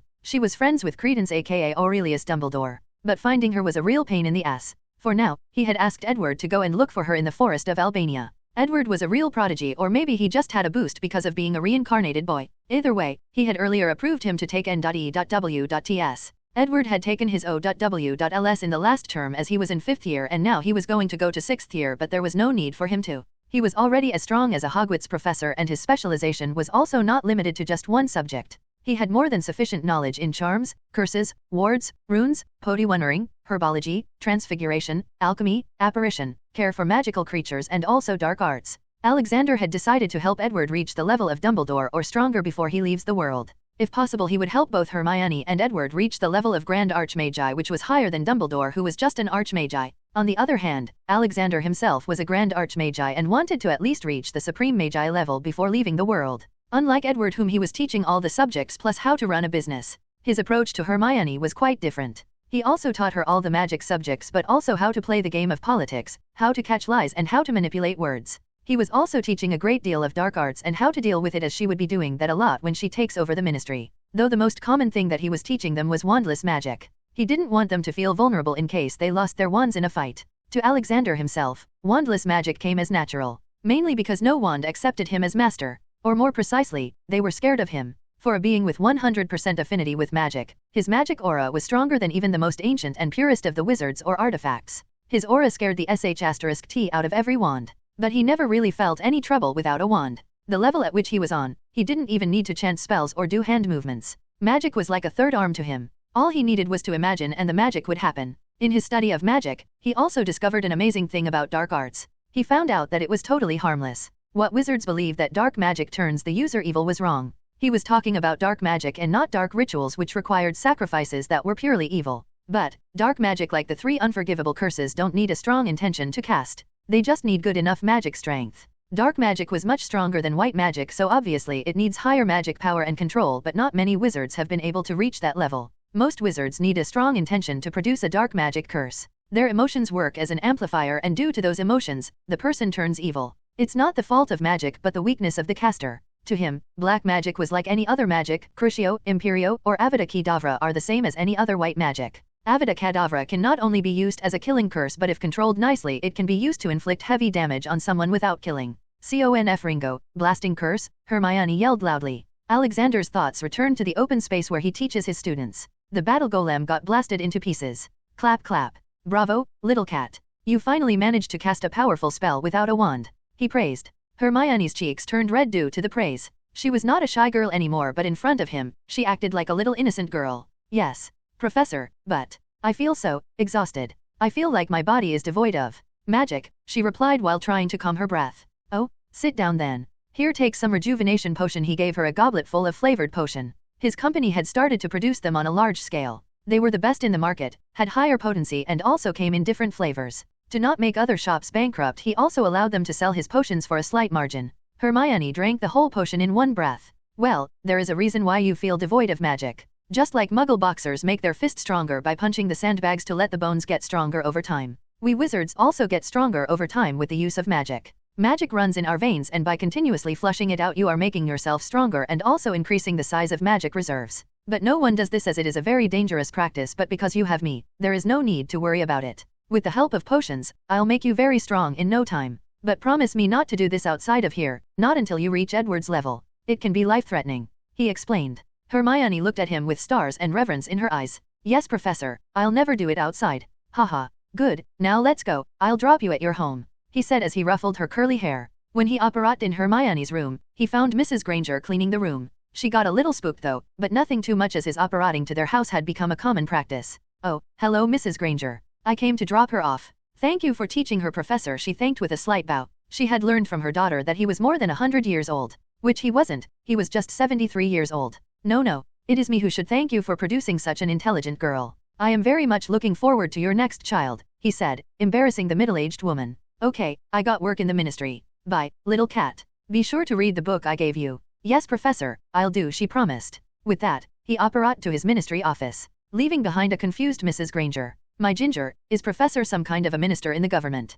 I've never seen him on the TV though, she asked. No Mom, he's not a minister in the government, but he's the head of the Ministry of Magic. His position is called Minister of Magic. He is much like the Prime Minister of the British wizarding community, Hermione explained. Oh my, he is a very important man then, she amusingly said. He is a lot more important than just that, Mom. He's probably the richest wizard in the world right now. Come, I'll show you some videos about him on YouTube. She took her mom to the living room downstairs. Meanwhile, in the ministry office, he sat on his chair with his feet on the desk. The ministry looked very colorful and cheerful with all the changes he made. Currently, he was waiting to pass his judgment on Dolores Umbridge. He was not talking about judgment as a minister but as God's advocate. He was sure that the fake cat-loving B*TCH had high enough sins to be sentenced to death, but he needed her for now. She had contact with other workers in the ministry who had Voldemort-like thinking. After some time a knock was heard on the door. Yes, come in, he ordered. Dolores Umbridge walked in with small steps and a creepy smile that would make anyone want to punch her face. You asked for me, sir? Alexander took his feet off the table. Yes, I had some things to talk to you about.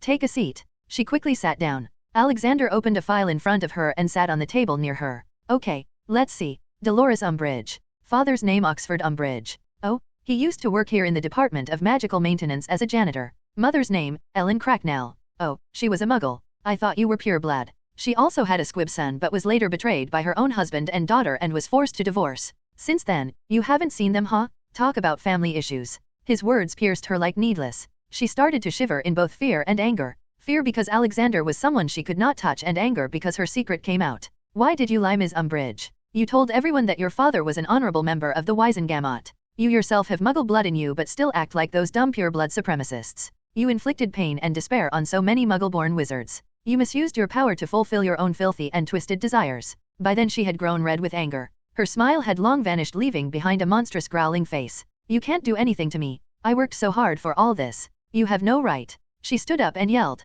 Slap. She couldn't even complete her words before receiving a hard slap on her face and falling back in her seat. Shut the fuck up. You didn't work hard. You plotted and backstabbed your way into the ministry. You shall receive judgment now. Alexander used his eye of judgment to see her sins. Dolores Umbridge, Category 3. Sin percentage, 68%. Direct murders, 20. Indirect murder, 40, 15 children. Blackmailing, 200. Robbery, 700. Torture, 5,000. Manipulation with imperious curse, 3, dead now. Sigh. He was shocked by her crime list. Baby or child killing was one of the cruelest of crime anyone could commit. For now, he was going to give her a long time torture. He made her go through all the bad things she did to others first and then made her repeat doing good deeds for others, like taking care of a house elves like they were her master and fighting for the rights of magical creatures. The whole punishment would last 50 years for her, in which she would be thoroughly brainwashed. Then she would spend time as a wife of a real giant for 10 years. But sooner than later she was going to hell by his hands. Leaving her like that, he looked at his watch. All right, she'll be like this for the next 10 minutes.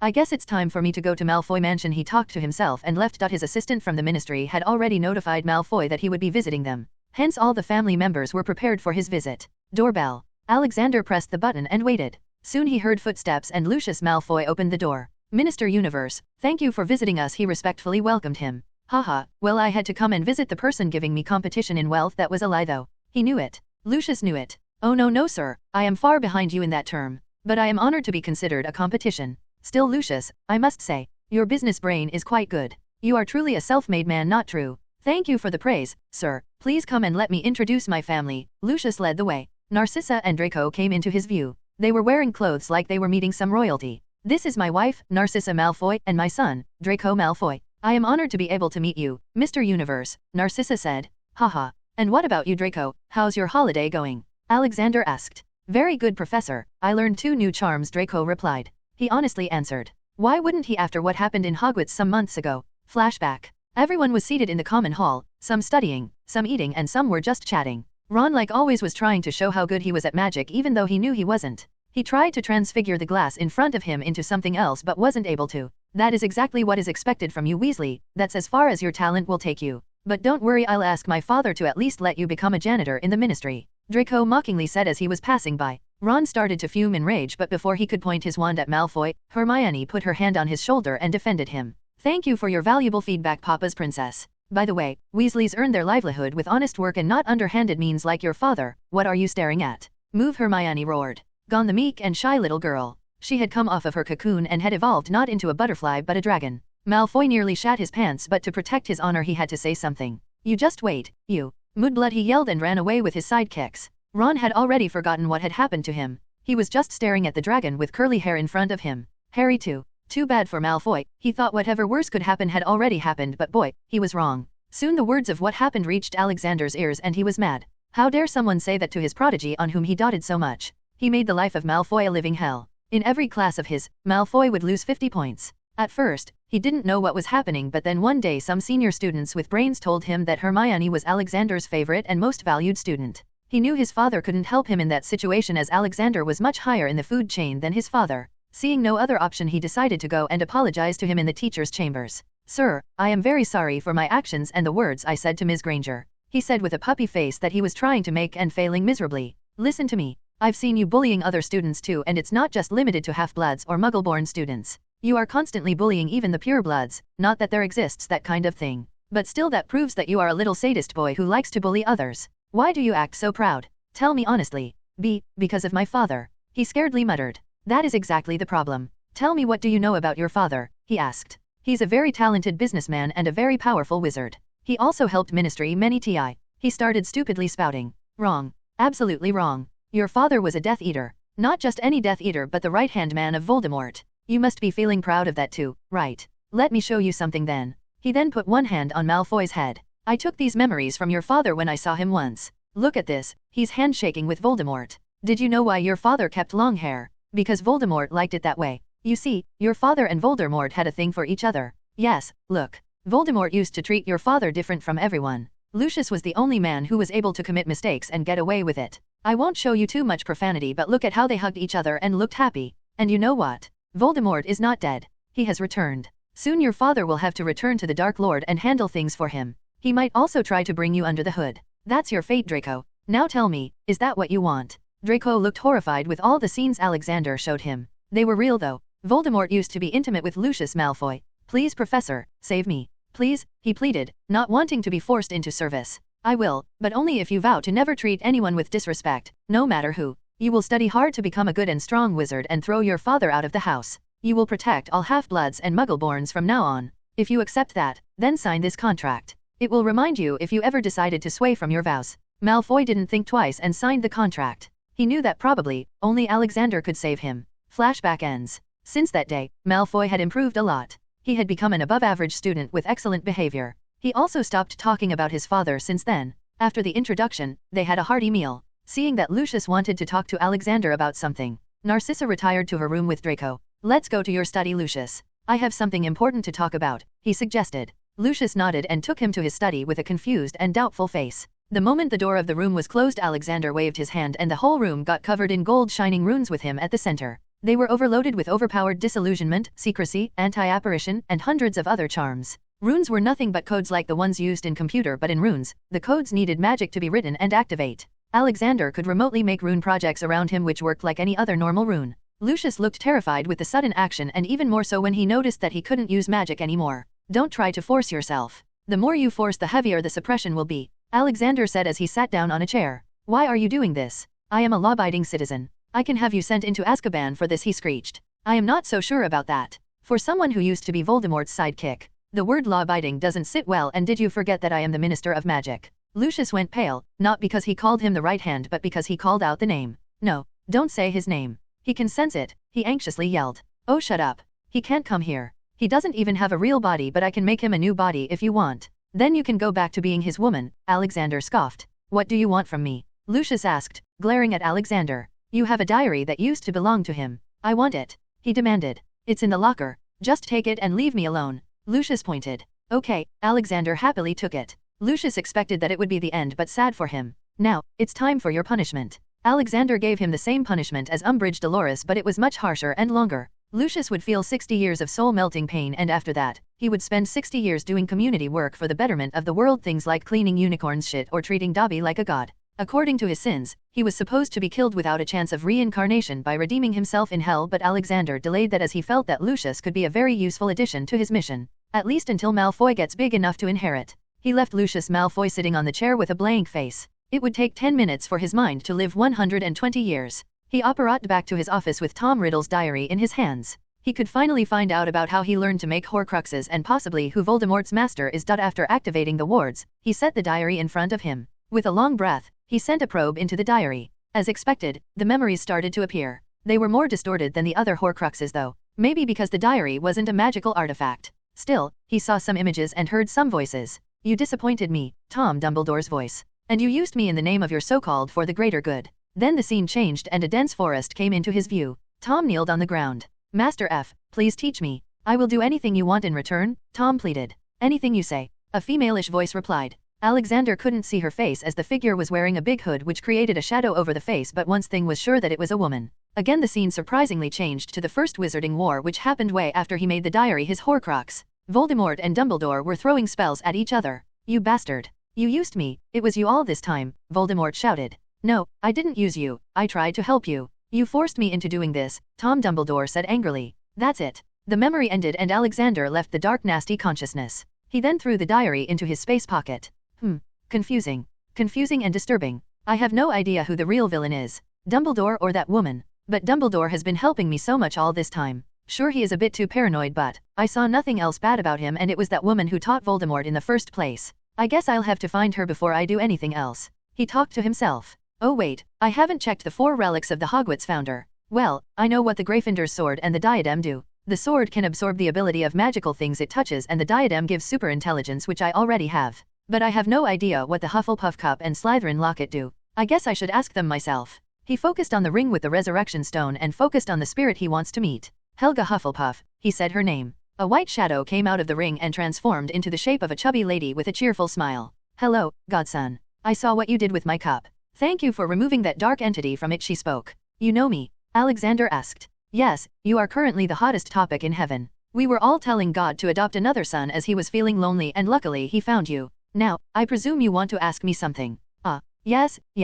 I wanted to know the ability of this cup. There is no mention of it in the history books. He enthusiastically asked. Oh, that's simple. I made it in my days to help the hungry people of the world. You see, the cup can infinitely produce any beverage you put in it. Hot chocolate, whiskey, or any other liquid thing. I used to make soup with it, she warmly replied. So, if I put stew soup with meat in, would it reproduce the meat as well? Good question, but sadly the answer is no. Creating this was already a great challenge. It took me 80 years to just give it the ability to reproduce beverages, though if you add meat in your stew soup the soup produced would still have meat's flavor. I wanted to make a large bowl version of it that could reproduce solid food, but sadly I had grown too old and passed away before I could complete my goal, she said with a sad face. Can you share your research with me so that I can complete it? Absolutely, love. But I must warn you, you cannot reproduce the raw materials as it would destroy the whole food market of the world. The beverages and food must be an end product. They talked for a long time. She taught him how she made the cup and also her the incomplete work on the large bowl. After 6 hours they were finally done and he let her go. Sigh.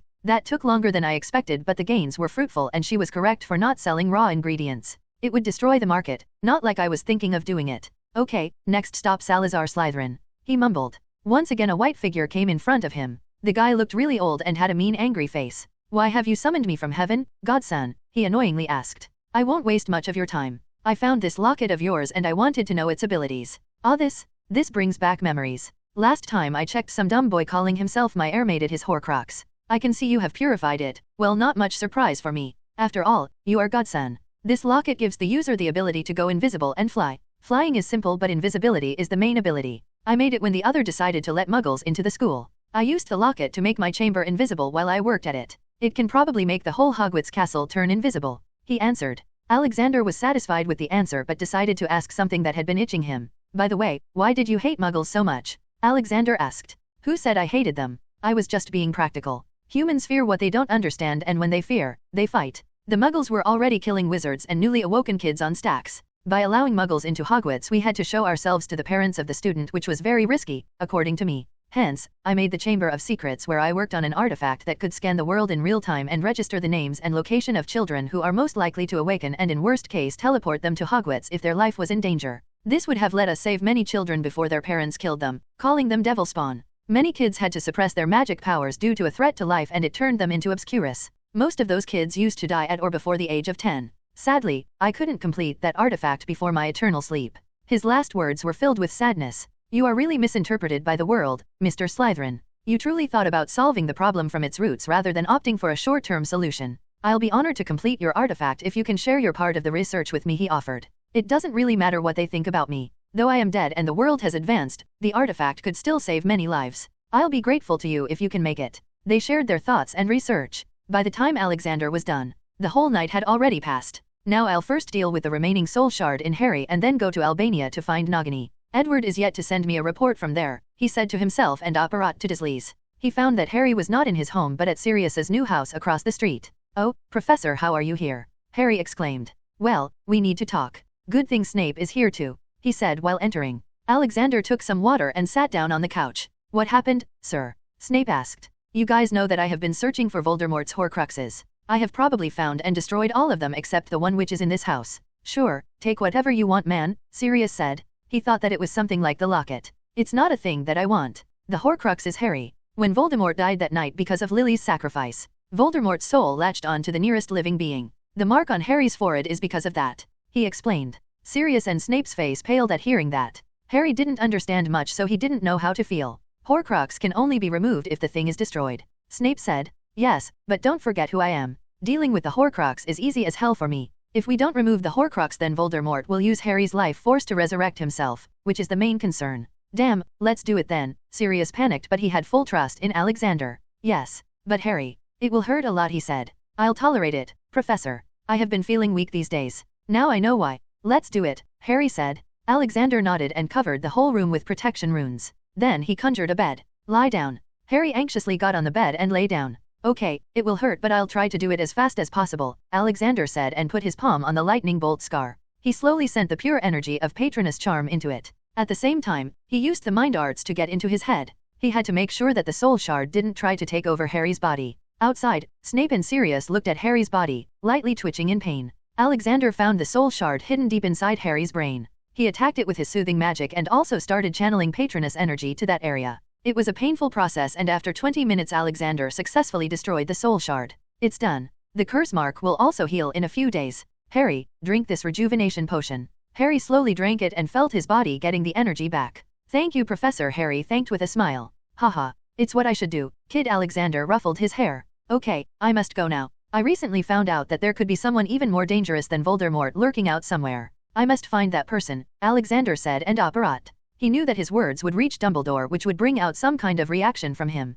Dumbledore also had a uniphone and spying on him was very easy. When Alexander reached the forest of Albania, the first thing he did was to locate Edward. He looked around for hours but couldn't find him. The deeper into the forest he went, the more silent it became. Not even mosquitoes made sound. He constantly felt like he was being watched and equipped himself for battle with a nice dragon hide suit. It had very high resistance to magical attacks and also physical attacks. Then he took out his magic assault rifle. Increasing his flying speed, he kept on going towards the center of the forest. There were no animals in sight for as far as he could see. Suddenly his senses tingled and he dodged to his left. In retaliation, he quickly fired his assault rifle. Tens of bullets left the barrel in a matter of seconds. He looked at what attacked him. It was a tree like the Whomping Willow at Hogwarts. Though it is dead now, his assault rifle was too powerful. Enhanced with magic, every bullet left a hole in the trunk of the tree, each being 30 centimeters wide. He wanted to test the shotgun and rocket launcher now. Seeing that there was nothing else that attacked him, he headed forward. After another hour he finally reached a crumbling castle. It was in ruins, but he could still sense many strong wards protecting it. Being confident in his abilities, he approached the castle and forcefully destroyed the wards. Then he opened the rotting wooden door. Who dares to trespass? An angry female voice resounded. It was quite powerful. Then out of nowhere a big ball of fire fell from the sky on Alexander. Alexander just used a defensive charm to fight if a but. 5 seconds later. What the hell? What happened? Where am I? He shouted. He remembered that he tried to fight back the fireball, but then he lost consciousness. Did I die? But how? I thought Dumbledore was the strongest in this world and I am stronger than him. Who can be stronger than me now? He annoyingly questioned. I remember God's words now. I may be unkillable but I am not invincible. I guess I got a bit arrogant. I should focus on saving Edward Bow. He once again took to the sky and headed to the big castle. This time he prepared himself. The moment he reached the castle he fired full power destructive charms. Bombarda Maxima, Fiend Fire, Protégé Maxima. The charms did have a destructive effect. The walls of the castle crumbled to the ground, leaving just the inner structure standing. Finally, he saw the woman. An old middle-aged woman was sitting on a big sofa and in front of her was the frozen body of Edward. There was also a snake near Edward's body which was also frozen. You. How are you still alive? The woman shouted in surprise. Ha ha ha. I am very strong, woman. Now release both of them or I'll. How dare you threaten me? Me, the great Morgan Le Fay. I will destroy you. She pointed her wand and sent some red light at him. It was not a spell but pure materialized magic. Alexander did the same with his hand. His spell made blue light. They both collided and made a colorful yet destructive mess. Damn, she's quite strong. I don't think I can hold her for very long. She's still increasing her power, Alexander mumbled. Haha, good, good. You are the only person after Merlin who is able to make me use so much power, but if you think this is my limit then you are mistaken. She increased the magic and slowly started to push back Alexander. Alexander saw that he could not defeat her, so he thought of a way to leave with Edward and probably Nagini. He was pretty sure that his newly created mind arts were something no one knew. He used them on the witch. He couldn't penetrate into her mind but it did shock her for a second. That's all he needed. He apparat to their frozen bodies and apparat back to his office in Galaxy Tower with them. He also left a present for Morgan. It was a magic grenade. Morgan Le Fay was shocked when the small ball that blew up and destroyed her entire castle and the jungle in 50 meters radius. As soon as the smoke settled she found a note. I'll be back. Let's see who kills whom, she scoffed and went back to remake her castle. Meanwhile back at the Galaxy Tower, Alexander fixed Edward and Nagini. Thank you, Professor. I thought I would never see the world again. Edward weakly said. What happened there and where did you find the snake? I followed the snake to that castle but the witch living there was too strong. I tried so hard but... Edward felt disappointed with himself. It's alright buddy, even I wasn't able to do anything to her. It's crazy knowing that there is someone out there even stronger than me, but considering that she is the 1000-year-old witch from Merlin's time, it's not really surprising. She's probably a supreme magus but I was able to fight for a while, which would mean that she hasn't reached her full potential, Alexander said. What are we gonna do now? If you cannot stop her then who can? Edward questioned. I'll get back to research. I'll try to get stronger as much as I can.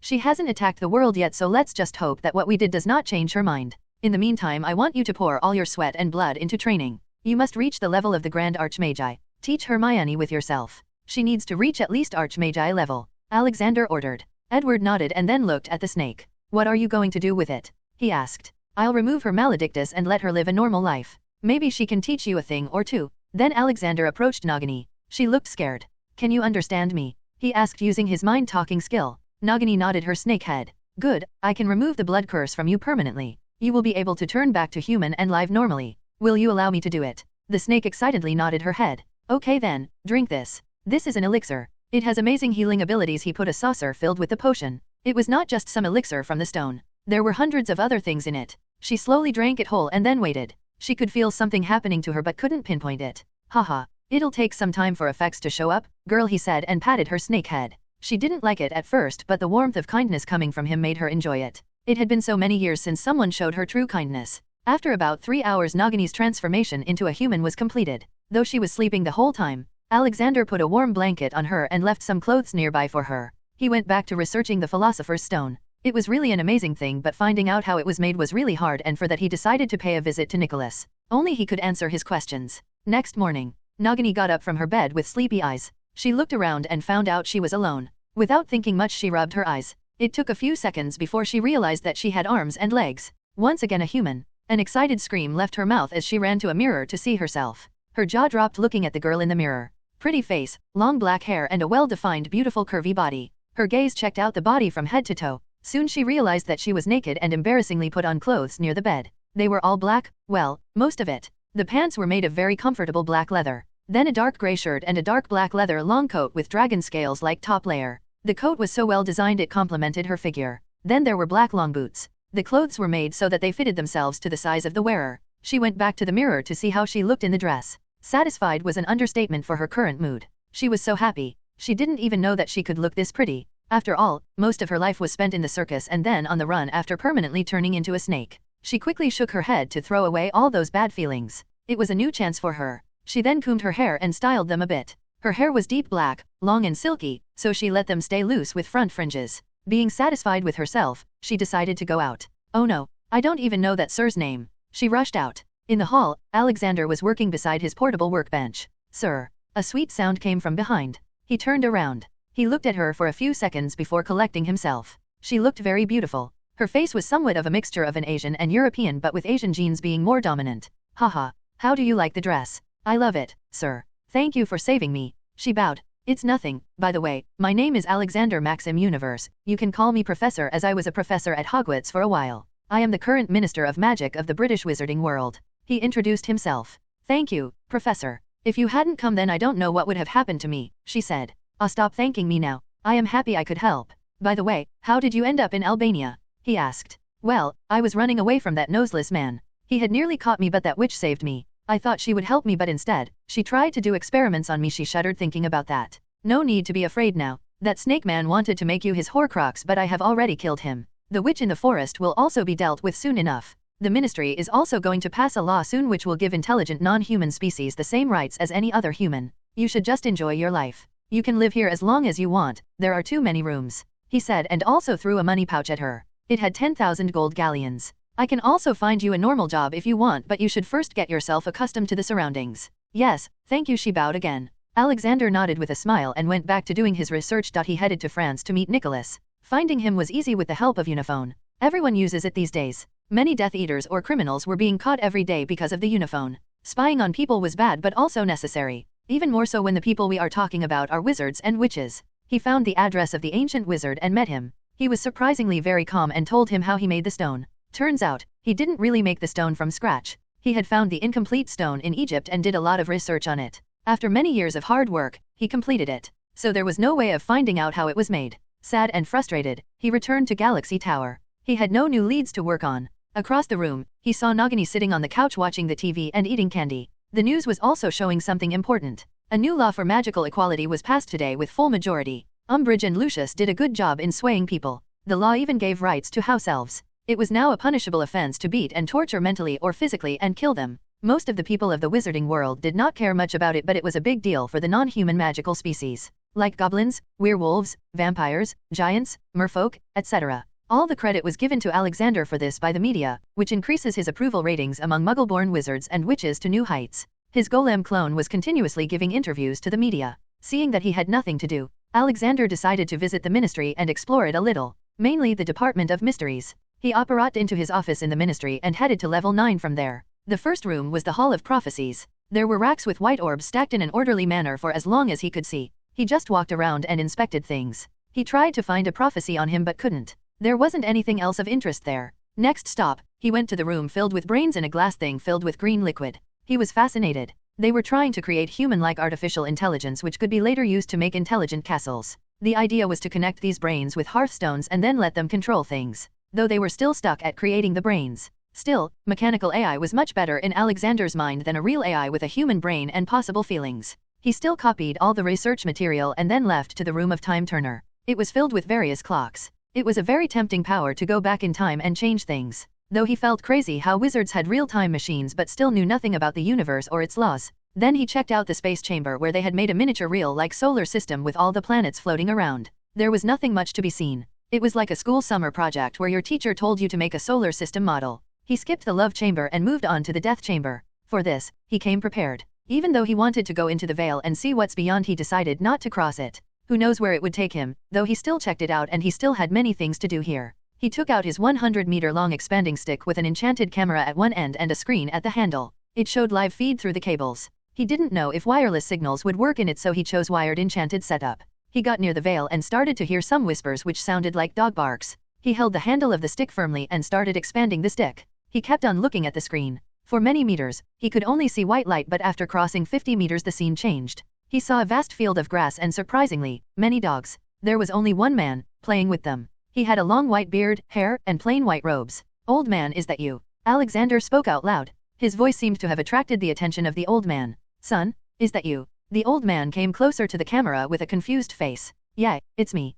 I sent this camera to explore the other side of the Veil of Death," he explained. "Oh, I guess she forgot to add anti-physical matter feature to the veil. Good thing it was you and not some other guy. This veil leads to the other world. The moment a person enters it, their body gets destroyed and their soul crosses on. This place is filled with these cute dogs and they are tasked to judge people and lead them to hell, heaven, or the waiting area for the continuation of the reincarnation cycle." Well, he found his answer. From God himself. "Why did you even put this thing here?" he asked. God shook his head. "It wasn't me. It was the deity of that world. Death was her name if I remember correctly. She put that veil in the world some 1,000 years ago with my permission. I never asked her why," he answered without care. "Well, I'll ask her myself if I ever get the time. I should be going now. When will you be coming back, my son? I am very bored. I'll throw a party when you come back and Jesus will also be there. Oh, I'll invite those Greek and Nordic gods as well, maybe the Indian gods too? Nah, there are so many of them that it would get crowded." He started thinking loudly. Alexander just left silently and returned to his office.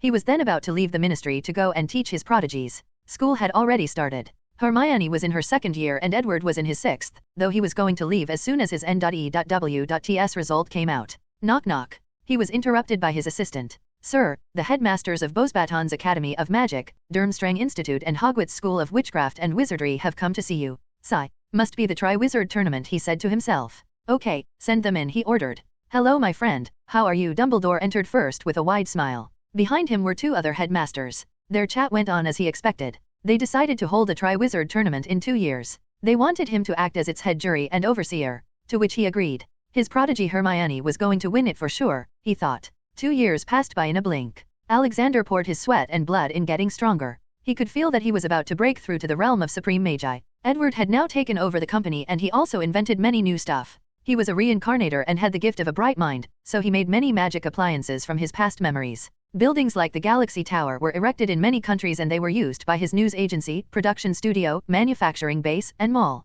Universe Industries had built these head branches in the USA, India, China, Australia, and Brazil. He refrained from making too many as it would dilute the crowd and decrease the earnings of each mall. Small Portkea branches were present in every magic market in the world, so it was easy for anyone to visit them all. Alexander's extensive research on the Philosopher's Stone made him able to make many kinds of new potions. His potions were able to help people suffering from all kinds of diseases and curses. Even the blood curse was curable. The Greengrass family were among the first buyers of that potion. Later they became a firm supporter of Alexander and all his ventures. He had to buy a large piece of land to grow plants for his potion business. He bought a whole island near the west coast. Its security was even tighter than Azkaban's. Only Edward, Hermione, and his house elves were allowed to be there. Many of the plants were extremely rare and were used for some high-level potions. A new thing that he introduced was a revision in the Quidditch. Since his company started making super-fast brooms that would put any other company to shame, the Quidditch matches started getting boring as the seeker easily caught the golden snitch. After his proposal, the speed of the snitch was increased to make it harder to catch it.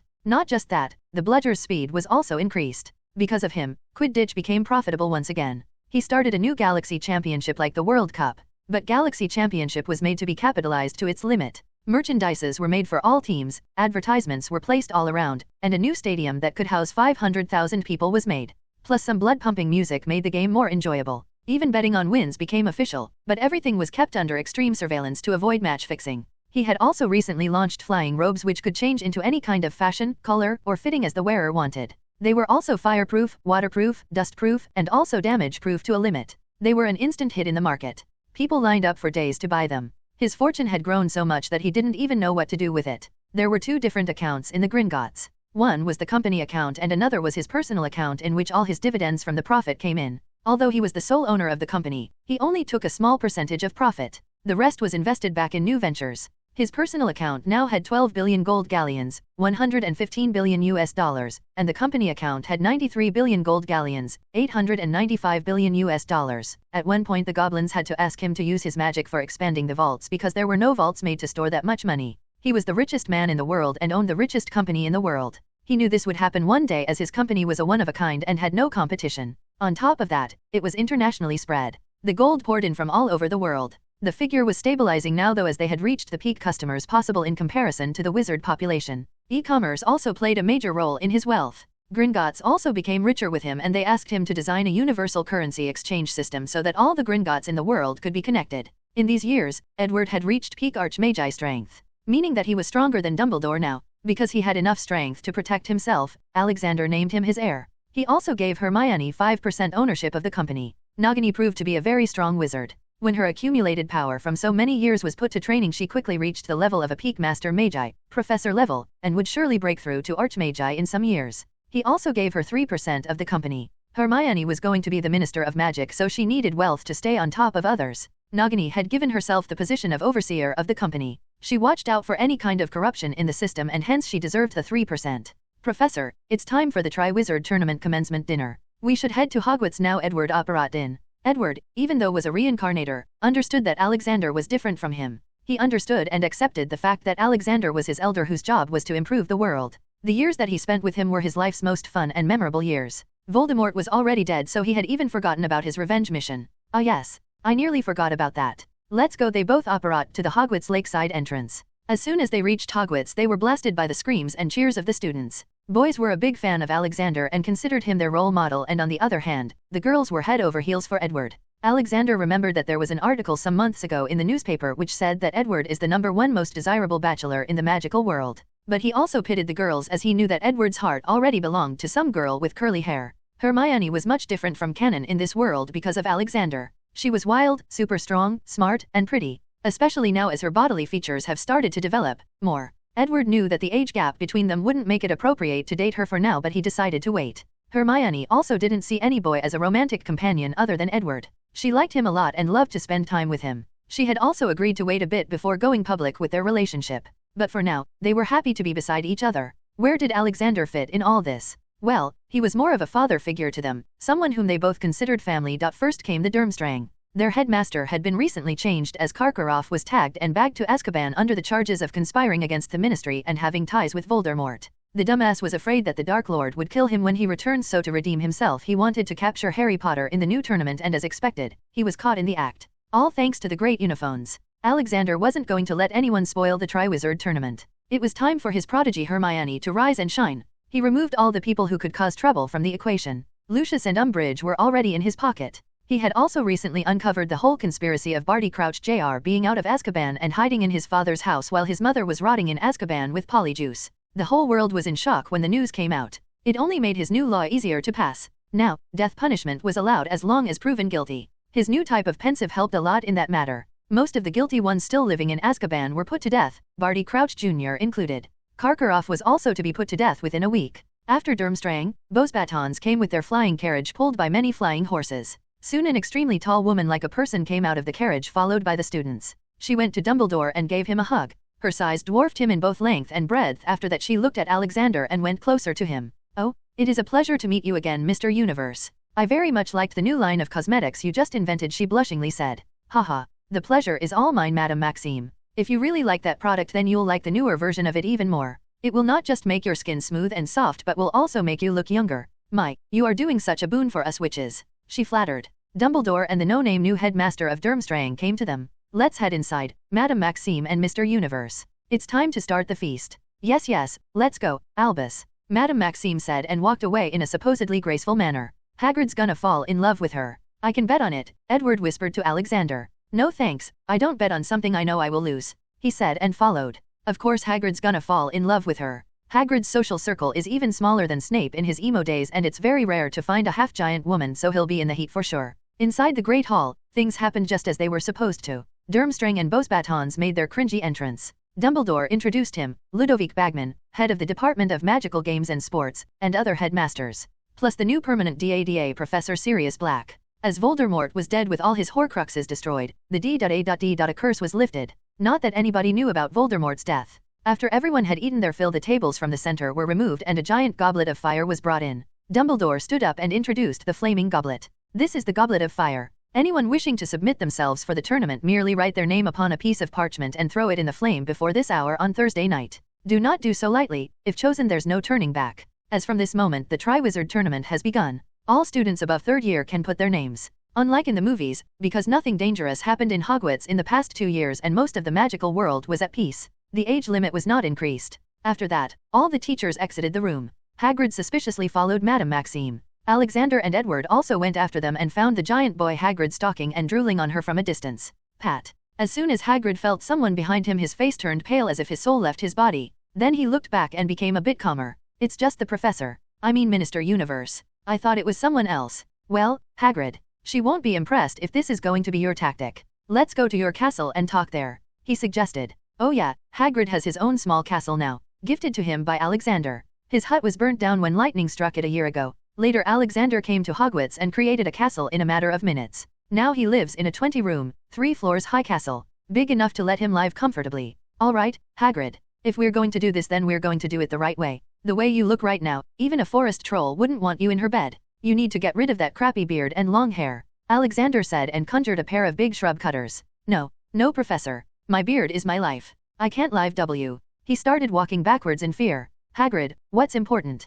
Your filthy bush of keratin or a nice naked lady like Madame Maxime by your side every day you wake up? Edward argued. What the hell, Ed? I feel like puking now, Alexander lowly grunted. Ha ha ha. I am enjoying this way too much, Professor Edward said with an evil laughter and made sniping sounds from bush cutters. Hagrid's thick skull seemed to agree that giving up on Madame Maxime for a beard wasn't worth it. What happened next was magic. The highest tier of magic. Making Hagrid from looking like a dumb dirty giant to a badass Viking. His beard was correctly trimmed and hairstyled. Alexander had to make him drink a crazy amount of permanent beauty potions that hadn't even been released to the market yet. The potions changed his facial structure and made him look more badass handsome than his earlier jolly kind face. His fat body had now turned into a body of a giant Greek god. And the masterpiece is done. You can look in the mirror now, Hagrid, Edward said with a proud face. Hagrid slowly moved to a huge mirror and looked. He stood there motionless for 10 seconds. Blimey, who is this? Is this an illusion? He shouted and started caressing his face. After confirming that it was really him, he felt happy. Happy beyond words. Join Discord for image, https://discord.gg/wtvhdba. To see them on Instagram, https://www.instagram.com/Mr_immortal_novel. It's time for Madame Maxime to fall head over heels for you, Alexander said.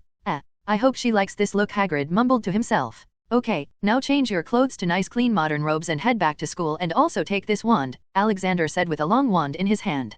Hagrid just looked at his old wand which was taken from him so many years ago by the ministry. Are you sure? It was confiscated. Hagrid, I am the Minister of Magic. I write the wizarding law. If I say you can have your wand, then you can have it. He forcefully pushed it into his hands. Hagrid looked flabbergasted for a second and then quickly bear-hugged Alexander with small tears. Haha, all right big man, don't break my old bones, he laughed. Edward also grinned, looking at the happy Hagrid. Back in school, Hermione proudly put her name in the Goblet of Fire. Harry also put it, but this time when no one was trying to get him killed, the chances of his name being selected were close to 0. He was just a slightly above average wizard at best, except the D.A.D.A and Podiwunnering courses. His 2 godfathers were teaching him pretty good. The only talent he had was in Quidditch. Ron also put his name for just the sake of it. Alexander had always felt weird about Ron. Why was he the only one with no talent in anything? All his brothers were good at something. Even Ginny was better than him, that is if getting Harry into her pants was to be considered an achievement. He conducted thorough research on the mind of Ron Weasley and what he found surprised him.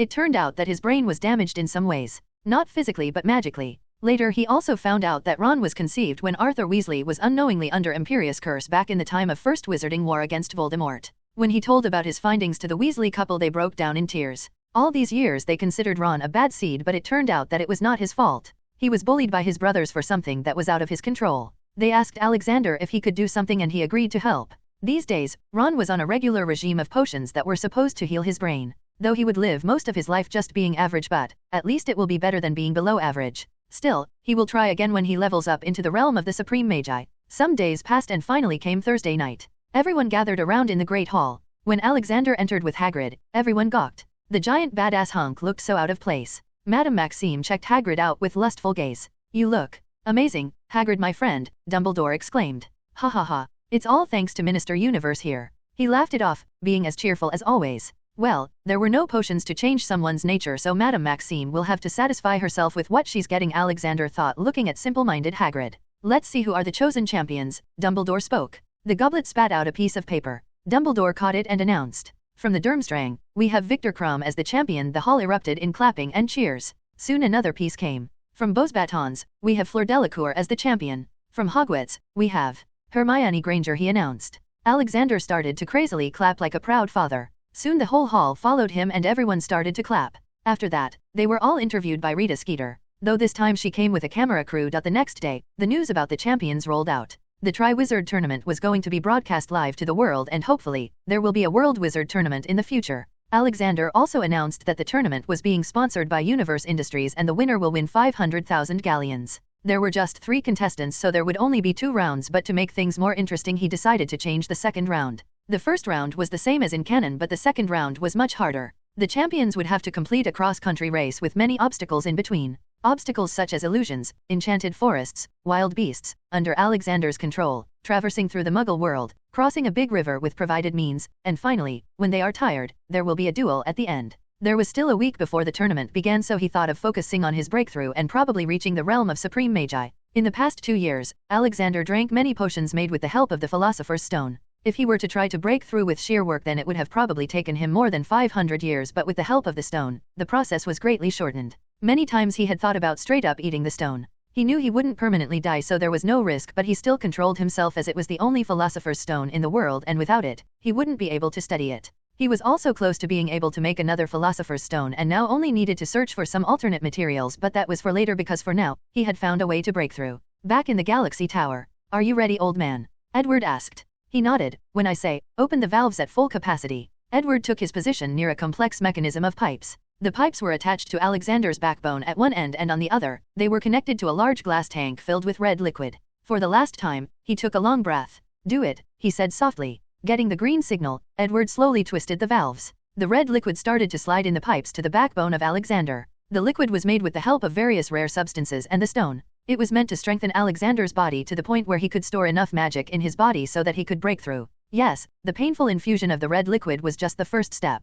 Alexander gritted his teeth and endured the pain while using magic to make the red liquid evenly flow at every point in his body. His bones, skin, and organs were getting strengthened. The process was somewhat similar to what he did back in his world to increase his lifespan. The only difference was that this was a lot more painful. It took him 22 hours to consume all the red liquid in the glass tank. By the end of the process, his body was glowing red and emitting heat. Edward carelessly touched the skin and hastily leapt back as it felt like lava. Alexander just sat still with closed eyes, trying to cool his body and flow as much magic into his body as he can. It took 8 more hours before he opened his eyes. He looked around and found Edward sleeping on a chair in a very uncomfortable posture. He took a very long breath and stood up. With a wave of his hand, his body got cleaned and new clothes wrapped around his body. He could feel the power surging in his veins. He felt like he could punch a hole through earth and come out on the other side. "Why, how do you feel, old man?" Edward spoke with a loud yawn. "Better than ever. I really can't describe this feeling in words," he said while clutching his fist. "Well, I guess I'll have to work harder and reach your level then." "Yes, you and Hermione, both. I'd be at more ease if both of you became at least as strong as me now," Alexander said. "And we will. Can you defeat that Morgan Le Fay now?" Edward hopefully asked. Her threat was even bigger than that of Voldemort. "Hopefully, but if push comes to shove, I'll try plan B," he grudgingly said and looked at the Philosopher's Stone in the now empty glass tank. Edward understood his meaning and didn't talk any further. "Need to prepare before we leave?" he asked. Growl. "Yes, I need something to eat and you are not coming," Alexander said. "What? Why can't I come?" Alexander put his hand on Edward's shoulder and said, because she's an overpowered ancient witch. She is way above your level. Even I couldn't do anything to her, and I'm not sure even now. I am immortal, Edward, but you aren't. Edward clutched his fist and gritted his teeth, feeling useless. Don't bash yourself. All you can do is focus on practice and get stronger. Strong enough to at least put a scratch on my shirt, he jokingly mocked. I am not that weak, old man. You just wait, me and Hermione will one day beat your ass, Edward replied with determination. Ha ha ha. In your dreams, boy, Alexander laughed it off.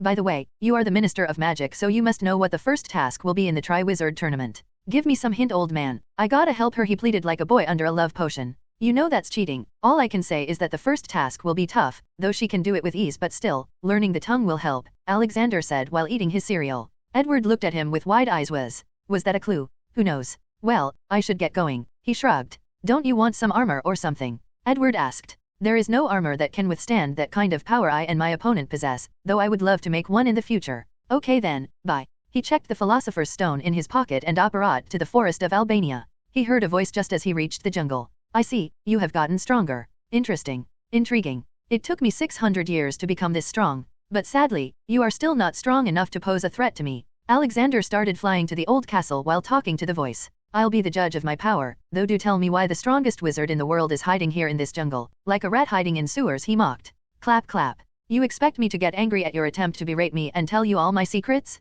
Sorry, but I am not some soul-splitting snake man, the voice replied. Well, no harm in trying. Who knows when Lady Luck would give her blessings. Seriously, though, why wait so long? What do you want? This time he asked seriously. There's no point in telling you as you'd not be going back this time, but I will make sure to show you how I take over the world. You should rejoice, you are going to be my Morgan Ellie Fay's new lieutenant. Haha, and you expected me to just bow to you and start kissing your feet. Alexander scoffed. Sure, if that's what you're into, the voice said. He had to agree, that was a nice comeback. Let's just get over it. I have many other things to do than squabble with an old hag. He flew straight near the castle and waited for her to come out. Fine, let's get this over with. A middle-aged woman flew out of the building towards him. He checked her sins first. Morgan Ellie Fay, Category 5. Murder, 2,321,757. Blood sacrifice, 3,246,764, 1,469,132 babies. Magical beasts murder, 286, all unicorns. Torture, 286,578. Sin percentage, 100%. Whoa, she's the epitome of evil. Good thing I came here. I don't know how many would have died trying to defeat her with just Edward. Alexander wanted to test his strength to see if he could fight her as he was now, so he attacked her first. He threw 100 grenades with different exploding timer at her. The moment they started exploding, her focus shifted from him for a second. At that moment he pointed his right hand at her and released pure magical power with intent to kill. Without even looking at him, she also sent her magic to counter him. Their magic got into a tug of war which she was winning slowly. I told you, you are weaker than me. I'm giving you a chance. Kneel, and you shall have everything you wish for, she yelled. Anything you say? He asked with a low voice. Morgan smirked, thinking that he was breaking. Yes, anything, she repeated. Then I want your head. Boom. An upgraded exploding bullet from his Desert Eagle touched Morgan's head. Alexander capitalized on that chance and increased his power. His magic started gaining some lead and started closing up on her. *T, how is she so strong? He cursed under his breath. His happiness was short-lived as she regained her composure. Though she did lose an eye. You bastard, I'll kill you, I'll kill everything you love, she screamed in rage and started unleashing her full power. The lead he had gained started to diminish. She overpowered him. Damn it, I hate dying. He had realized what was going to happen. Avada Kedavra, another shout came from behind him. Who was that? Soon he was hit by two overpowered killing curses and ended up dying. But just before he closed his eyes he looked behind himself and sure enough, it was the damn snake boi. 50 miles away. Alexander res beyond in the air. Motherfucker, why is he still alive? Arg. It's all my fault to assume that he did not make more Horcruxes. How can I forget that this is not the same Harry Potter world as in books or movies? I guess it's plan B then. But I must make sure that I take her memories the next time. Maybe she'll know something that will help me make another Philosopher's Stone. Who knows what kind of knowledge she has in store, he reprimanded himself as he took out the Philosopher's Stone from his pocket. He looked at it for the last time. Here goes nothing. He put it in his mouth and started chewing it.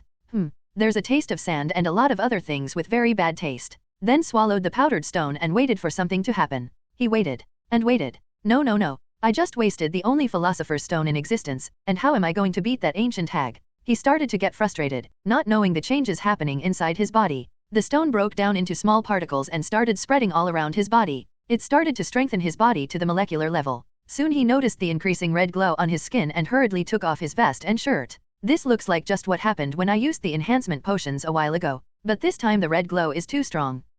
Something must be happening to my body. Worried that Morgan might see him in his breakthrough, he apparat back to his office and started full-powered wards. Boss, what happened to you? Nagini came running at him. She apparently came to give him some stats report. Nothing girl, I just ate the Philosopher's Stone, he nonchalantly said and laid down on the couch. Oh, okay then, I came to. You ate the Philosopher's Stone, she panicked. What should I do? Are you feeling okay? Should I call someone? Yes, I should call someone. Hey, easy, I'm fine, it's just the color. But then he felt an itch and realized, wait, shit. Run Nagini run. My power is going to break out. Apparate out of here. Now he roared. She did as he said with a worried face. After going out she urgently called Edward. Meanwhile, in the office, Alexander's body had started to glow more and more. He wanted to apparate away to a secluded area but realized that if he cast even a Lumos, his magic would break out. Soon his body was filled with magic to the brim and had no other way than letting it out. Lumos, he cast a harmless spell. At least he thought it was harmless. His Lumos had so much energy that an eye-blinding light covered the whole of Diagon Alley.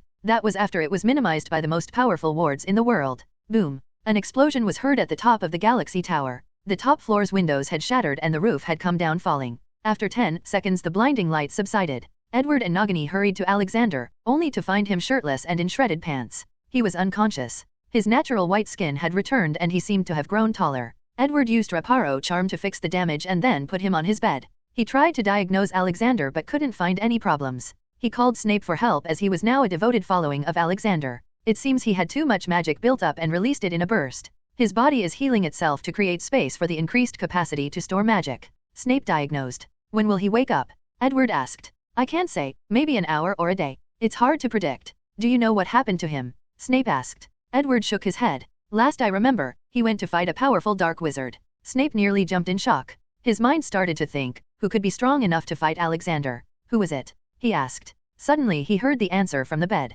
It was a 1,000-year-old witch. You know Morgan Le Fay. Alexander spoke as he slowly got up.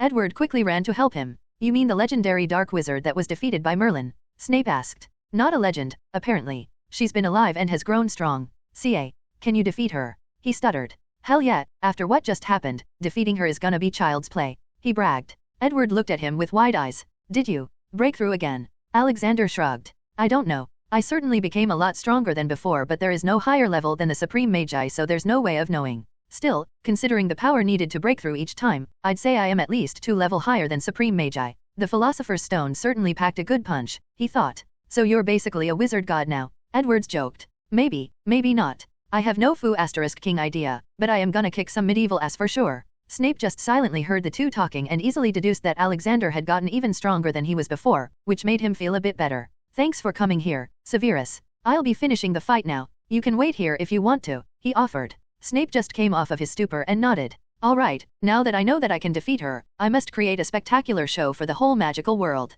The world should remember me as the second coming of Merlin, he silently planned with a devious smile which made even Snape creep out. Alexander immediately started planning for the show/fight. If he wanted the wizarding world to blindly follow him, then he needed to show them how powerful he was. He was going to be fighting Morgan Le Fay while Edward will fight Voldemort. This would make his social standing stronger when he's gone from the world. The fighting ground had been set to Hogwarts. Hundreds of magic cameras were being set up all around the castle and its surrounding areas in the name of shooting a documentary. Alexander had cast a wide area charm on and around Hogwarts, which when activated would teleport all students and bystanders away when he needed to. As soon as he was finished, he got back into his suit and prepared to go and lure Morgan. Edward and Alexander had assembled in his office to discuss the plan. You ready, Ed? This is going to be the final fight, he asked. Yes, Professor, but I am worried about the new Horcrux of Voldemort. We don't know what it is or where it is. Edward pondered. Worry not, my boy, chances are Morgan has it. But it doesn't matter. I just want you to destroy the body of Voldemort in the most spectacular way possible. I'll take care of the Horcruxes.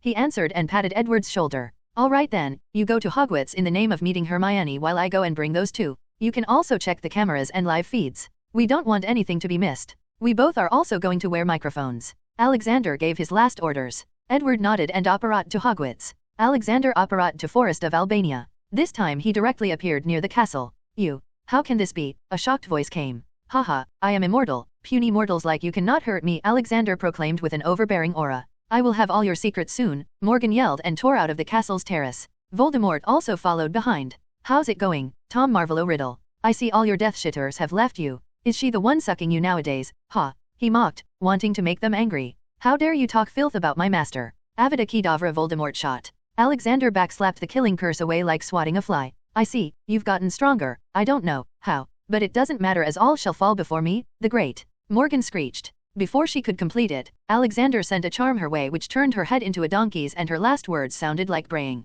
Ha ha ha, the great donkey Elife. He heartily laughed. Voldemort looked at his master with wide eyes. Master, why your face? Shut up, she yelled, her eyes turned bloodshot red. All of her crazed nature was shown clearly. That was exactly what he was trying to do. He wanted her to follow him to Hogwarts, but he also knew that she was a hundreds of years old cunning witch. She might smell a plot if he didn't enrage her. She started to mindlessly shoot various curses at him. Voldemort followed her. Alexander fought them for a while before acting like he was losing. Then, as he planned, he let one of the curses from Morgan touch him. He acted like he was wounded and immediately apparat away to Hogwarts. No, not this time. I will have all your secrets and power, she screeched and apparat after the magical residue of Alexander, left behind by him on purpose. Voldemort hurriedly followed his master. The moment Alexander reached Hogwarts, he hid his magical aura and checked all the recording equipment and microphones. Soon, Morgan and her dog arrive. She tried to sense him but couldn't. Come out, you filth. Come and accept your fate, she called out with a deafening roar. Alexander didn't come out. After all, heroes always arrive at the climax.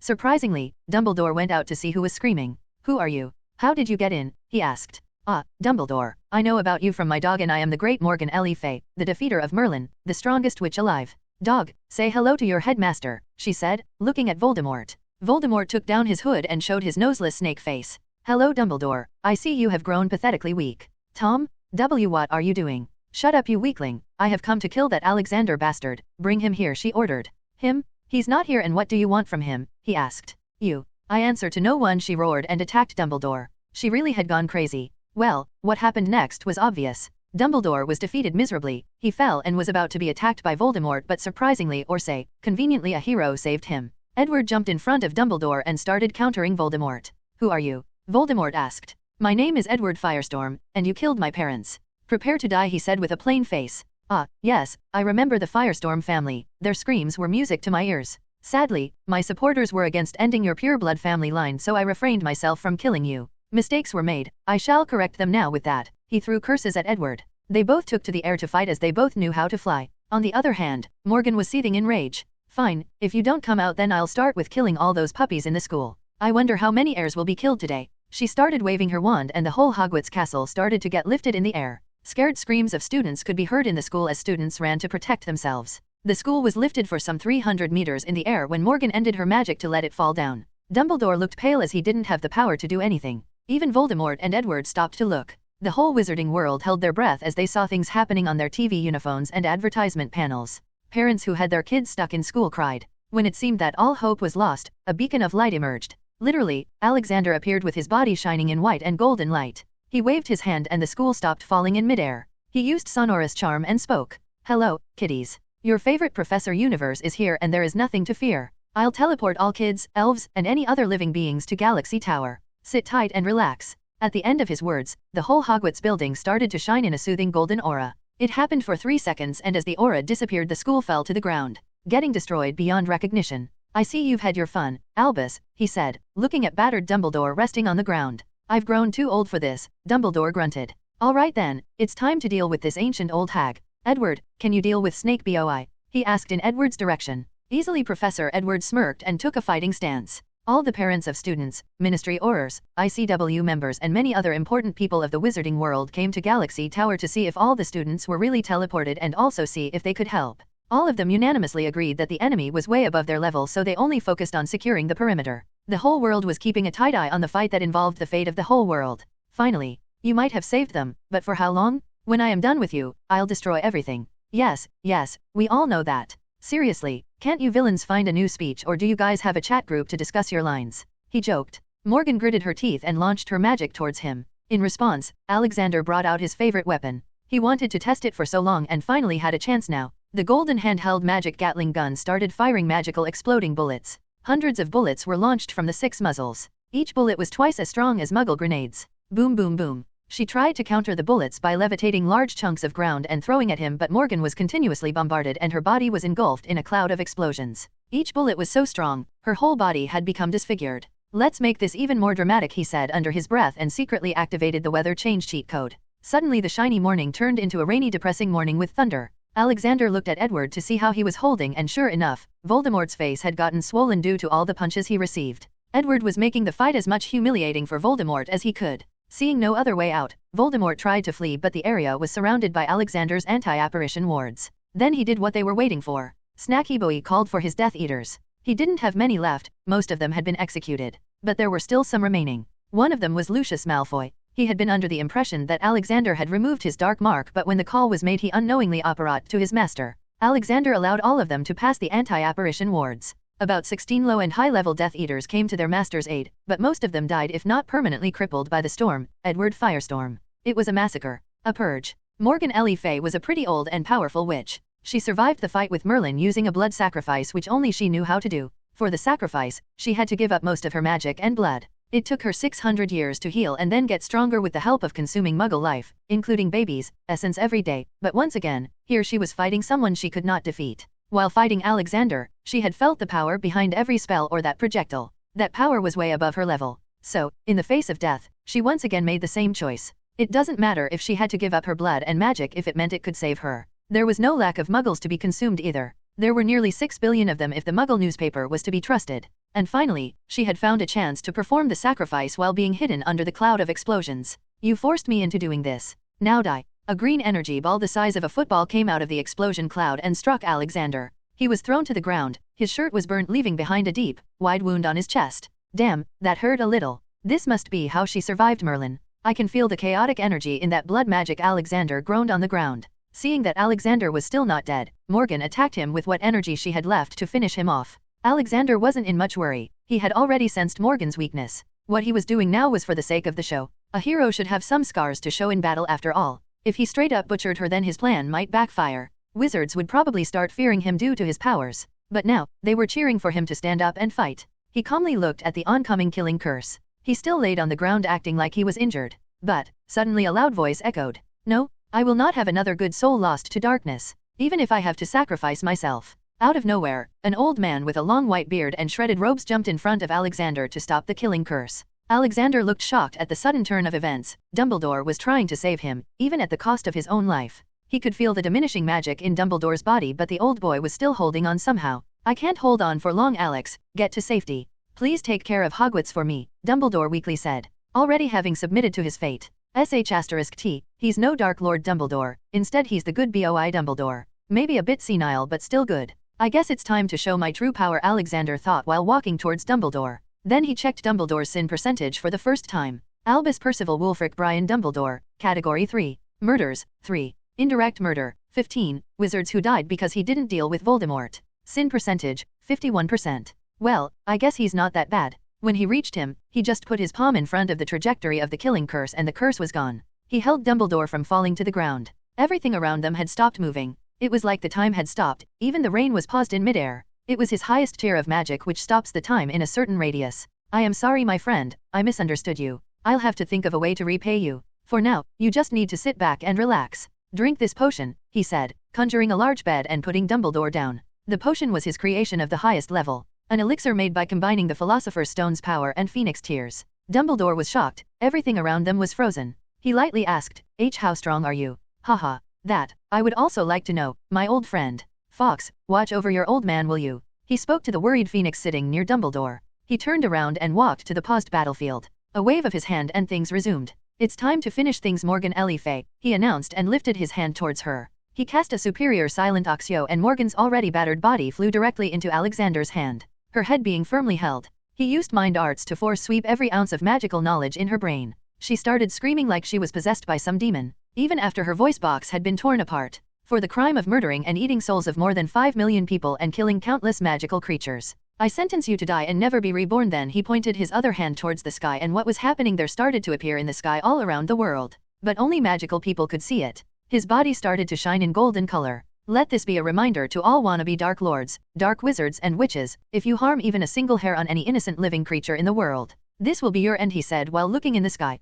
All the people with a guilty conscience who were seeing the scene in the sky or other channels felt like Alexander's gaze was directed towards them. They felt like all their deepest and darkest secrets were like an open book. Fear from the depth of their soul was what they felt. Even the Dementors around the world cowered in fear and flew to hide inside some deep dark cold place. Snap. All the while she was still screaming, the head of Morgan Le Fay imploded into a bloody mess. Not wanting to leave too much blood, Alexander used his eyes powers. The body of Morgan Le Fay got covered in golden pure fire and started to get burned. Not even ashes remained. She was a Category 5 evil, and for that, her punishment was to get destroyed and forgotten from space and time. But he didn't let her be forgotten because she was an example to the world. Alexander looked towards his student, Edward. He was sitting down on the rubble of Hogwarts with the dead bodies of Voldemort and Death Eaters around him. He gave a tired smile. It's done. Morgan had the final Horcrux around her neck in the locket. He told Edward directly to his mind. He had used his Oxio for Horcruxes earlier and nothing came. Edward nodded in acknowledgement. Feeling done with the rainy weather, he lifted his finger towards the sky and a golden ray came out of his finger, piercing the sky,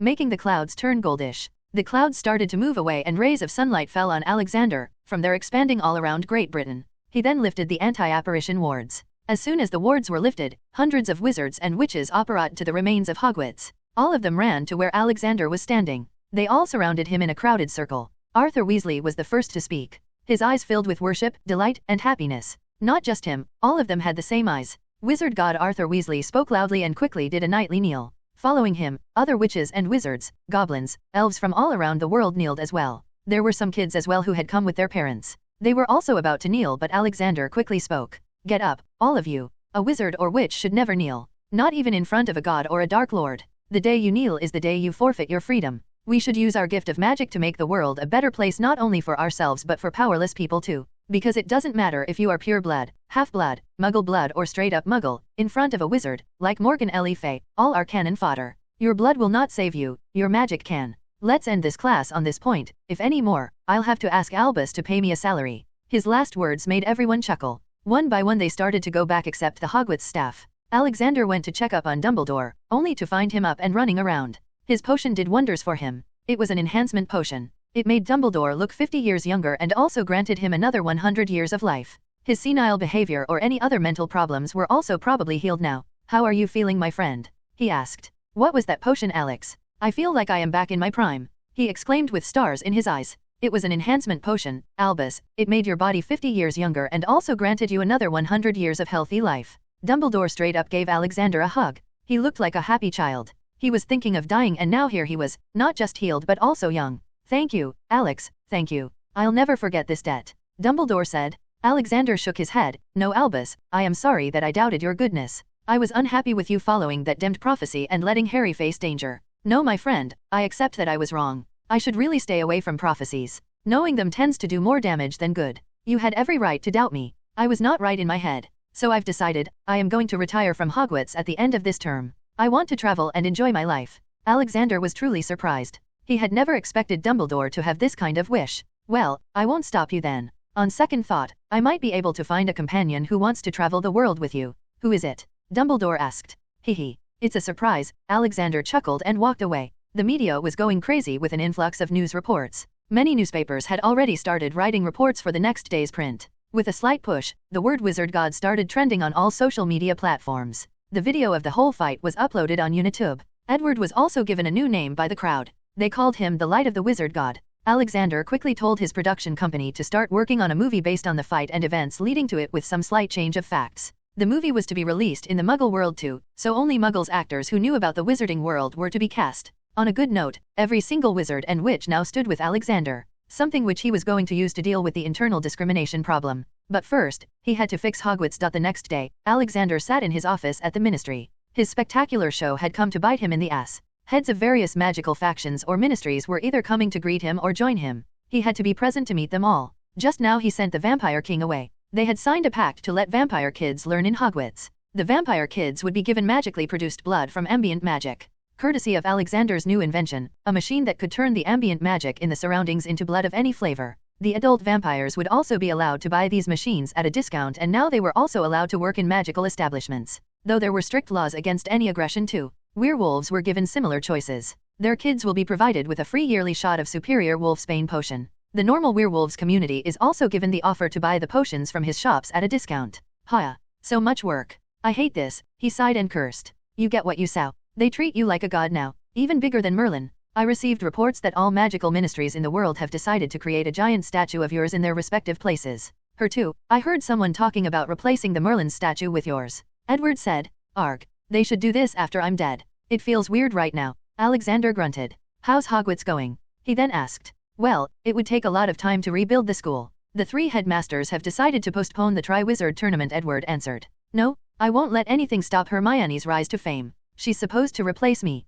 F***ck it. I'll rebuild the school myself. Let's go, Ed. He stood up and got ready to apparate. Haha, I knew you would do this. They are probably already waiting for you, Edward laughed. Pop. They disapparated at what was supposed to be Hogwarts' main entrance. Haha, welcome my friend, we were just waiting for you, Dumbledore said, with a lemon lollipop in his mouth. Alexander confusedly looked around at the small crowd. Hermione, Snape, Sirius, McGonagall, Hagrid, and other professors were there. Am I really that easy to predict? He amusingly asked. Yes, all of them replied at the same time, making him flinch. He scratched his head in embarrassment. It made them heartily laugh, and Alexander was happy to have lightened the mood. All right guys, out, all of you. I am going to fix Hogwarts. If there's anyone inside, tell them to leave the castle. Dumbledore nodded and signaled to everyone to head to the open field. Some house elves who were working inside also popped away. Alexander flew to the sky and hovered at a height. He started waving his hands and all the rubble started to fly, slowly arranging themselves. Alexander was going to make some changes to the new castle. He was making the Great Hall even bigger. The classrooms were also bigger. The whole castle was going to use magic LED lights.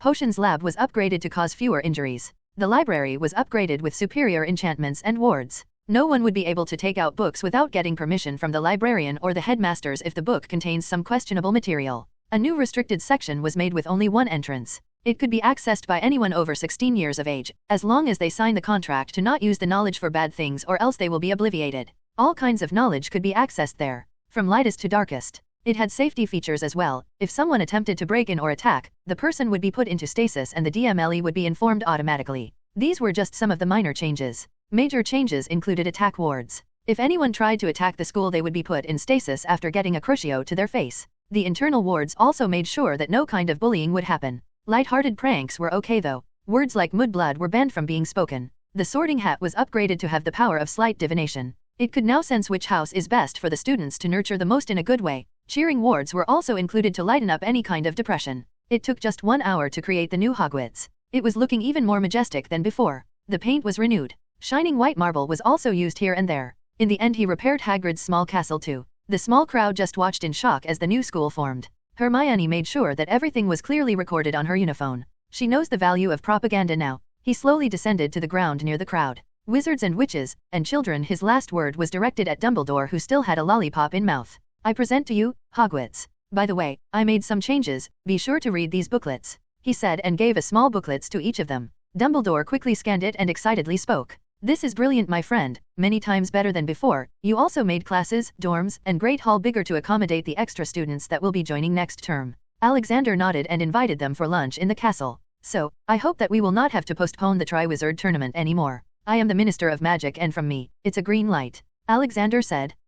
It's a go from me as well, sir. Madame Maxime agreed. Yes, from me as well. No-name Durmstrang headmasters also agreed. Then they all looked at Dumbledore, who was busy cutting his steak. What? You don't need to ask me. Hogwarts is here, we are here, so what's there to ask? He spoke. I think my potion made him too relaxed, Alexander thought. Okay then, the first task will happen in 2 days from now. Tell your champions to prepare. That evening, before leaving the ministry, Alexander signed a new law. It was fully introduced by him. It was called Magical Equality Law. According to this, all kinds of discriminatory behavior against any intelligent living being and smart magical beings were to be considered a crime punishable by law. The law also said that the ministry or any other organization in magical Britain will destroy all its public records of pure blood, half-blood or non-magical born wizards. From now on there will only be one term wizard or witch used. All intelligent magical beings are the same and will enjoy equal rights in the eyes of law. Furthermore, only Gringotts will keep a record of families and blood relations. The new law is sure to cause some ruckus, but it was much needed. There weren't many pure-blood supremacist families left, to begin with, so he wasn't much worried though. The world purity level had reached 88%. Just 2 more and he'd have to leave. But he was going to take his sweet time to increase the world purity level. He needed at least 5 more years before he could arrange Hermione to take over the ministry. Edward had already proved himself sufficient in running the business, so he wasn't worried there. Nagini was enjoying her life while working happily. Snape was happy to be with his new godson. He had also started dating some Japanese witch. Apparently, he found her on Audiobook. Sirius was a wild dog, so he didn't feel like finding a permanent girl for now. Harry had developed a crush on Cho Chang, but Alexander was sure that it was teenage hormones. Ginny was still salivating over Harry. Ron was slowly healing from his birth defects. He couldn't find a girl, so he tried to impress Hermione but was brutally rejected. It's not his fault, He didn't know that she was already dating the most eligible bachelor in the world. Hagrid was dating Madame Maxime. His new look had her going crazy. All in all, everyone was happy. Now, Alexander was headed to the production center in the Galaxy Tower. He had full trust that the paid and happy elves would not do anything untrustworthy. After all, they all were treated so nicely. They all wore clean clothes, ate clean food and slept in nice rooms. Most of the money they earned was just continuously getting accumulated in their vaults. Alexander entered the working area. The project manager elf was leading the way. While checking things out, Alexander saw a weird elf. The elf was doing no work, he just sat on a bench swinging his legs and humming some unknown song. Hey, Grippy, who's that elf? Alexander asked the project manager. Oh, that's a masterless elf. His master died recently. He's very weird, he's not even trying to find a new master. He says that he's a free elf. Grippy said in a disgustful voice. Alexander looked at the happy elf and felt pretty sure on his guess of who it was. There can be only one elf that would call himself free. Dobby, come here, he called out. Alexander also used his judgment power on him. Dobby, the free elf, category nil. Sin percentage -1%. Wait, is that even possible? Dobby looked surprised seeing that someone knew him. He tippy-toed towards him. Dobby was checking out the wizard in front of him. He knew who it was, he saw the face in many newspapers and that box thing called Uniphone. What can Dobby do for Great Master Universe? He said with his ever-excited voice. What are you doing here? Dobby's master died yesterday, Mistress Malfoy did not bond with me so Dobby came here to see friends. Alexander nodded and had an idea. He was working on a new potion for body evolution potion. Dobby, would you like to bond with my magic? I don't treat my elves badly, I pay them, give them work, food, and a good home to live in. You will still be free to do whatever you want. Alexander asked. Dobby's already big eyes got more bigger. Alexander feared that they might pop out any second now. Yes, Great Master Universe, Dobby will be very lucky to bond with you, he excitedly said. Good, come here then. Alexander put his palm on Dobby's big forehead. Dobby's body and Alexander's hand produced white light for a split second and it was done. Grippy, give Dobby a new set of clothes. Don't worry Dobby. It's a rule that every elf must wear clean clothes if they are to serve me. Okay. Thank you Great Master Stop. From now on, you will just call me boss. Okay. Alexander ordered. Yes boss, Dobby nearly shouted. Well Dobby, how did Lucius treat you all these years? Now, neat and clean Dobby in gentleman's suit and boots replied, oh, Master Malfoy used to beat Dobby a lot in the beginning but something happened 2 years ago and Master started treating Dobby like Dobby was the master. Mistress Malfoy still beat Dobby though. They beat you because you are small and weak Dobby. Would you like to evolve and get stronger? Alexander asked. Dobby quickly nodded his head, yes, Dobby would be lucky if that can happen. Then let's go to my office. I'll give you a potion that will make you evolve. Hopefully. Here, drink this and go to sleep. The changes will happen overnight. That is your room from now on, he pointed to a door at the end of the lobby. Yes boss. Dobby gulped down the shining golden liquid and went to sleep. Alexander went to work on his new project. He was going to leave his inheritance to Edward because he saw him worthy, but that didn't mean that all the next generation will also be worthy. Hence he created an inheritance test for anyone to ever be able to inherit the company. Gringotts were responsible for conducting the test, and for each successful test, they would be paid 300,000 galleons. Many god-level curses were waiting for them if they tried to cheat and they knew it. If none of Edward's descendants were able to pass the test then they would not get the company. Gringotts will conduct the test on random young high achievers of Hogwarts to choose a new owner. The house elves under the company were to bond with every new owner. Though the owner will be oath-bound to never mistreat them and whenever the seat of owner was empty the elves will bond with the Galaxy Tower's magic source. The test was unchangeable. If someone forcefully tried to become the company's owner they will be cursed for life to live a life of extreme poverty. All this was to ensure that the company always remained under righteous and competent hands. After completing his inheritance test and binding it with various contracts and other things he called Edward to come to his place the next morning. He was going to explain it to him. Good morning Professor. Oh hey good morning, Edward, and it's Grandpa for you. Come sit with me. Alexander showed Edward the inheritance test. Edward was in favor of it as he also knew that it only needs one bad seed to destroy the years of hard work. While they were discussing, Dobby's voice came from behind. Good morning boss. Oh good morning Dob. Alexander's words got stuck in his mouth when he saw Dobby. What the hell, Dobby, what happened to you? Alexander cried. Dobby doesn't know, boss. When Dobby woke up Dobby noticed that the bed's legs had broken, then Dobby got up and saw myself in the mirror. Dobby looks like a human, boss, a human. He cheerfully jumped around. I know, you were supposed to look like a human but how the hell did a 4-foot-tall elf evolved into a freaking 7.5 feet tall buffed giant? Dobby looked like a slightly thinner version of Hulk in normal human skin. What? You mean, he was an elf before? Edward asked, shock clearly visible on his face. Yes, till last night. I gave him a potion that forces humanoid subspecies to evolve into a better version of themselves. I was thinking of making an elf army for protection of Universe Industries assets. How are you feeling Dobby? Throw your most powerful charm at me, he ordered. But boss. Do it Dobby, it's an order. Dobby sent his full-powered attack charm at him. Alexander easily caught it and neutralized it. Damn Dobby, you are a master mage now. You are as strong as any Hogwarts professor. You elves also have natural dueling talent. I can't even imagine what would happen when you properly study magic. Do you feel like if I give you clothes our bond will break? He asked. Now that boss said it. Oh, Dobby feels different. I think Dobby can do whatever Dobby wants, but I still feel the need to bond or else the magic will weaken. Dobby answered. Alexander nodded. He had all his answers. It seems that whoever made your species wanted to keep you under check. They made your mind in a way that you'll have a base instinct to serve your master. Your magic was also dependent on your master for this reason. But it seems that if you get evolved you change from that species. You are a human elf now. Alexander loudly muttered. What are you gonna do now, Grandpa? Edward asked. Hehe. Now we're gonna do the biggest heist ever. We are going to abduct every single house elf in the world. We will bring them under our banner and feed them evolution potion. Once they all become human elves we will register them in ministry. All the elves will never have to worry about magic bonds as they will always have it here.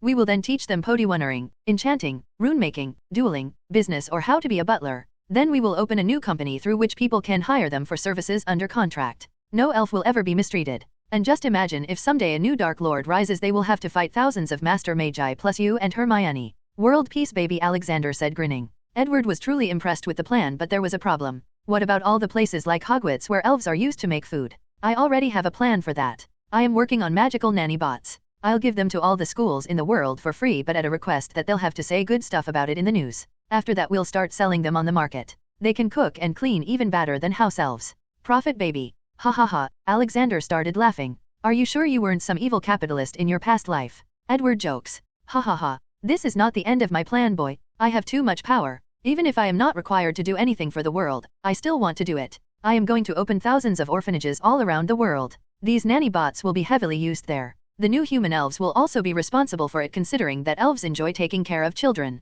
I am going to remove hunger from the world too but that will be a slow process. For now, focus on the kids. I don't want any child to sleep with a hungry stomach ever again. Alexander said his last words sounded more firm than others. Out of nowhere a little curly-haired cat jumped and hugged him. Alexander's face changed into a warm smile. Haha, finally, you found time to see this old man, he said. Alexander had now grown to 6 feet 5, so Hermione looked even smaller in front of him. I was training for the Triwizard Tournament, Grandpa, Hermione happily said. She mostly acted rowdy in front of people but whenever she was with Edward, he or her parents she would always turn into a spoiled happy child. Oh yes, I nearly forgot about it. Do you want me to train you? He asked. Hermione shook her head. No, Grandpa, I don't want to have anyone to think I had an unfair advantage. Besides, I am confident that I'll win, she proclaimed. Oh, and training with me isn't an unfair advantage, Edward said with arms crossed. Hermione was so engrossed in Alexander's words that she hadn't noticed Edward. When she looked at him her face turned red. She had her first kiss just a day ago in one of the training sessions. She embarrassingly hid her face in Alexander's chest. Alexander understood by her face and faked that he got angry at Edward. Boy, don't tease my Hermione, or I'll turn you into a donkey, he winked at the end. Edward understood. Oh really, not before I turn you into a pig. Ha. They both shouted like they were about to shoot charms at each other. "No, stop," Hermione roared, stepping away to see the situation. When she saw both of them smiling at her, her face turned even redder. All of them started to laugh, including Dobby. The next day, it was time for the Triwizard Tournament. Alexander was supposed to be head judge so he had to be present there early. Alexander went to the platform for the 4 judges. As soon as he entered the vision of the people, a loud cheer engulfed the whole arena. Alexander had to wave hands and tell people to sit down. Unlike in the movie, this time the arena was very big. There were more than 100,000 people there. Many came from foreign countries. At that time Alexander had the idea to make an international wizard tournament in which champions from all magic schools in the world will compete for the trophy and 1 million galleons. The audience was waiting for the tournament to start, the cameras were set and the people of the world were watching it. The in-between ads were stacked properly. It seemed that the big businesses of the wizarding world had started understanding the value of advertising. Behind the champions' entrance, the 3 champions were briefed about their task. Then they all took out a miniature dragon from the bag. Hermione was matched with a Swedish short snout. Fleur Delacour was matched with a common Welsh green. Victor Krum was matched with a Hungarian horntail. Their order was Hermione, Delacour, and Krum. Hermione prepared herself for the task, took a long breath and walked into the arena. As soon as she entered she heard the cheers of people and distinct screams of Edward and Alexander. She embarrassingly ignored them and walked towards the dragon. The Swedish short snout was acting as if asleep while covering her eggs. Hermione calmly walked to the dragons and made some weird noise from her mouth. No one knew what she was speaking except 2 beings, Alexander and the dragon. The dragon lifted her head, seemingly interested in the little human. Ha ha ha. She did it. She mastered the dragon tongue, Alexander roared, nearly scaring the other judges sitting on both sides. What? When did she? Dumbledore delightedly asked. She's been at it for the past 2 years, Alexander answered. Truly a genius, Madame Maxime complimented. Yes, she's the best. He bragged smugly. What do you want, human? Go away. Hermione heard the dragon. Delighted that at least the dragon is ready to talk. Hello, my name is Hermione. You see, that golden egg in your nest is not real. She was cut off by the dragon's angry voice. I know that, human. Do you take me for a fool? Then why are you risking yourself for it? Please give it to me, she requested. She didn't want to hurt the dragon. Hermione always had a soft spot for magical animals. No, it's mine. So shiny, such perfect shape. The dragon said, looking at the golden egg. Hermione understood now. She had forgotten that dragons are gold junkies. They would fight for anything shining. I didn't want to hurt you, but if that's what you want, she took a fighting stance. Wait, I can feel your power. I don't want to die, so I suggest we trade. You can take the fake egg if you give me something comparable to it, the dragon suggested. Alexander was trying to control his laugh hearing the business-savvy dragon. Hermione suddenly had a thought when she saw Alexander in the background.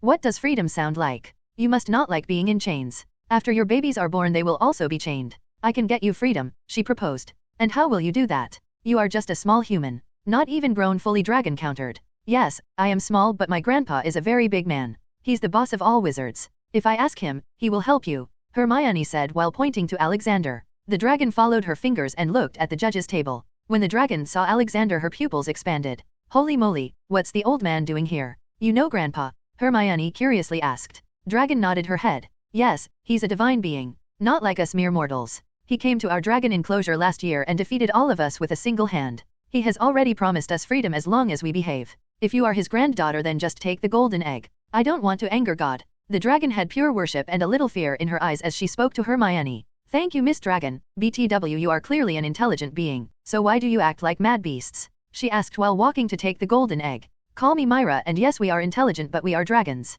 It's in our nature to be angry and wild. We just don't like to interact with you humans, and in return, you all declared us mad beasts. Myra grunted. Well, I think Grandpa must have something amazing planned for you all, so be happy. I should go now. Thanks, Myra, Hermione said with a slight bow. No problem, little humans. Myra went back to sleep. The audience just looked at the shocking interaction between the dragon and Hermione. They even forgot to cheer, but then Alexander stood up and started clapping. People followed him, ushering the arena in crazed cheering. The judges showed the scores on slates in front of them. Madame Maxime and Dumbledore gave a 9, no-name Durmstrang headmasters gave 8, and Alexander shamelessly gave a 10. Total being 36. Next, it was Fleur Delacour's turn. She elegantly used some Vila bloodline-related spells to confuse the dragon and stole the golden egg. Everyone gave the same score to her except the no-name guy, who gave her a 7. Her total was 35. Alexander glared at the Durmstrang headmaster, making him shudder in fear. The headmaster must have forgotten that the tournament was being shown live all around the world. He was spoiling his own image. The next was Victor Krum. It was his bad luck that he was matched with one of the most dangerous dragons. He entered the arena with caution and looked around to assess the situation. The Hungarian Horntail was looking at Victor with anger. Suddenly she lunged at him. It seemed like Victor was planning for that. He threw a spell at the dragon's nest. Feeling a threat to her eggs, the dragon jumped back to her nest. Due to being preoccupied, the dragon didn't see a conf Ringo, blasting curse, sent towards her. The curse hit her neck, causing a deep wound. The mother dragon screamed in agony and lost her balance. She started to fall on her eggs in the nest. Without waiting a second, Alexander jumped from the judge's seat and stopped the dragon from falling on eggs. People gawked at the scenes. The cameras started making shudder sounds. The audience was so shocked because Alexander didn't use some magic to levitate the dragon, but he used his bare hands to hold the giant mother dragon's 50 feet body. He quickly put down the dragon and looked at her wound. She was bleeding a lot. Victor Krum felt Alexander's anger even though he was quite far away, not just him. The whole arena felt it. Alexander had strictly told everyone that under no circumstances should the dragon be fatally wounded. He quickly put a healing potion with phoenix tears on the wound. The wound healed mostly, but the dragon was still unconscious due to losing too much blood. So he fed her a lot of blood replenishing potions. Charlie, come here and keep an eye on her, he called out. Quickly a red-head bearded boy came running to the dragon. He was Charlie Weasley. Then Alexander left her and went on to check on the eggs, but as he was walking towards the nest he heard a slight cracking sound. He looked and sure enough, the eggs were hatching. One by one, all 3 eggs started to hatch, and soon the first little dragon came out and opened its eyes. The dragon made a small screech followed by its 2 more brothers or sisters. F***ck, Alexander said out loud. The reason being that he knew what their screech meant. Mother, mother, mother. That's all he heard repeatedly. They had imprinted him as their mother. The little dragon started to jump around him. One of the brave ones even jumped and latched on to his golden chain hanging around his neck. Ha ha ha. I can't really get angry at such cute little guys. Though I still hate being called mother, he thought to himself. Then he started caressing them. After a while, he heard the mother dragon waking up. Alexander prepared himself for a chat. My babies, she roared. Easy there. They are fine. Look, Alexander said, pointing to the 3 baby dragons. 2 on both shoulders and 1 on his head standing like he was king of the world. The dragon mother waited for her babies to come to her but they didn't. To them, she was a stranger. Feeling the rising anger in her, Alexander spoke. Yeah, there is a problem. They think I am their mother. But worry not, I can help you. You should remember me from a year ago. I am the human that your leader called God. He tried to ease her. The mother dragon looked at him for a while then spoke. Yeah, now that you say it. You do look like him. Your aura also feels quite different. Pure. Okay, tell me, how can you help me? Alexander smiled. Yes, I can imprint you as their mother but there is no way of making them forget that I am their mother, without messing with their minds. It's your choice, what do you want? The mother dragon fell into contemplation. She looked at her 3 bundles. One of them was quite energetic. It was now hanging down on the gold chain. She thought about it and didn't like the idea of messing with their heads. Okay, as long as you don't take them away from me I'll agree to let you be their mother too, she answered. Alexander felt relieved. He also didn't want to obliviate them. Thank you. By the way, what should I call you? I am called Belina and the one proudly standing on your head will be called Bunty after my first caretaker. The cheerful one hanging on your chain will be called Bobby after my second favorite caretaker. The silent one on your shoulder will be called Dexter after my third favorite caretaker who was also very silent and smart. She introduced and also named her children.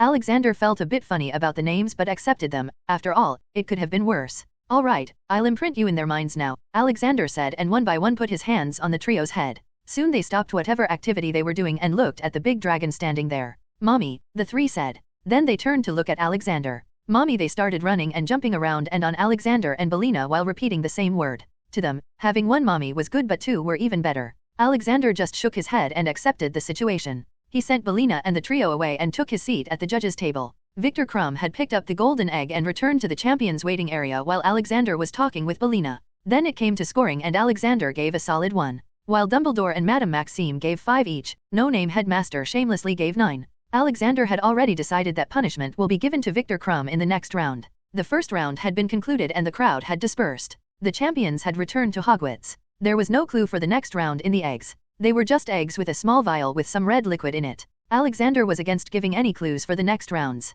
The next and final round was to be held in 5 days. Alexander had decided to deal with the elf heist till then. There was also a poor dragon chained under Gringotts. But first, he was invited by Dumbledore to his office. What's with you and your weird candy-related passwords? Lemon vomit tart, seriously. Alexander entered the office. Haha, my friend, when you are this old you have to find happiness from little things, Dumbledore answered. Alexander shook his head, and only you can find it in things like these. I should probably invent video games for people like you. Video games, what's that? Dumbledore asked in excitement. You'll find out pretty soon. So, why did you ask for me? Oh yes, I nearly forgot.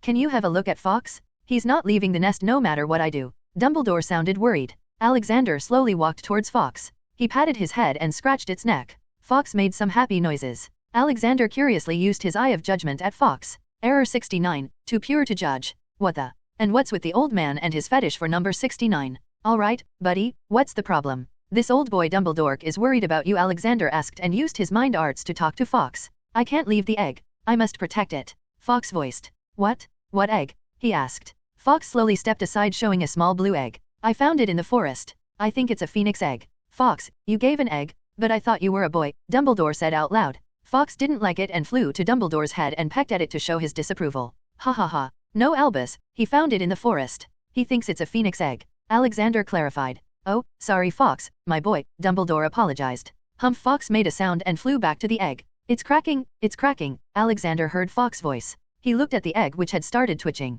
Dumbledore also excitedly came close. It was a very rare chance to see a phoenix being born from an egg. The first cycle of many births in their lives. The egg hatched and the tiny head bobbed out. A small piece of eggshell still on its head. Due to Alexander's divine soothing aura, the little phoenix turned its head towards Alexander. Then it opened its eyes for the first time. Chirp. F***ck Alexander cursed out loud. Alexander returned to his office at Galaxy Tower. In front of him were Hermione, Edward, Nagini, and Sirius sitting, trying to hold their laughter. You can laugh, you know. I won't bite. Ha ha ha ha ha. Oh my god, you became a mother of 3 dragons at the tournament and now a phoenix. Sirius roared in laughter. The little phoenix chirped happily from his prized nest on Alexander's head. All jokes aside, Grandpa, why is he blue, unlike Fox? Hermione asked seriously. Well, Albus said that the blue phoenix are an extinct species. They haven't been seen in the past 1,000 years. Just like its color, it breathes blue flame. They are supposed to be purer than the red ones, guess. Alexander explained. And you are his mommy now. Did you name your son? Edward asked, still chuckling. Yeah, if he thinks I'm his family then he should share my name too. I've named him Barry Maxim Universe. Just call him Barry, he said. Hello there, Barry, Hermione greeted the little phoenix, which in return gave an acknowledgement chirp. Alright fellas, now to important business. Dobby, have you collected all the homeless elves around the world? He asked the giant elf. Yes, boss. I have gathered them in the warehouse. They have all been bathed and fed. They are waiting to bond with you now, Dobby replied. Alexander nodded and stood up. Alright, guys. I'll tell you the plan. We are going to help/kidnap all the house elves in the world and bring them here in the largest warehouse underground. Then I'll activate the isolation wards which will break their connection to their master. We will tell them that they were forsaken by their masters and feed them the evolution potion. After they evolve, I'll bond my magic with all of them. Due to my superior strength than any other wizard, their past bond with their masters will probably vanish, granting them freedom. Then they will sign the contract and start their various trainings. Alexander instructed. Okay, but where do we fit in all this? Sirius asked. Nowhere in this plan. What I want you four to focus on is the next stage of this. All of you know about the Muggle world, so I want you to visit every country in the world and start establishing orphanages. As many as you can. I want at least 30,000 orphanages up and ready to start in 1 month. He answered. Don't get me wrong, but what is your purpose in doing all this, Grandpa? And who is going to man these orphanages? Hermione asked. Well, let me tell you a small story. At the beginning of it all, there were 10 witches and wizards. They were the first living humans on Earth. Soon they all mingled and each couple had 3 children. But out of every 3 children, only one was born a witch or wizard. The other 2 were all born squibs. From there the wizards married each other and procreated more magicals. On the other hand, the squibs forgot about their magical origins and procreated as ordinary muggles. After thousands of years both the magicals and the non-magicals had forgotten their common roots and started fighting. But non-magicals gravely outnumbered the magicals. The number of witches and wizards started to fall. Humans also started burning anyone with even a tiny bit of magic on stakes. In the end, the magicals decided to go into hiding for forever. Alexander narrated. He had found this knowledge from Morgan Le Fay's mind. Damn, so muggles and we have the same blood running through our veins. Also are all muggles squibs? Sirius exclaimed and asked. Alexander nodded and continued. Yes, not just that but every squib also has magic in them. It's just that it's very weak. In a way, you can say that all the squibs are very late bloomers. Through the orphanage, we will teach all the kids the art of wizardry. I am currently working on a new wand that is more sensitive to magic but not as strong as common wands. Chances are that with some years of practice all the kids will be able to use chore magic. Magic like creating some fire, cleaning things, repairing small broken objects or levitation something. The wands will come with intent-based enchantments. If anyone tries to use it to harm someone then it won't work. Hopefully, their next generation will be born wizard or witch. Now, on the other question. We have a huge jobless population of Muggle wizards who couldn't find a job after school because of discrimination. They were forced to go back into the Muggle world and work there to earn a living. I'll hire them under contract. There are also many jobless real squibs and also these thousands of soon-to-arrive elves. Now, your next question might be, how will you finance all this? Simple answer, magic. We will establish antique cars, jewelry, and item restoration businesses around the world. We will use magic to restore them and then sell them. We will also start a real estate business and buy all rundown buildings or apartments and magically restore them to sell them. I already own a movie and TV show production company, so we will be expanding it. All this will be kept a secret through a magical binding contract with the strictest punishment being getting obliviated. The opportunities are endless, we just have to take a step. I've been teaching Edward all about business in the past 3 years so he'll manage all the business. I'll manage the orphanages. He ended his small speech and took a long breath. Yes, I'll manage it properly, Professor. You don't have to worry, Edward comforted him. Goddamn Edward, how many times I'll have to tell you? Call me Grandpa, he refuted. Yes Grandpa, Edward embarrassingly said. Hermione chuckled looking at her boyfriend. Okay, move. Travel the Muggle world and buy all the property you can. Use the money from the company account, Alexander ordered, and all spread out. Alexander looked at Dobby. Let's go to the warehouse. In the underground warehouse, there were about 1,000 house elves waiting for him. They were all masterless. Everyone, I think you already know me. I'd like you all to bond with my magic and in return, I'll give you work, food, and housing. All those who agree can come to me one by one. House elves didn't have many expectations when it came to work. They were happy as long as they had something to do. Bonding with a magic user as strong as Alexander was a cherry on top. In the end, all 1,209 elves stayed with him. Next was telling them about his elf heist and making sure they did it properly. That night, Alexander's elf army raided places all around the world, kidnapping all elves they could find. The process was repeated for another day and by the end, they had gathered 12,000 elves. But there was a problem now. They had no way of finding out if there was an elf still left out. When Dobby went to report the problem to Alexander, he found Alexander beating his head on the table. Stupid. How can I be so dumb? Oh hey, Dobby, I know why you are here. I know the solution to the problem. Let's go to the warehouse. Alexander walked past Dobby. Yes, boss. Edward was working on ordering the horde of elves. Oh hey, Grandpa. Alexander ignored his greeting and cast a charm loudly. Oxio Suprema all the house elves in the world, except those in this room. His superior Oxio teleported things if they are too far or have physical obstruction in between. Out of nowhere, about 2,000 elves started to pop up in the room. Edward looked at him shockingly. Why didn't you do that in the first place? Alexander stayed silent. You forgot, right? He asked. I think I've grown old, Alexander muttered looking at the ceiling. You're immortal, you will always grow older, Edward interjected. I am feeling hungry. Dobby, tend to the elves. Give them food and clothes. Also, tell them why they are here. Then give them the potion, Alexander instructed and went back to his office. Hey, don't ignore me, Grandpa. Edward followed behind him. Diagon Alley. Go on, Harry, you can do it. You're a freaking Quidditch star. I am sure she will say yes and you don't even need to worry about anyone interruption. I've booked the whole Florian Fortescue's ice cream parlor, Sirius said, giving a push to Harry. Harry was trying to ask his crush Chok Ching out for the ball night, and as always his two godfathers had decided to support him in some unconventional ways. Perhaps you can use some aid from Felix Felici's luck potion. Just gulp it down and say the magic. Snape suggested, showing a transparent vial. God damn, finally something good came from you, Snivella. Sirius praised and slapped Snape's shoulder. Harry agreed and gulped down the potion. He headed straight to the ice cream parlor. He entered and found the Asian beauty sitting by the window. When she saw him, she tried to stand up to say hello, but unfortunately/conveniently her foot got stuck in the table's leg and she lost her balance. Harry quickly moved to catch her head on. They both fell on the ground with Cho Chang on top of him, her lips touching his. Her melons pressed against his chest. She quickly got up, her face turned totally red. Sorry, my foot got stuck. Oh, it's okay. Let's order something, Harry said, changing the subject to save her from embarrassment, which won him some gratitude points. They ordered some ice puddings and chatted about Quidditch while waiting. The server was taking a large ice cream cake to storage, but unfortunately/conveniently he slipped. The whole cake was about to fall on Cho Chang, but Harry quickly shouted, Wingardium Leviosa. Then he realized that he didn't have a wand in his hand, but surprisingly the cake was still levitating. Then the cake assembled itself back on the tray. Cho Chang looked at all that with her mouth wide open. It was widely known that Harry Potter was just a slightly above average student in his studies, but he was extremely talented in Quidditch. He was even offered a place on the national team. What he did just now was wandless magic, something which not even the best of students can do. Cho Chang was head over heels for Harry Potter now. After some time they ate their pudding and Harry asked, So, Cho, I was hoping if you are interested in going to Yule Ball with me tomorrow. Yes, she abruptly answered before even realizing. Then she turned red again. Thank you, I'll see you tomorrow at the ball then, Harry said and left. He couldn't gather more courage to talk.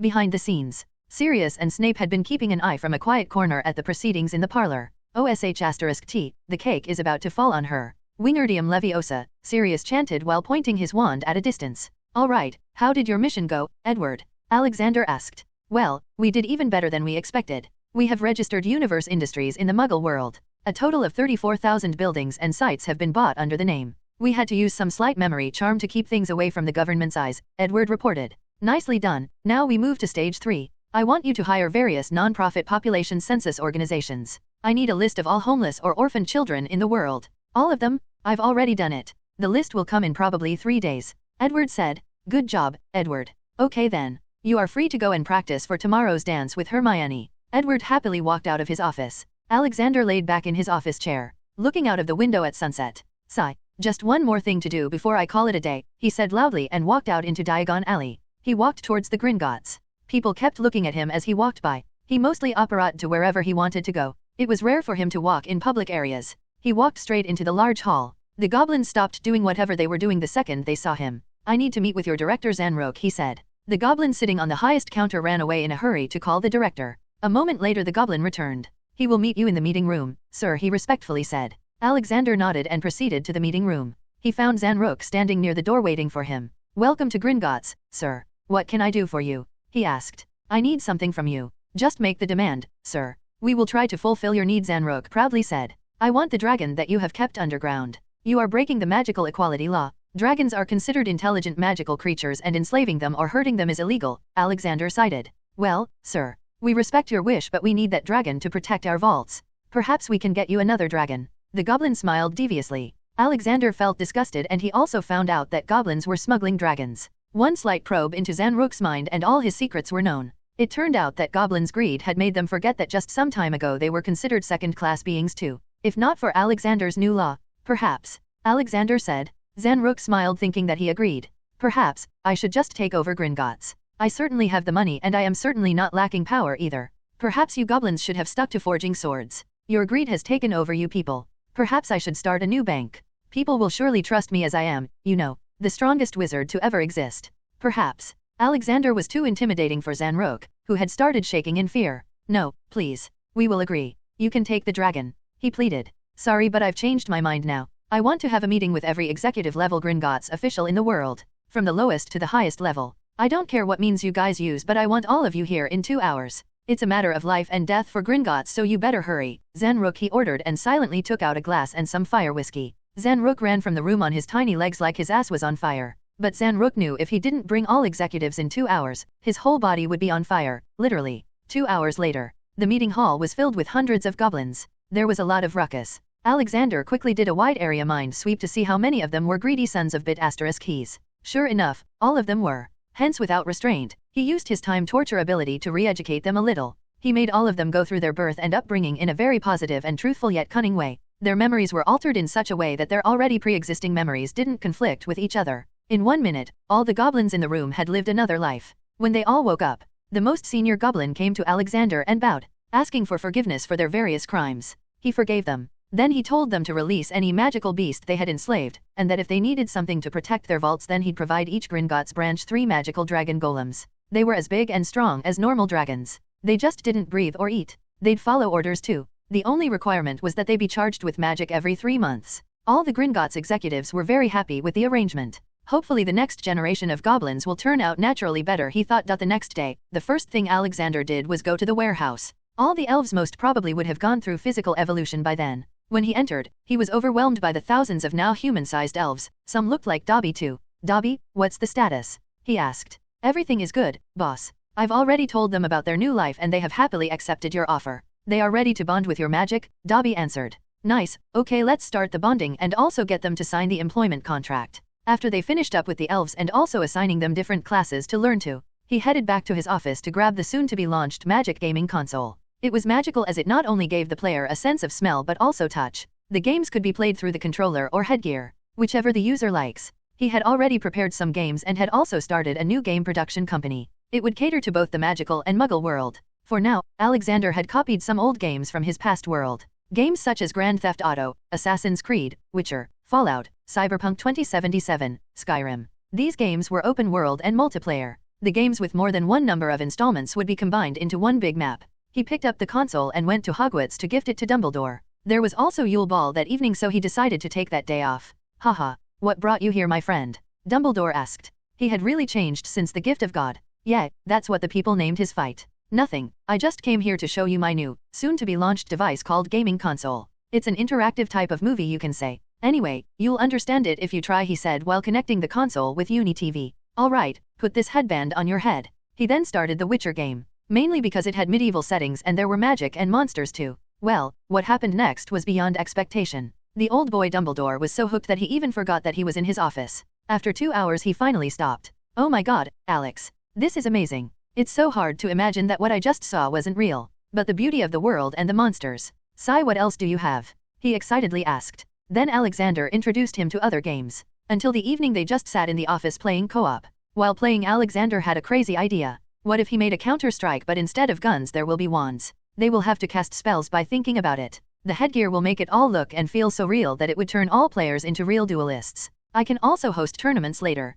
Deciding to work on his plan later, he left the Dumbledore's office to get ready for Yule Ball. He simply put on a long coat over his daily gentleman clothes. He always looked magnificent, so there was no need for more improvement. After getting ready he apparat to ball venue. The venue was selected by him. It was a large rooftop which was immensely decorated. A false ceiling was also made to hold disco lights for later. His main purpose for selecting the rooftop was because he had prepared for 6 hours of continuous sky fireworks. They were magically made, so no fear of harming the climate. Plus it would make the night more beautiful. Mainly for couples. Another change that he made was that all students were allowed to visit. But only 4th years and higher could dance in the ball. 1st, 2nd, and 3rd years could dance in the disco hours. There was also an all-you-can-eat buffet, alcoholic and non-alcoholic beverages, and many more fun things. He had included an open-air theater set for later hours. It would show the Titanic movie, which his studio had recently released in the Muggle world. He had already searched for movies and shows that had scripts and copyrights in the world. He left those that were there but those that were missing, he decided to make. Titanic was never supposed to come out in this world as Titanic never happened because there was a wizard present on the ship.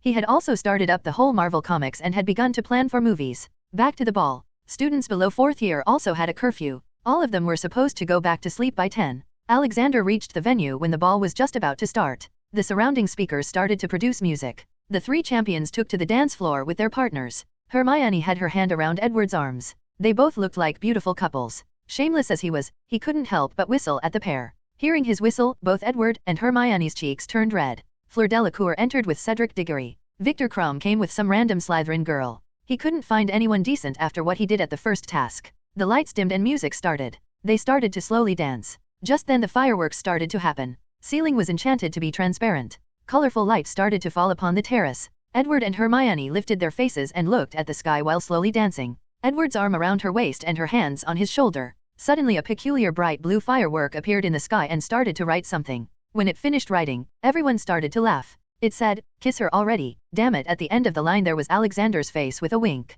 Edward and Hermione embarrassingly ignored everyone and just looked into each other's eyes, mesmerized with each other. God damn it, why aren't they kissing? There can never be a better opportunity to declare themselves a couple in public. I guess I'll have to bring out the big guns. Alexander disappeared for a second. When he reappeared, he had 2 new guests in his hands. All right, Fox and Barry. I want you 2 to sing the best love song you can. A song so good that it would turn even those soulless Durmstrang boys into lovers for each other. Go now. Bring me some pride, he said. Fox and little Barry puffed their chests out proudly. Then they flew in the air and started chirping the song. Their song turned the atmosphere of the room to a full 180 degrees. Edward and Hermione finally kissed. But they weren't the only ones. Many other couples were kissing too. Hagrid and Madame Maxime, Harry, and Cho Chang. The most shocking one was actually Malfoy. He left Daphne and was currently in a passionate threesomes tongue twister with Crabbe and Goyle. Well, who am I to judge? But damn, Fox and Barry are too good. *T I miss her now, Alexander said, missing his old wife. Soon both Phoenix came back to Alexander and sat on his shoulders. He petted them and said, "Good job, both of you. Your song was so good that I was just a pinpoint away from turning into another Dumbledore." Both of the Phoenix looked at each other seemingly confused about what they heard. Alexander noticed it. "Ah, you guys are too pure to understand the complexities of this word. Go, eat whatever you want now, but no stealing from people's plates. Just point your claws at whatever you want and someone will give it to you." He sent them away. Then he slowly walked to the dance floor. Just when he was about to enter the floor he loudly clapped his hands and in an instant, the whole theme of the venue changed to more unofficial. The dance music came up and colorful lights started to blink. "All right, everyone. The real party starts now. It's time to dance," he roared. The whole hall followed him and loudly cheered. In a matter of seconds, the whole dance floor got filled with people jumping and dancing. Alexander was absolutely the craziest of them all. He was jumping around with 2 first-year kiddies sitting on his shoulders and Fox and Barry flying around him, chirping heavily. He was also casting small flying charms at 1st, 2nd, and 3rd years, making them fly in the air. He then shot a Patronus which divided itself into 20 different magical animals. Even the definition of having fun involved a crazy amount of power for Alexander. The night was wild. Edward and Hermione came closer to him while dancing and gave him a quick hug. "Thank you, Grandpa," they said. "You call me Grandpa and then say thank you. Come on guys, don't hurt me like that." He dropped some fake tears. The party continued and soon it was Luna who was happily sitting on his shoulders. "Hey, where are your shoes, little Luna?" he asked. I don't know. It was hurting to dance so I put them somewhere, but someone took them," she expressionlessly said. Alexander knew that someone was messing with her on purpose. He then realized that the wards couldn't pick it up as bullying because Luna didn't consider it bullying. She was just too pure. Right there and then he rewrote the anti-bullying wards to include cases like these. Then he happily looked at her. "What is your favorite magical animal, Luna?" he asked. It's Crumplehorn Snorkak, but I haven't seen them yet," she answered. "Oh, that. It's quite hard to find, you know. They have a special ability to hide from people." Luna's face showed a rare shock and excitement. Can you help me see one?" "Absolutely, my dear. Let's go." As he finished speaking he apparat to a forest in Sweden. Luna, still sitting on his shoulder. "Where are we, sir?" she asked. "Oh, no calling me sir or professor. I am no longer a teacher at Hogwarts and working hours are already over at the ministry. Just call me Grandpa, or do you want to call me by my name?" he asked. "No, Grandpa," she said. "Haha, good. Let's go and find that fatty Crumplehorn Snorkak," he said and flew towards a hill at the center of the forest. "Does it live here?" she excitedly asked. "Yes, he does. The reason they are so hard to find is that they have various kinds of hiding abilities. They have the ability to stay invisible for as long as they want, and even if someone sees them they forget where they saw it or what it looked like. They release a kind of magic which partially obliviates people near them. They can literally walk on a crowded street without anyone noticing them. Another major reason they are hard to find is that they sleep a lot. By a lot, I meant years at one stretch. He explained to her while flying. No wonder people think they don't exist, Luna interjected. Yes, oh we've arrived. He helped Luna to get down. Alexander went ahead and lightly kicked something invisible. He repeated the kick some 10 times before a voice came. Yawn. Oi, get up. Your #1 fan in the world has come to meet you, Alexander said. Luna was looking at the direction Alexander was talking with excitement. Then suddenly something appeared. A bear-like purple furry creature. It had a long uneven horn on its head. The face of the creature also looked very cute. Luna couldn't control herself and ran to the creature and hugged its furry belly. Crumplehorn Snorkak. You are real, she spoke. Well, of course, I am real.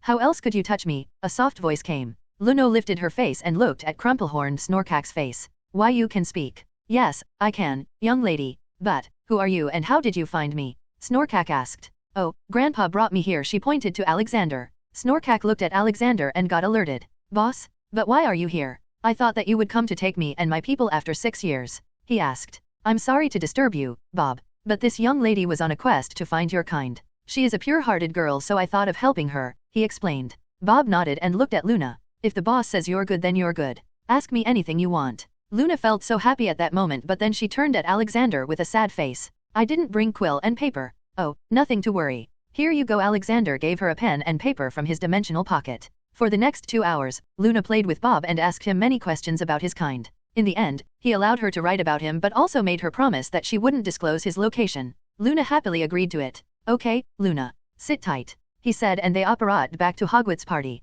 Luna was already past the curfew, so he had to help her get into her dorm. He then went back to the terrace. Most of the couples had hidden themselves in whatever isolated corner they could find. Edward and Hermione weren't one of them though. They could have alone time whenever they wanted. Edward himself owned a great castle. They just sat at the bar, drinking some butterbeer and fire whiskey. And here I thought that I'd not find you in the castle anymore. Good thing to know that youngsters these days can control themselves, Alexander said while standing behind them. Action like a typical shameless elder. Hermione turned red hearing him. Ah, don't tease her anymore, Grandpa. She's turning into a tomato, Edward joked. Oh, being overprotective, huh? Anyways, did you see Dumbledore? He asked. He's watching the second rerun of Titanic movie, Hermione answered. Alexander was about to say something but was interrupted by the oncoming crowd from Open Theater. Dumbledore straight up walked to him. God damn it, Alex, why did you have to kill Jack? That plank had enough space for 2 people. My friend, that's what the story was about. 2 people, so close yet their worlds so far apart. Life is not always sunflowers and fairy tales. Many times, life is just tragedy, Alexander solemnly said and put his hand on Dumbledore's shoulder. Don't give me that bull. I know you wrote it. You could have changed it. He refuted. Yes, and then it would have flopped. The death of Jack is the selling point of the movie. People are so accustomed to happy endings that tragic endings come as a surprise to them. It makes people cry. Also spend more money to buy a ticket and watch it again, he smugly replied. You and your crazy business strategies. Dumbledore shook his head. Well, you gotta be a bit crazy to get this rich, Alexander refuted. Wise words indeed, Snape interjected. Good to see you, Severus. Where is Harry? Alexander asked. He could see the slightly reddened eyes off Snape. The emo boy must have cried a little at the ending. Probably in some corner with his new girlfriend. Sirius butted in with a large glass of butterbeer. Alexander nodded and then looked at Dumbledore. Albus, I want to talk to you. Dumbledore nodded and led him to the office. What is it, Alex? Well, I mean no offense, I want to try your Elder Wand. You see, I haven't been able to find a wand that could match me. I don't really need one, but I still want to feel how it works. Considering that your wand is the STR. Alexander was interrupted when Dumbledore straight up took out his wand and shoved it into Alexander's hands. Just like that. Yeah, just like that. If I can't even trust you this much, then I should just jump out of the tower's window, Dumbledore said. Damn it. I'll have to work on that surprise for you faster, Alexander mumbled. Truly touched by the trust Dumbledore showed, Alexander checked out the Elder Wand in his hand. He could feel that it was somehow bound to Dumbledore, but he also felt that if he tried he wouldn't feel any problem in using it. He lightly flicked it and cast some low-level spells. Elder Wand my ass. If I use any more magic then it would snap in half, he said to himself. Sigh, as strong as it may, it's still not strong enough to handle my full magic. He sighed and handed it back. How did it feel? Dumbledore asked. Well, I can feel a slight ease in the flow of magic. It's like breathing in a city and the countryside. You can breathe in both places, but the countryside feels a bit better. However, this has cleared my doubt. Wands don't make magic stronger. It's like crutches to help walk, he said. Do you mean that wizards are meant to do wandless magic? Dumbledore asked. Alexander shrugged. I don't know, but think about it. We know that wandless magic is possible but is hard to learn. We know that wands make casting magic easy. So basically a wand is just a cheat. Don't you guys ask the question, has anything ever happened around you which was hard to explain? For example, when you're excited or too happy to all non-magicals when giving them a Hogwarts letter. Those kids had performed wandless magic even without them knowing magic. So tell me, aren't we just making them handicapped by giving them the cheat called wand? His words hit Dumbledore hard, who then fell into deep thoughts. Alexander just silently left the room and went back to his office. Dobby and Nagini had been overseeing the new elves. The elves were also diligently studying. They wanted to be useful for Alexander as fast as possible, but overworking was against the rules. Alexander started working on his muggle wand. Now that he knew how a wand worked, he felt many new ideas emerging in his head. He now knew how the wand drew out magic from its user. Using the same principle, he made a wand that used the meager amount of magic to get the command, but to cast the magic it used ambient magic in the surroundings. This was also the reason why the wands could only be used to do chore magic. Happy with the results, all that was left now was designing an assembly line for it. He could see the happy faces of some official squibs like Argus Filch, the janitor of Hogwarts. The next day, he wore one of his finest suits. He rarely changed his clothes from his everyday vest and shirt combo, but today was an important meeting. He was going to work out Dumbledore's surprise. He got up from his office chair and apparat to a certain castle in Austrian Alps. Halt, state your name and the purpose of your visit. A guard at the main entrance stopped him. 10 more guard had their wands out, aimed at him. I am Alexander Maxim Universe, the current British Minister of Magic. Here to meet Gellert Grindelwald. We are sorry, sir, but no one is allowed to meet him, a supervisor said. And why is that? Alexander asked. Because he's a level 10 criminal with a history of successful jailbreaks. He's very strong too, sir, the supervisor replied. So you're telling me that a more than 100-year-old wizard, who hasn't been able to use magic since the past 50 or so years, who is probably in his most vulnerable state right now, can fight me and run away? He asked with a slight irritation. He needed to act like a big man or else they wouldn't take him seriously. No sir, it's not like that. The supervisor stuttered. It's all right, man, I'm not going to eat you. Just go and tell the prison director about me. I'm sure he'll know what to do, he suggested. The supervisor nodded and ran back into the castle. Soon he came back with another guy. We're sorry to keep you waiting, sir. Please follow me, I'll take you to your destination, the man said. Nice. Let's go then. Alexander followed the guy. They entered the castle and the guy led him to a small room with a small globe at the center. Please touch the globe, sir. It will take us to the prison. I knew this castle in the mountain was just a fake. The real prison is somewhere else, he said and touched it. They were portkeyed to somewhere frozen. For as far as he could see there was only ice. Whoa, who knew it was at the South Pole? Wait, are those? Yes, sir. They are ice dragons. We feed them and in return, they guard the perimeter. The guy answered. Cool, by the way, what's your name? He asked. My name is Sam. Me and my brother Dean run this prison. We keep many dark and dangerous creatures in here, he answered. Why did you allow me in so easily? Alexander asked. Sir, we all know that this world runs on the concept of survival of the fittest. You are the strongest being in the world, so you get to do many things that no one else can. And I also knew that even if I denied you, you would have found another way in. Sam answered. Haha, I like you. Can you tell me about Grindelwald? How's he been behaving? The last time I met him was in 1944, when he was madly running around the world calling for magical purity, he asked while walking. Well, he's surely calmed down a lot. In fact, he's been spending all his time watching the TV that you gifted him. He really likes it. He even counseled some guards to invest their money in the market, especially your company. It kinda really makes you ask, why did he turn evil back then? Sam said in a thoughtful voice. That's a big question indeed, he added. Here we are. This is his cell. I'll wait outside, Sam said. Alexander opened the door and walked in. The cell was quite spacious. There was a bed at the corner, a covered lavatory, and then there was a couch and a TV in front of it. An old man sat there on the couch watching the Terminator movie. Finally, we meet again, my old friend. Come, sit. Alexander calmly walked and sat on the couch. I must say, Nurmengard is much better than Azkaban. And I agree with you. Azkaban is really an inhumane place. Instead of giving a quick death, they throw you in a place full of dementors to be tormented, and they call me evil. Alexander quickly checked his sins. Gellert Grindelwald, Category 2. Indirect murder, 300. Kidnapping, 300. Torture, 400. Sin percentage, 34%, reduced from 68% for already serving some punishment. Quick death is what they get now, if proven guilty, Alexander said. Is that why you've come? To grant me quick death? Well, I suppose I've lived more than I ever expected to. It's not really a bad time to die, Grindelwald said with a sigh. I can give you death if you're so fixated on it, but I came here to discuss the terms of your release. His words shocked the withered old man a bit. Is that your new way of torturing people? By giving them false hope? Oh, you have no idea about my ways of torture. Anyway, just read this and tell me what you think. He gave him a paper. Grindelwald read it slowly. Interesting, a blood contract. It makes me unable to break the clause written or else my magic will kill me. And you want me to follow the command of this Edward Firestorm? Yes, he's my apprentice. My heir. You will also accompany Dumbledore in his world tour, that he's just about to start after retiring. He answered. Dumbledore has retired? He asked. Not yet, but he's doing it after the end of this term. And why are you doing all this? Last I remember, you abhorred my way of thinking. And I still do. You are a pretty strong and smart wizard, Gellert. I want to use you for the betterment of the world. That contract will make sure you don't turn rogue. As said in it, you will never be allowed to wage war or fight against any person, country, or organization in the world.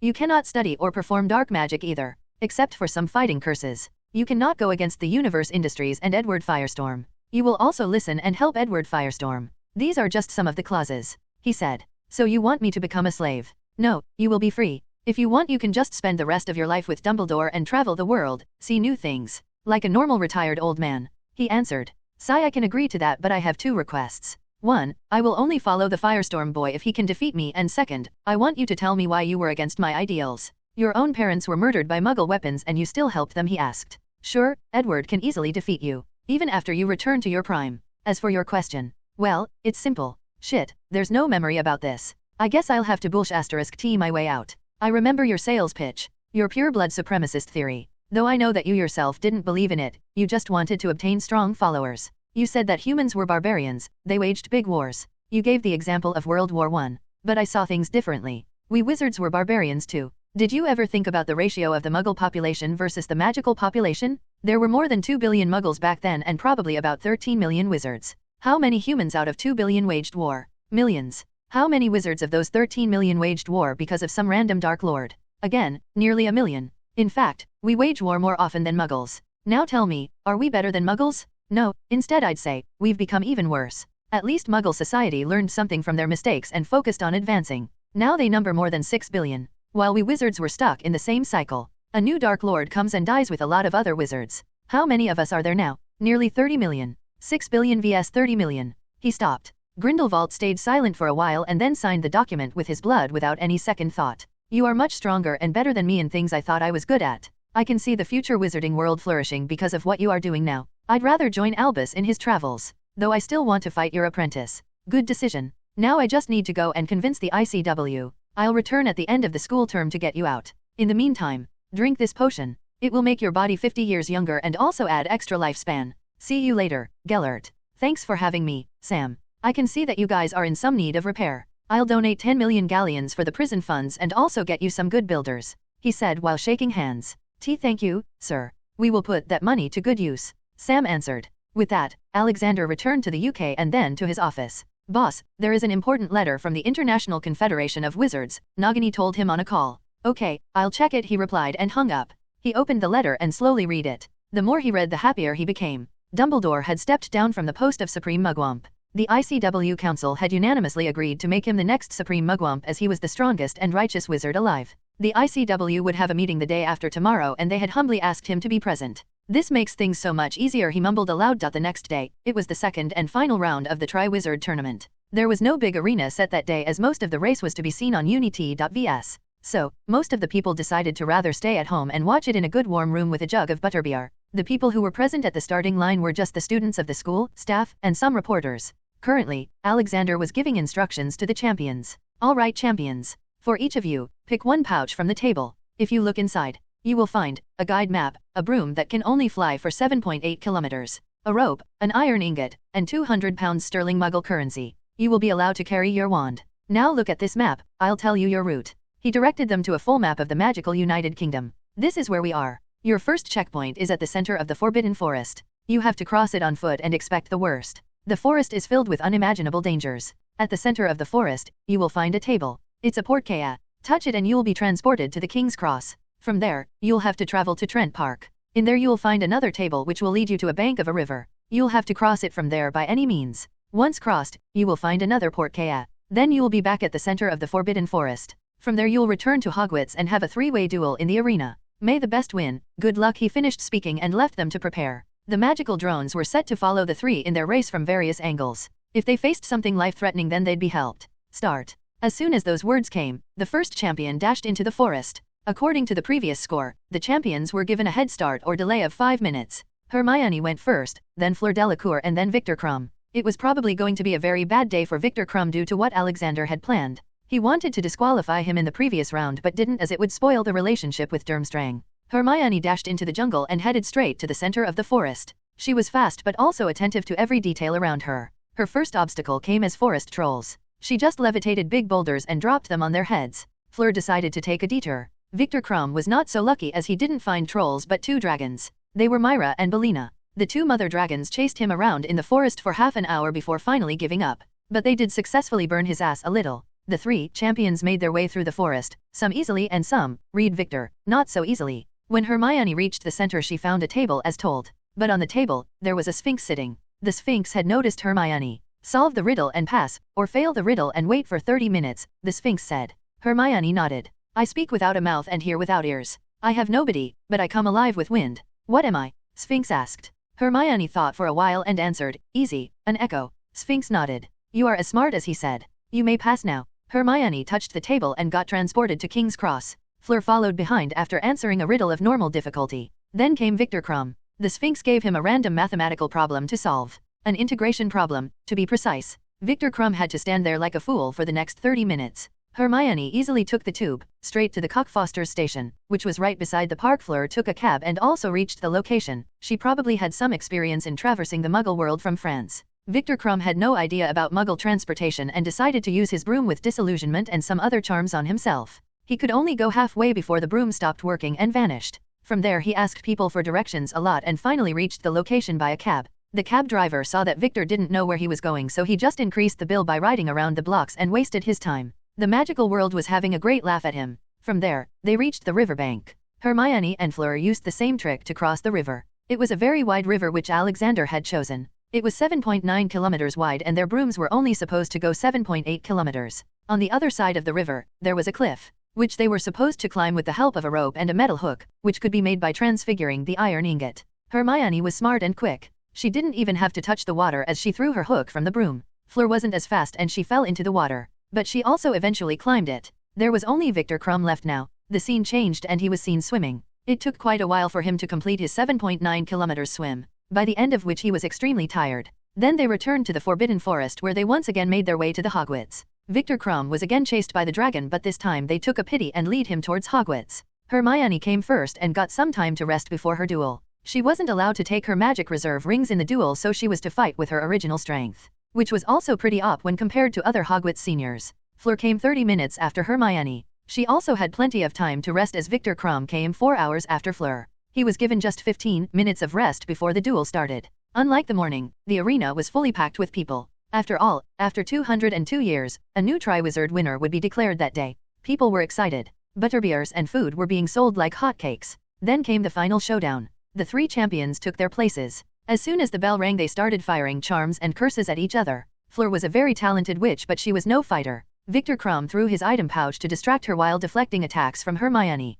Fleur instinctively sent a curse at the pouch, but in that time, Victor sent a freezing charm at her. She fell down, not being able to move. She lost. I need to give Hermione some more practical experience in fighting. Alexander made a mental note. Now it was just Hermione and Breadcrumb. Hermione could have ended the fight the moment it started, but watching Alexander, she had learned that sometimes it's best not to go full power at the beginning. She slowly started overpowering Victor and finally sent the last charm. It was a transfiguration charm which transfigured Victor into a pig. The fight ended with a loud cheer and laughter. Fleur was unfrozen and Victor was turned back into a human. They were sent to the infirmary to get checked as they received some injuries. But the champion Hermione was fine. Edward gave her a nice hug and lifted her in the air. Alexander pointed his finger at the sky and fireworks started. It marked the end of the Triwizard tournament. Then it was the time of the award ceremony. She was given the huge Triwizard cup. Her name will be etched on it for forever. The cup would stay in Hogwarts for the next 5 years. Then she was given the big fat money check. It was Hermione's first self-made income, so she felt very proud of herself. She was going to give most of it to her parents,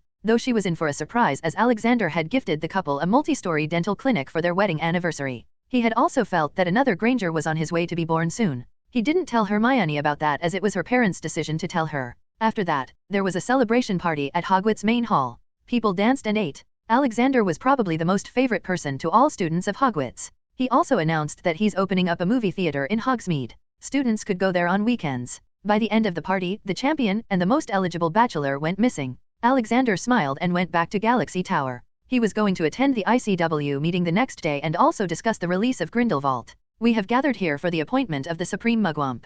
By the unanimous vote we have arrived on the results that Wizard God, Alexander Maxim Universe is to be appointed as the next Supreme Mugwump. An announcer said from the podium. The ceremony ended and Alexander was given a white-colored coin that had Merlin on one side and his face on the other carved on it. It was a new identity token for the Supreme Mugwump and the members of the Confederation. The other members would have a gray token with the same carvings. Then Alexander took the podium and gave his speech. Let's see if my fabulous performance with Morgan Le Fay has made them my staunch supporter. Thank you for choosing me. I will do everything in my power to keep peace and bring justice to any misdeeds. There is one thing that I want to do today though. Please look at the duplicate contract in front of you. I will also pass the original contract to you so you can check it. We have lost so many great and powerful wizards and witches in pointless wars. This is my first step to ensure that it doesn't happen again. Why confine every criminals when we can use some of them to correct what they destroyed in the first place? Why must we spend money on keeping them in prisons? Prisons should be only for those that are beyond hope or reason and only deserve death punishment. But others, with blood contract, we can make the oath bound, not do evil and only do good.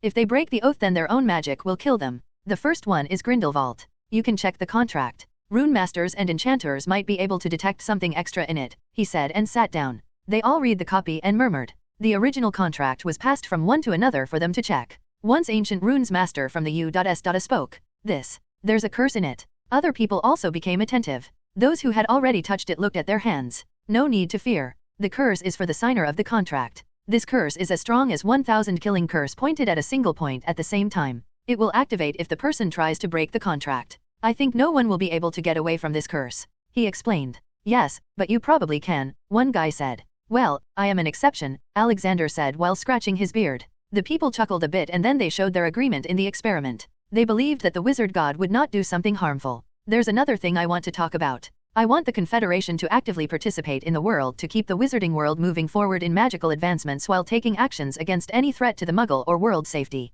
Don't forget, injustice anywhere is a threat to justice everywhere. We, the world's strongest wizards, gathered under one roof. We should use our gift of magic for good, Alexander said. But won't the various wizarding governments will get angry at that, one of them voiced. Yes, they will at the beginning. But remember, ICW does not exist to serve governments. We exist to serve all magical beings. Our job is to protect all in need. If some government has objection to our helpline people, then I'll deal with them, Alexander replied. Most of the members nodded in contemplation. Alexander quickly checked each one with his eye of judgment and marked those that were beyond retribution. Then he cast a silent curse on them which will make them somehow die from random accidents. He also cast a curse like the one on D.A.D. position. Except, in this case, the curse would make all unworthy people with evil agenda retire for some reason under 1 month of them taking the seat. It was meant to go on for thousands of years. After his work was done, he returned to his office to start preparing for his departure from the world. Honestly, he was feeling sad about leaving behind his friends and people who he considered family. He'd miss messing with Dumbledore. He'd miss hugs from Hermione and teaching Edward. He had the idea of taking them with him so he decided to talk to the old man god. Old man, are you there? He asked. Bark. Oh, hey son. I was playing with puppies. You finally got time to remember me, God said, still Puppy's voice coming in the background. Well, yeah, I had free time. My work is about to be finished in this world. I wanted to ask you if I can bring Hermione and Edward with me on my travels. He asked, knowing that he didn't need to tell him who the two were. Yes you can, but then all you did will be for nothing. They are supposed to be major characters in the development of the world for at least the next 300 years. If you take them away then the world will stay the same. There will be no improvement. God explained. Sigh, I figured as much. Alright, then can you create a solar system in my dimensional pocket? It should have at least 10 planets. All of them should be similar to Earth but without extreme climate phenomenons. I am going to save some endangered species in this world. He asked. Oh, that's easy. Done. I've made a big sun. Around it 10 planets revolve in the same orbit with equal distance. They all have the same speed of rotation and revolution. I've also nullified their gravitational pull so they will not collide with each other.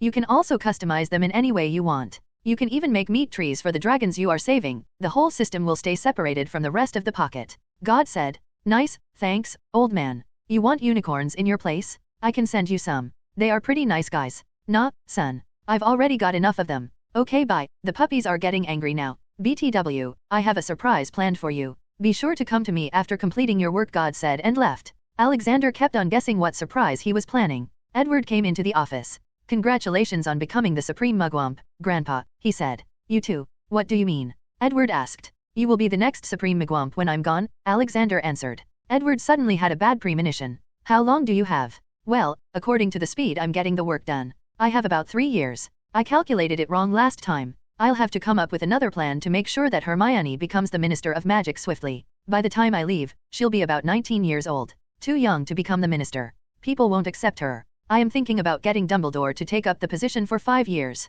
I know he hates to work as a bureaucrat, but before I leave I'll make sure things stay calm and you'll help him in work too. Meanwhile, Hermione will work as his undersecretary and gain experience. I'm going to leave a lot of DADA-like curse but good ones on many big positions in the ministry so they can never be used by the wrong people. Alexander spoke non-stop. Edward quickly put a hand on his shoulder. Calm down, old man. Take it easy. You have already done more than enough. Just enjoy your remaining days and leave things to me, though I would still like you to place those curses. Sigh, I'm getting too worked up. He told himself. I'll go and start doing what I like the most. Invent new things, he said and walked to his small workshop. He then went on an invention spree and made many machines that could make the lives of people better. Machines that could purify seawater. Machines that could produce electricity from mixing sunlight and magic in the air. Machines that could make infertile soil fertile. In the end, a secret machine that could create portals between Earth and Mars. Only Edward will have its knowledge. When Earth becomes too crowded, the wizards will use magic to terraform Mars and make it Earth 2.0. His Muggle company had also started to sell many medicines, including cancer medicine.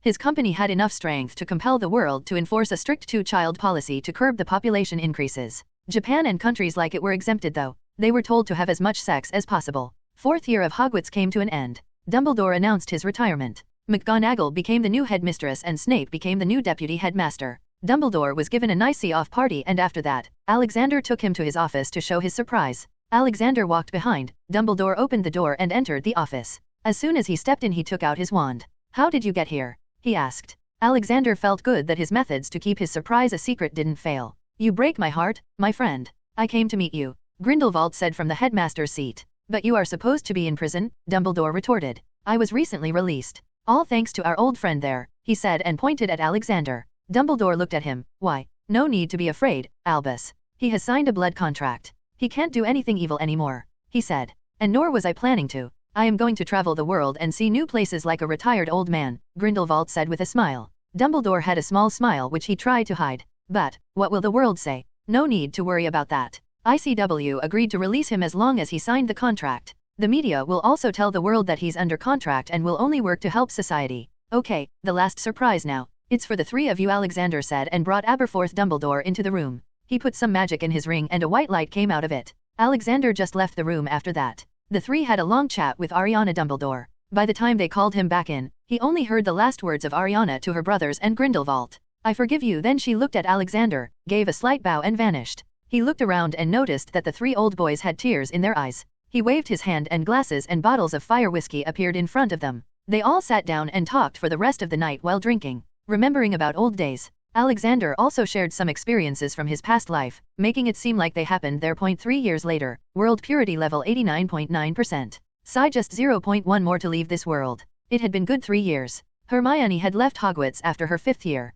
She gave her N.E.W.T.S at the ministry and passed with flying colors in 13 subjects. He had retired from the ministry and Dumbledore had taken over the role of Minister of Magic with Hermione as his undersecretary. He probably had 3 more days to stay there. His company was doing great, both in the magical and muggle world. Most of the orphans in the world now have a place to live and study. No new Dark Lord had tried to rise up in the meantime. Grindelwald also worked in the company administration for the time being. Edward was the only one who knew that Grandpa Universe home everyone loved so much was about to leave them. Though he knew that Alexander was just going to another reality to continue his work, he still felt like his old man was dying and leaving him for forever. On the other hand, most of the Hogwarts batch of 1991 had graduated. Harry was an established star in the Quidditch world. Surprisingly, Cho Chang was still with him and also joined Quidditch. Ginny could only suck it up and forget Harry. Ron had taken a managerial job in his company. His brain had been healed now but he was still a normal average wizard.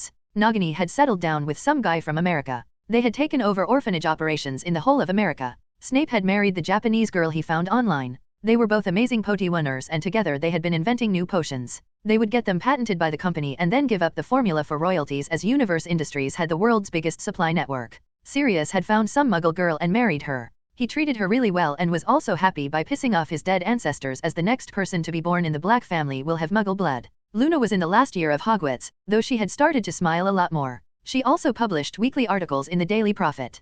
Hagrid had also married Madame Maxime. The law and order had been improved a lot in the wizarding world. Hate crimes had become nearly non-existent. No one cared about your blood. As long as you are good, you'll get the job. The Ministry of Magic employs many Muggleborns now. The world followed the example of the British Ministry of Magic and introduced similar laws in their areas. ICW had grown a spine and now actively participated in keeping world peace. Gringotts had been good too. They had apparently invited him to their bank. They wanted to give him a thank you gift. At the Gringotts. Mr. Universe, we are happy to gift you this finest creation of our best goblin blacksmiths. This armor is meant to fit you. It has many magical properties. Then there is the sword. It can grow and shrink in size. Sharpness can also be controlled. This is for the service you have done for us and the whole world. The director of Gringotts said. He knew that rejecting it would be disrespectful, so he took it. Image in Discord, https://discord.gg/wtvhdba. To see them on Instagram, https://www.instagram.com/Mr_Immortal_novel.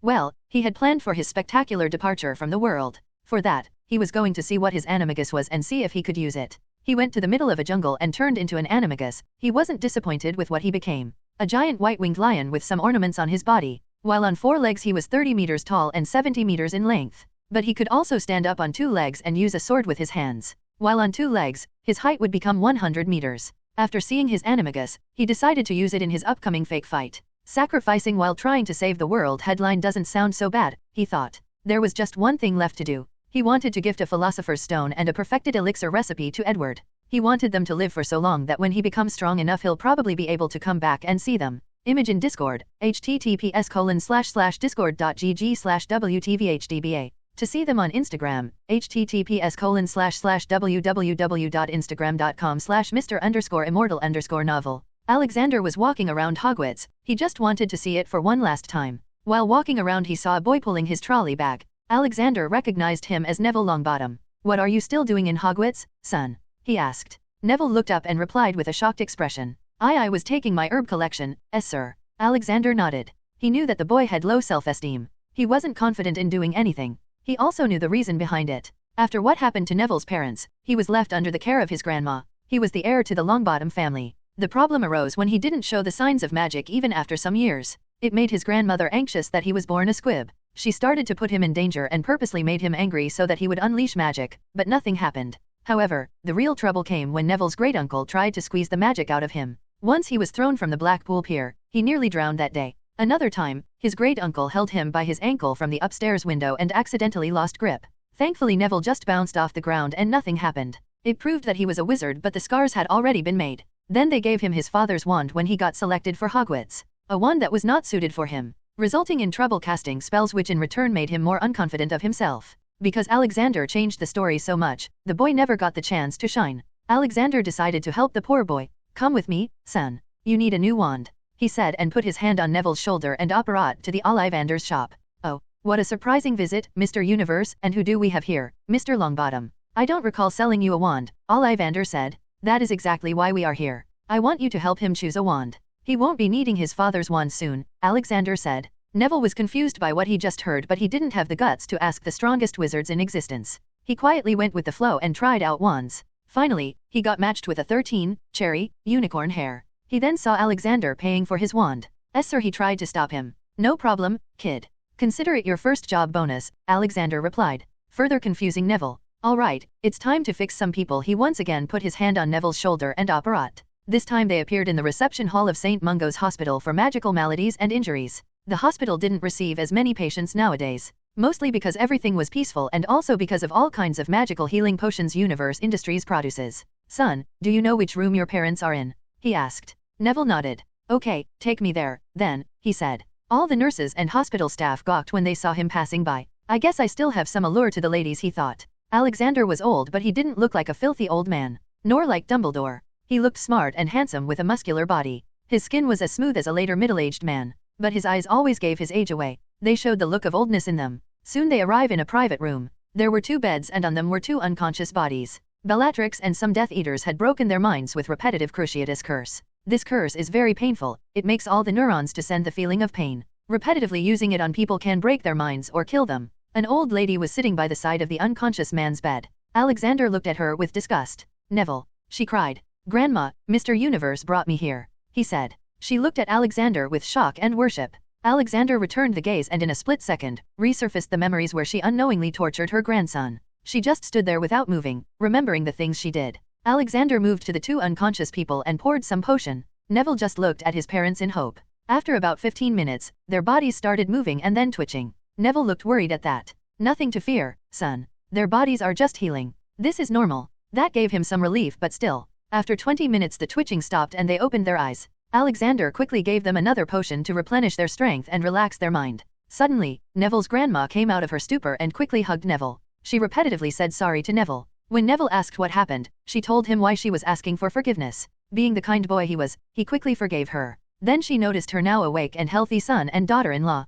What? Son, daughter? You are? She stuttered. Yes, mother. Thank you for helping us, sir, Mr. Longbottom said, looking at Alexander gratefully. Neville lunged at his parents and embraced them with a tight hug. He was just 13 months old when they were taken from him. He didn't even know what they sounded like. And now, he had them both. Mention not, Alexander said and left an appointment letter on the bed for Neville. It was a job offer for him to come and work as a herbologist at Universe Industries. Then he left to prepare for the departure point one day before leaving. In the Forbidden Forest, Alexander stood in front of 300 unicorns. At the forefront was their leader. Alexander was going to save species like these as he knew that no matter what he did, they would still be hunted. Yes, their parts were important for making wands as well, but he had given hundreds of new methods and material ideas for making new and better wands. Unicorns were pure creatures, their blood had the power to keep even a dying person alive, and for it, many dark wizards would resort to hunting them. They were nearly extinct as well, so living in a dangerous forest was out of option too, as other stronger animals would kill them. Okay, I'll send you to the place now.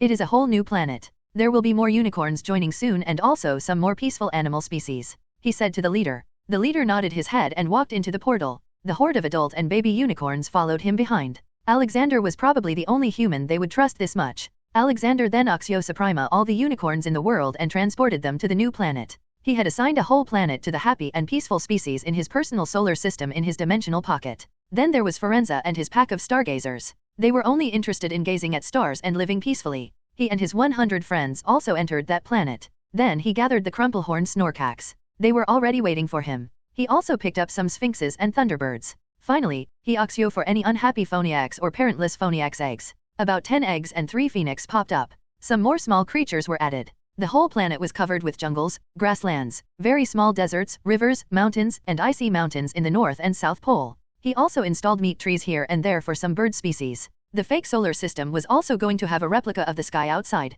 meaning that they will be able to see real stars. After this, it was time for the dragons. He apparat to the dragon enclosure. The enclosure was located around a large mountain. Though most people didn't know that the mountain was actually a very old dragon, on whom the mountain had slowly formed. He was one of the best kept secrets in the world. His body was hundreds of meters long and tall. He was very wise as well and could speak the human tongue. Alexander had the chance to talk to the Dragon King. He declared Alexander their god. Alexander in return fed all kinds of elixirs to the giant dragon. Now, he was back in his prime. Though he still stayed still until Alexander came to get them. Surprisingly, the name of the dragon was Ragnarok. He could really cause a Ragnarok if he wanted to, Alexander thought when he heard the name. He also found out that all dragons were wise beings, but they needed to attain a threshold of intelligence before they could speak like humans. Considering that dragons live for very long, their threshold was very high, probably hundreds of years. He was excited to see what effects will his pure magic cause to them on their new planet. Hey there, big guy. It's time, he said to Ragnarok. Yes, I have summoned all the dragons in the world.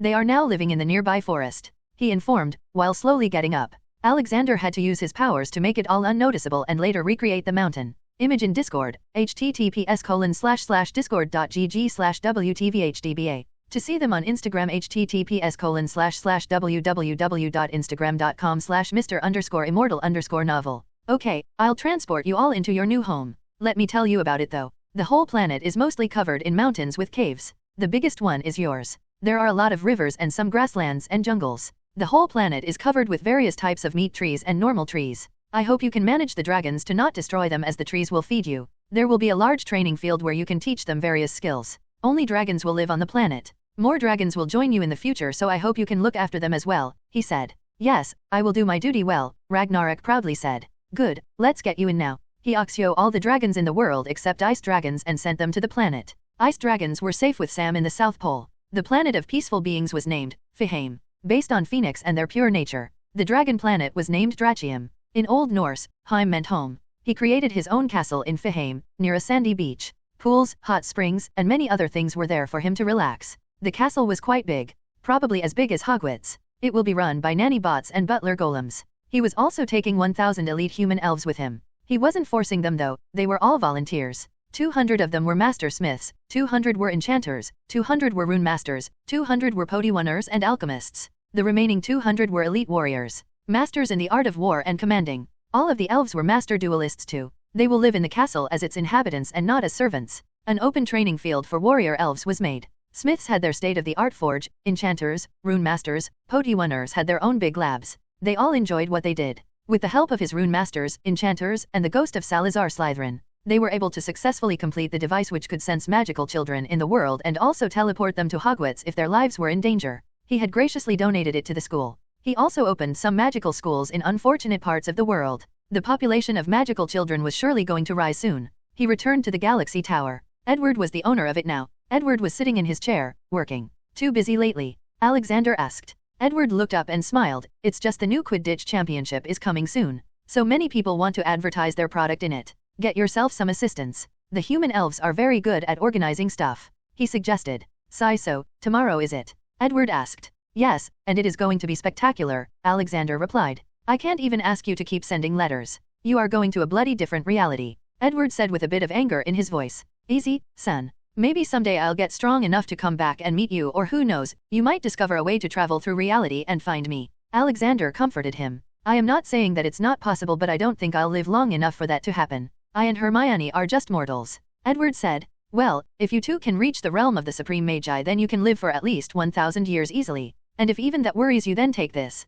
He threw a stone at him. Edward caught it and looked visibly shocked. Is this a philosopher's stone? Yes, I even perfected it. It's purer than the last one. Though you must promise me that you won't eat it. I am immortal, so I had no worries, but you might just die. Still, you can brew god-level elixirs with it. It will keep you young and increase your strength little by little for thousands of years. Keep it a secret between you and Hermione, please. The world has a lot of greedy bastards. He advised. Yes, I'll keep it under Fidey Liu's charm. Only me and Hermione will know about it, Edward assured. Then he continued. You sure, you don't want to tell Hermione before leaving? He asked. I can't see her crying face, but I will not go before saying her goodbye. Not just her but the whole world, Alexander said. Dobby, are you sure you want to come with me? He asked the first free elf. He was the leader of all elves too. Yes, boss. I want to follow you. I can't think of doing anything besides that, he said in a conflicted voice. All right then. Gather the 1,000 elves that had volunteered and take them to Faheim. We'll be leaving by tomorrow evening, Alexander instructed. Yes, boss.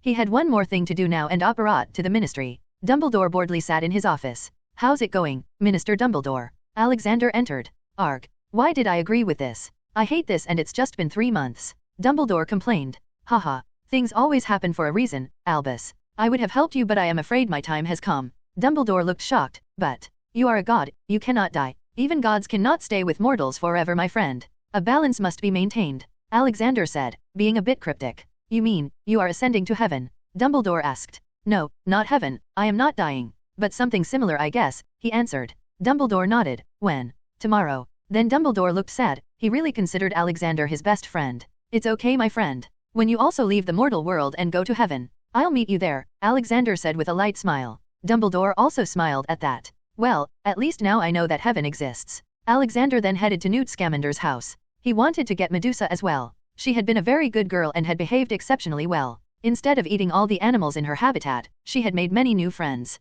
Hey, Newt, Alexander said at the door. Oh, hey Professor. You must have come to see Medusa. She's been missing you lately. It's like she wants to show something to you, Newt informed. Oh, is that so? Then let's go and see what it is, he said. When they entered the big habitat, Alexander quickly enlarged himself to 3x the size of Medusa. Medusa, he called. Soon a loud voice came. It kept on getting louder. Soon a huge snake came into view. Grandpa, an excited childish voice came into Alexander's ears. She had taken to calling him Grandpa for some reason, as she did have the mentality of a 10-year-old. Even though she was 1,000 years old. She climbed the giant Alexander and sat down around his neck. She then brought her face near him. Alexander noticed that her eyes were wide open but he couldn't feel any magic in them. Your eyes, he said. Oh yeah, I learned how to control them, Grandpa. Not just that, I also learned how to become like you, she excitedly said and crawled back to the ground. Then her body started to get covered in white light and little by little it shrunk down. Then the light transformed into a human shape. When the light was gone, a 15 or 16-year-old girl came into view. She had green eyes and green braided hair that looked like snakes. Though it looked like she could control her hair as if they were snakes, he knew they weren't. She had no clothing on her body, so Alexander waved his hand and an elegant silver and green dress formed on her body. Image in Discord, https://discord.gg/wtvhdba. To see them on Instagram, https://www.instagram.com/Mr_immortal_novel. He went close and touched her face. It was cold. How do you feel, my dear? Yes, he was shocked but not really that much. If humans could turn into animals, then why can't intelligent animals turn onto humans? He bet that Ragnarok could also turn into a human. I feel awesome, Grandpa. But keeping this form takes a lot of power. She cheerful and then sadly answered. Her human form and speech shocked Newt. Oh, it's magic, my dear. Wait, I have a solution. He gave her a pretty blue necklace. It was a magic storage device. He infused a lot of his own magic in it. The device could also refill itself slowly. How do you feel now? Wow, I feel free. Like I don't have to worry about turning back accidentally. I can do it whenever I want. Thank you, Grandpa. She gave him a tight hug. He returned the hug and also checked her magical strength. Surprisingly, she was nearly as strong as Dumbledore when he was old. Concentrating the magic of a giant serpent into a small body made it stronger. The only problem now was that Medusa didn't know any spells. Good, I've come to take you, my dear. We are going to a faraway place, he said. Can we bring Monty with us? She scaredly asked, afraid that she might have to leave her best friend behind. Alexander looked at Newt for an answer. Oh, Monty is the name of the hippogriff. He was the first creature to come close to her. They are best friends now, Newt answered. Can I take him with me? He asked. Sure, they aren't an endangered species anymore. As long as you promise not to harm him. By the way, where are you going? You will know that tomorrow, my friend, Alexander replied. Okay, Medusa. Bring Monty here. We'll take him with us, he told her. She happily ran away to bring her friend. Then Alexander took them to Faheim and settled them down in the castle. They were told about not killing anyone, and if they were hungry they could tell a nanny bot or a butler golem. They both agreed and went to explore the area around the castle and make new friends. The final day came. It was a very depressing morning. A weird phenomenon was happening around the world. It was raining everywhere at the same time. The Muggle scientists declared it as a rare storm, but wizards and witches could feel a disturbance in the magic, which scared them a little. The magical news channels were reporting about it from around the world. So, this is the end, huh? Edward asked. He and Alexander were both standing at the top of the galaxy tower. No, my boy, this is a new beginning. I am not dying, you know, Alexander said and looked in the sky. It was turning more and more darker. Then suddenly a black figure appeared in the sky. It was extremely huge, probably as big as Mount Everest. The figure was covered in black withered robes. You mortals, I gave you my 3 hallows, in the hope that it would destroy you, corrupt you, but you overcame. Now, I have come to finish the job. Your world is mine. Death shall shroud all, the huge figure said. The whole thing was already being shown live in the wizarding world. The figure dispersed and turned into a multi-headed serpent. Its body circling the entire earth. Its heads attacking each magic city, though not damaging anything. The wizards and witches started to panic. Really, death shall shroud all, Edward said, looking at the twitching face of Alexander. I told Dobby not to speak too much, but I guess he's too into the role, he clarified. All right, it's time. I should get going, he said and hugged Edward. Edward also returned it. Stay safe, old man. I'll miss you. Don't forget to keep your promise of coming back someday. Thank you for everything. I don't know how things would have turned out if you hadn't shown up. Alexander patted his back. I am proud of you, son. Even without me, you would have worked something out. Never stop getting stronger. Never stop believing. I should go now, otherwise Dobby will kill half of the magical people by giving heart attacks, he said, slowly flying up. Take care, my son, we will surely meet again someday. He flew to the sky towards the giant serpent. His whole body was shining gold. The armor that goblins gave covered his body. A long sword in his hand. The cameras focused on him. He roared loudly, how dare you try corrupting my world? This planet is under my protection and you shall pay the price for messing with it. You are no death, you are just a demon. Alexander flew up and engaged in a magnificent battle against the overpowered multi-headed serpent. The fight lasted 3 hours but no clear winner came out. Alexander's body looked wounded but the serpent's not as much. People were starting to lose hope. Let's get serious now, Alexander shouted and turned into his animagus. The giant majestic white-winged lion brought people hope. The lion attacked the serpent and cut its heads one by one. But every time he cut one head, 2 more took its place. God damn it, Dobby, cut it out now. I guess there's no other way now, he said and charged at the main body of the serpent, dragging it out of the Earth's atmosphere. They kept on flying towards the sun. The more powerful wizards could sense what was going to happen. The serpent of death and Alexander collided directly into the sun.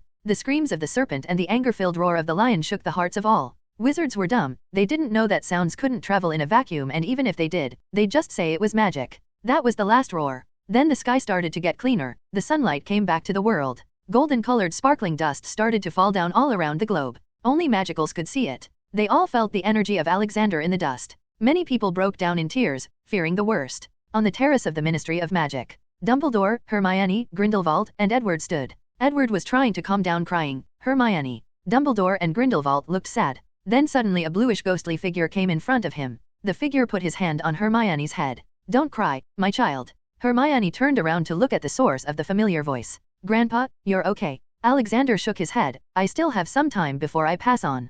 Perks of being a demigod. Hermione's face turned even sadder. Don't cry. Remember the words I said when you came to me in Hogwarts for the troll. Hermione suddenly remembered. I am very old. I want to teach you so that you can do good in the future, when I am no longer in this world. She suddenly hugged him tightly. He kept on patting her while looking around at his friends. Dumbledore and Grindelwald nodded at him. I will always be watching over you all. Maybe, someday we'll see each other again. Not in heaven or hell. Don't ask. Edward will tell you some things later, he said. Then a small box materialized in Hermione's hands. Take that, my little cat. It has a bit of my consciousness in it. Just like the portraits. Whenever you feel lost, you'll always find me closer, you too, Edward. Dumbledore and Grindelwald, I wish you both happiness. Take care. He spoke his last words and his body vanished from Hermione's embrace. All the golden dust that was still falling around the world suddenly flew up and organized themselves into two giant Alexander's faces on both day and night side of the world. The face was so big that every magical in the world could clearly see and recognize who it was. Then the face spoke. My mortal body might have been destroyed, but I still see all. Not even minutes have passed and I've started to sense dark ambitions in some. Hear me, I see all and will punish those who deserve my call. Then the dust exploded and again fell down to earth. But this time they disappeared as soon as an adult touched it. Only babies and some pure creatures could touch it for a while before vanishing, signifying that babies and those creatures were pure. Wherever the golden dust fell on the ground, beautiful flowers bloomed in seconds. If fell on fruit trees, fruits grew in a matter of seconds. Alexander and Dobby stood on the moon. Dobby, stop fiddling with the illusion orb and come and help me set the cannon. Yes, boss. Dobby reluctantly put it away and went to help him. Alexander had gifted it to him and Dobby had used it in their show that they just performed. What is the use of this cannon, boss? Dobby asked. It's an intent-based magic laser cannon. If any new Dark Lord rises on Earth and tries to take over the world, this cannon will give them God's punishment and turn them into ash. It will keep people in line and in the belief that I am still watching over them. Alexander explained. Magnificent, boss. So, when are we leaving this reality? He asked. Probably in 3 minutes. I've received the message. Hopefully, it will be some advanced modern world. I really want to relax. Still, there's no guarantee. Fingers crossed, Alexander replied. All right, we're all set here. Dobby, you go back into Fihame. Only I can travel the multiverse unharmed. He instructed and sent him away. Then he waited while looking at the earth with a smile. Goodbye everyone, he lightly said. The feeling of being sucked into a thin tube came back. This time, he didn't black out and saw everything that happened. He traverses the space at an unimaginable speed. At one point he felt like his body collided with a dense jelly wall. He guessed that it was the wall that separates realities. After what was like 10 minutes he felt like instead of being sucked into a thin tube, he was being thrown out. Then a bright light came and he found himself flying in midair over what looked like a destroyed castle. Then he looked around and his blood started to boil. No, how can this be? From here on to the end of the next chapter, I've taken some short bits of information from another awesome Harry Potter x Avengers fanfiction called Post-Apocalyptic Potter from a parallel universe on fanfiction.net. It also has Harry x Natasha pairing, so those who like it can go and read it. Those who don't want to read more things from an alternate Harry Potter world can skip this and go to the end of the next chapter. Sensing him losing his sanity, God spoke directly into Alexander's mind. No, my son. This is not the reality you came from. The one you came from will never have anything like this. You did a very good job there. This one is one of the iterations of the main Harry Potter world. I had sent a reincarnator here to change things, but he died. He thought that he was immortal and became reckless. He jumped into the veil of death to save Sirius in the hope that Harry would be in debt to him later. He even expected to gain some weird power by jumping into it. God said, "Why am I here then?" he asked, not liking being back in some other version of the Harry Potter world. "I don't want you to do much. It's a small job. I want you to rectify his mistakes. Death and fate are the main administrators of this word. They can reverse time, but the reincarnator will not come back. He lost his chance to his foolishness. You just need to quickly clear the immediate threats to the world and your job will be finished." God finished speaking. Sigh. All right, but I want you to keep your ears open when I talk to death and fate, Alexander replied. Sure, son, God replied. Alexander changed his clothes to white Jedi robes. He needed to look like a godly person for what he was about to do. With a small glowing potion, his skin and hair started to shine slightly. He also unleashed his divine magical aura so that anyone in his presence would understand that they were not his match. He then flew to the only life sign he could detect in the destroyed Hogwarts. There was still fire blazing in some places and dust was yet to settle. I don't think that the Battle of Hogwarts was this damaging in the original movie, he muttered. He then found a man at the center of a crater. He was sitting on the ground like all hope was lost. Alexander would have thought that the man was dead if he couldn't feel the magic emitting from his body. Near the man, the dead body of Voldemort was lying. He couldn't understand what his purpose was. If Voldemort was gone, then what was he supposed to fix? Who are you? The man asked. Alexander looked at the man. He felt a bit familiar, then he noticed the lightning bolt scar. His heart nearly skipped a beat. The middle-aged man in front of him was Harry Potter. What happened to you, Harry? Where is everyone? he asked. Everyone is dead. Now answer the questions. Who are you? Harry asked and pointed his wand at Alexander. Alexander had no choice but to enter Harry's mind. What he saw was beyond sorrowful. The good-for-nothing reincarnator had changed so many things that by the time he died, Voldemort had started making more Horcruxes. The Battle of Hogwarts still happened and Harry did win, but they didn't know that Voldemort was still alive. The next time Voldemort came back, he changed his approach. He started nuclear war around the world. Then came the nuclear winter. Most of the Earth's population is gone. Voldemort also specifically targeted everyone related to his last defeat. He hunted down all of Harry's friends and new family, even his children with Hermione. Harry survived because he had all 3 Deathly Hallows in his possession, which made him, somehow, unkillable. He then hunted down Voldemort and the final battle took place just minutes before he arrived. So much pain, loneliness, and misery Harry had to go through. Alexander had a drop of tear at the corner of his eye. He straight up walked to Harry. You poor child. Harry was too much on the edge after his battle. He sent in many spells at Alexander, but it didn't even scratch him. Alexander came in arm's range of tired Harry and tightly embraced him in a good warm hug. I'll fix everything, son. You have to worry about nothing. Alexander's words did something. Harry felt warm, protected, like he used to feel when he knew that Dumbledore was there if something happened. Subconsciously, he hugged Alexander and started loudly wailing, remembering all the people he lost. Harry was so exhausted that he fainted after crying for a while. Alexander lifted him up, cleared some space and put him down on a mattress that he conjured. Then he administered some potions to him. After about an hour, Harry woke up with a quick jump. Had a nightmare. Harry looked at the old man in white and creamy-colored robes, sitting not far from him. So all that wasn't a dream. Who are you? He asked, this time politely. My name is Alexander Maxim Universe, Traveler of the Multiverse and God's Advocate. He introduced himself. You said you'll fix everything. How? He asked with a bit of hope. Easy, we'll go back in time. I'll beat the crap out of Snakeman and his army, Alexander answered. Sigh, I thought about doing that many times but all the time turners were destroyed a long time ago. Harry answered with a saddened face. Who said I'll be using time turners? Alexander replied and stood up. He walked some steps and then looked at the sky. Come down here, Death and Fate, he roared.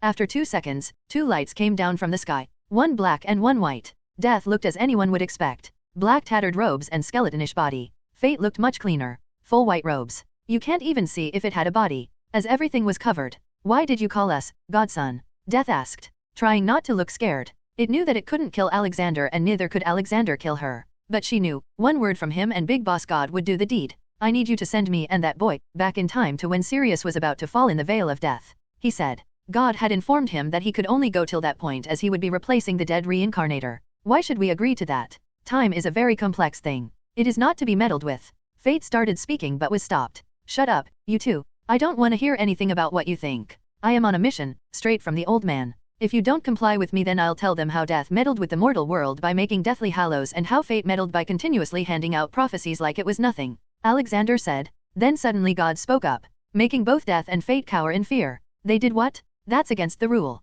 No wonder the whole Potterverse is so messed up. I am going to erase you. God sounded enraged. No, Father. If you do that, you will be killing billions of innocents as the world is connected to them. Why don't you take away the ability to make magical artifacts from Death and prophecy making ability from Fate? He suggested. Okay, son. If you say so, I don't think you need me here anymore. Bye. Finish up here and come home soon. God said and left the chat. So, are you guys sending me back in time or not? He asked. Yes, yes. Well, do it. By the way, what do you want to do with the mortal? Fate asked. Alexander turned to Harry. Son, do you want to go back in time without your memory or with memory? Harry looked confused. Alexander explained. There cannot be two Harry at the same time, so you can choose whether you want your current conscious/memories to be passed on to the past Harry. You can also choose to do nothing and you'll forget about all that this. No, I might have many bad memories but I've learned a lot of important lessons. All the knowledge too. I don't want to lose it. It may be hard to forget the bad things but I think I'll get better with my friends by my side. Harry reasoned. Alexander smiled and turned to look at the two flying robes.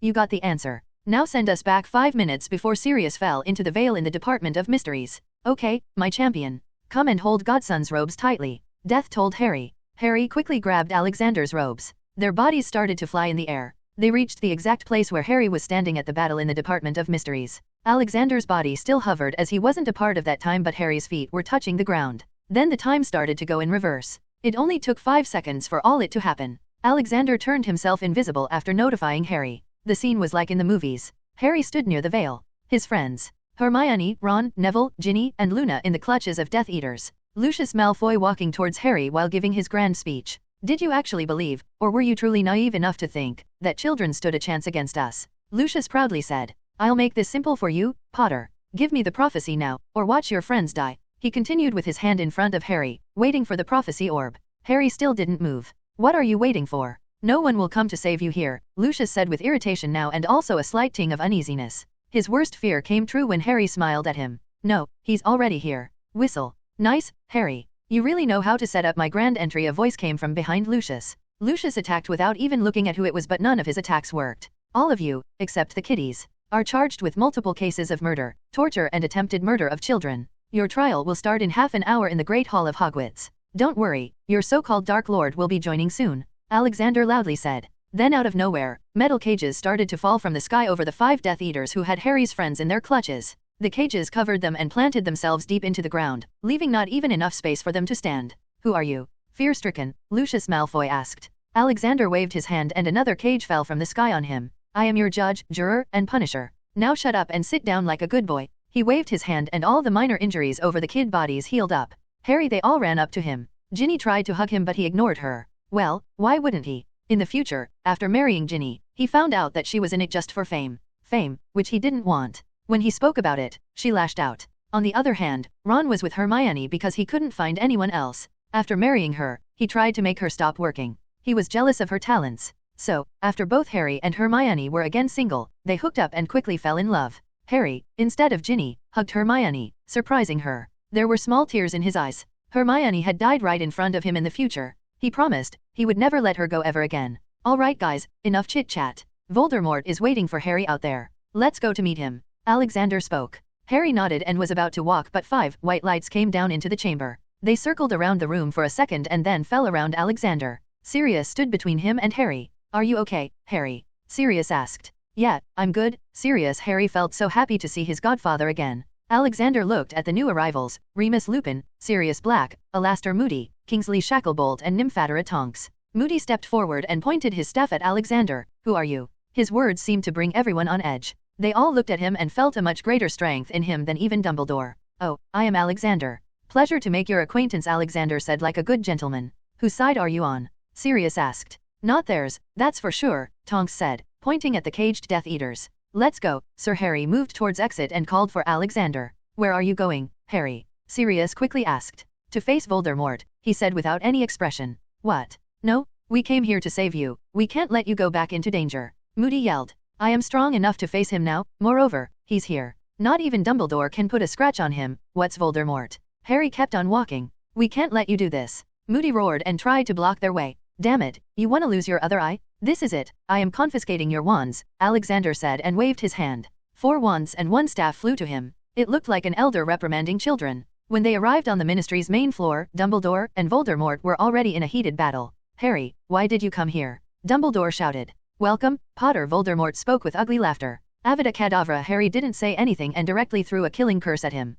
Haha. Good job, Harry, my boy. No bullsh *T, straight to work, Alexander praised. Voldemort was surprised by the sudden attack. Harry and his wands were a pair so they cancelled out each other, which meant that he was wide open for Dumbledore to attack. Too much for Alexander's annoyance. Dumbledore didn't use the chance to attack. He was not the Dumbledore Alexander was familiar with. This was a much more senile old man, a fool. Surrender now, Tom. You cannot win. Dumbledore spoke. More like pleaded. Voldemort sensed danger and ran away with his weird flying technique. Sir, I thought you wanted to catch him, Harry asked angrily. No need to worry, son. I can summon him anytime I want. What we need to do now is decide what to do with this old fool. He pointed to Dumbledore. Albus Percival Wulfric Brian Dumbledore, once again you let Voldemort escape.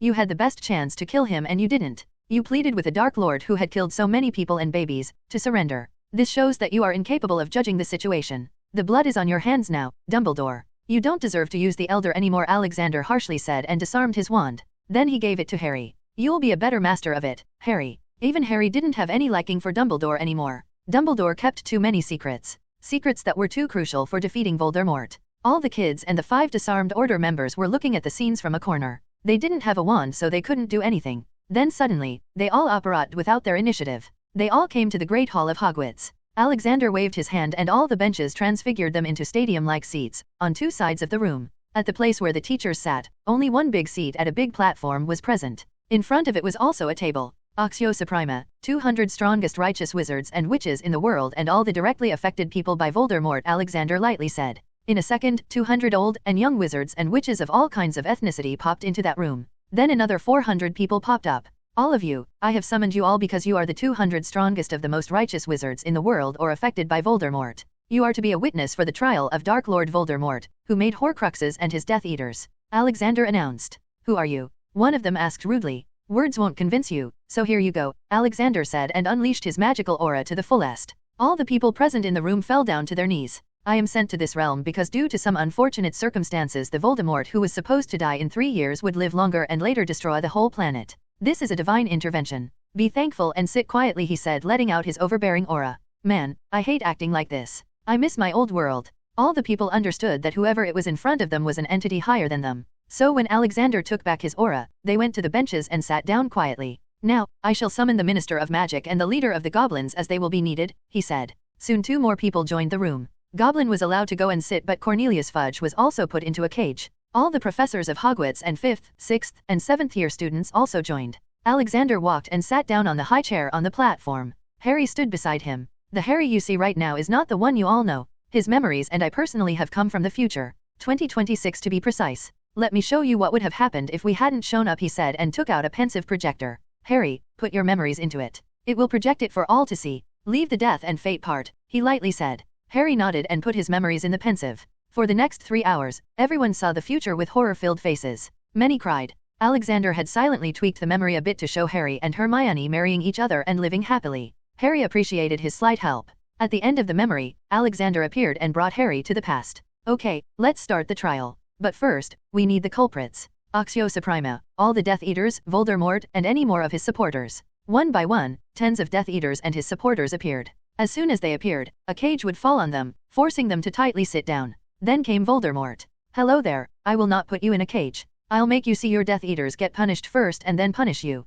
Too bad, I let Edward kill you back then. I should have erased you from space and time. I'll do that now, Alexander disgustfully said. Then in a painful scream, Voldemort's hands and feet were cut down, more like ripped apart. His body was then put in a corner for him to watch everything. Harry and many others felt really satisfied with Voldemort's painful screams. He had killed so many heirs or parents of the people sitting in the room. Let's start with Dumbledore. Albus Percival Wulfric Brian Dumbledore, you are charged for withholding crucial knowledge, important for defeating the Voldemort for years. You hid the intel that he had made Horcruxes and that they needed to be destroyed in order to defeat him. You hid the knowledge that Voldemort was not a pureblood but half-blood and let him hire pureblood fanatics by lying. Time and time again, you let Voldemort escape, because you couldn't bring yourself to kill your precious student. You also didn't inform Harry Potter that he was a Horcrux and he needed to die in order to kill Voldemort. You are no savior of the world when you caused the destruction in the first place. Too many people died for your incompetence. You are mentally unfit to hold any important positions in the magical world. I will not send you to a prison, but if you try to interfere with the magical world again then you will die.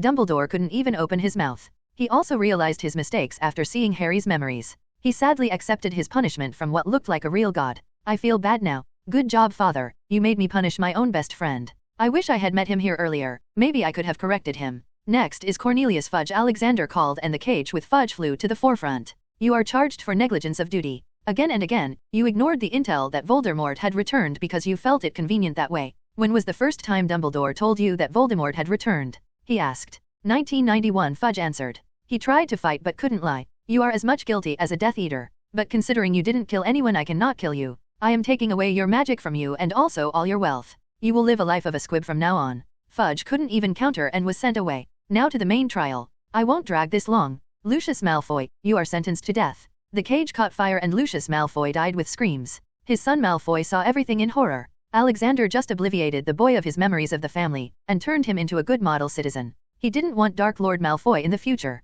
Malfoy was too messed up in the head to be corrected without obliviating. One by one, most Death Eaters were killed. Voldemort watched everything with lifeless eyes. There were some supporters too who didn't deserve death, so Alexander put them on a time torture of 200 years. The second last one was Bellatrix. Alexander was really interested in her backstory. Like what he did with others, he read her mind and looked at her entire life. He was saddened by seeing what made her like this. What changed her from being a sweet little girl to a hateful mad witch. He took the memory and put it in the pensive projector. The memory started to play. Memory. Little 9-year-old Bella just came home after playing outside. Where were you, Bella? Her mother asked. I was playing with Gary, Mommy, she sweetly answered. Who's that? Her mother asked. Oh, he lives across the road. We played in Muggle Park. It was so fun, she happily said. What? You touched a Muggle? How dare you? We are above them. We are pure. Crucio, her mother yelled in a mad rage. Horror-filled little Bella fell down on the floor in pain. Not even scream came out of her. Her mother cast the Crucio 2 more times. Fast forward some years. She was married to Rodolphus Lestrange.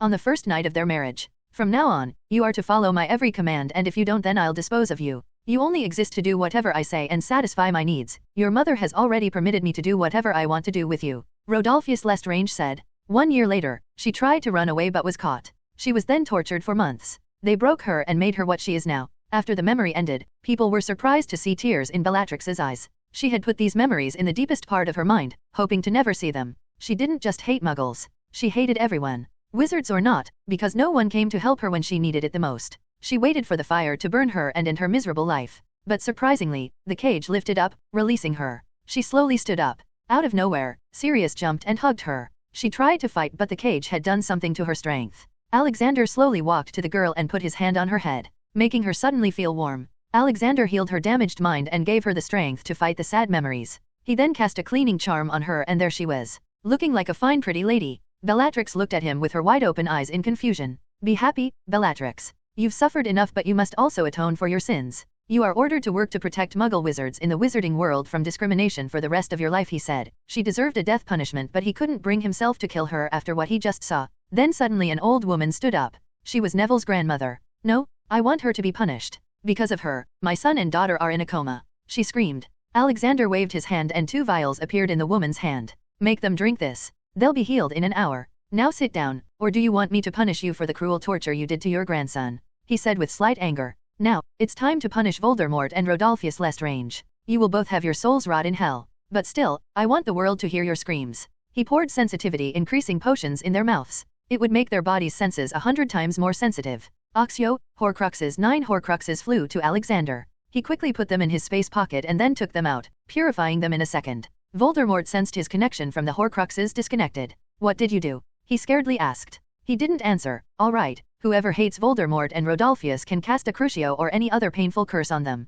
Make them scream, he said. People had too much anger for Voldemort. If he didn't give them someone to take it out on, they would never forget that anger. Sirius took out his anger on Rodolphus for doing all that to his cousin. He would have done the same to his mother if she was alive. Other people did the same with Voldemort. After they felt satisfied by punishing them and making them scream like little girls, he killed them with his eyes power. Voldemort's soul was erased from space and time, though he didn't make people forget him in this timeline, but in others, magical things happened. In some, Voldemort was never born, and in some, he vanished just before killing Lily Potter. It would have been so weird if so many people suddenly found themselves in a hall for no reason. Rodolphus was killed and sent to hell till eternity with no chance of reincarnation. He then created 10 million copies of the memory of the miserable trial and gave them to people to distribute it around the world. Beep beep. Alexander received a message on his phone. He checked it and sure enough, his job was completed. All right Harry, my job is done. I'll be leaving now. You can keep all the artifacts/X Horcruxes, but I want to have the Helga Hufflepuff's cup. He told Harry. Sure, for what you have done.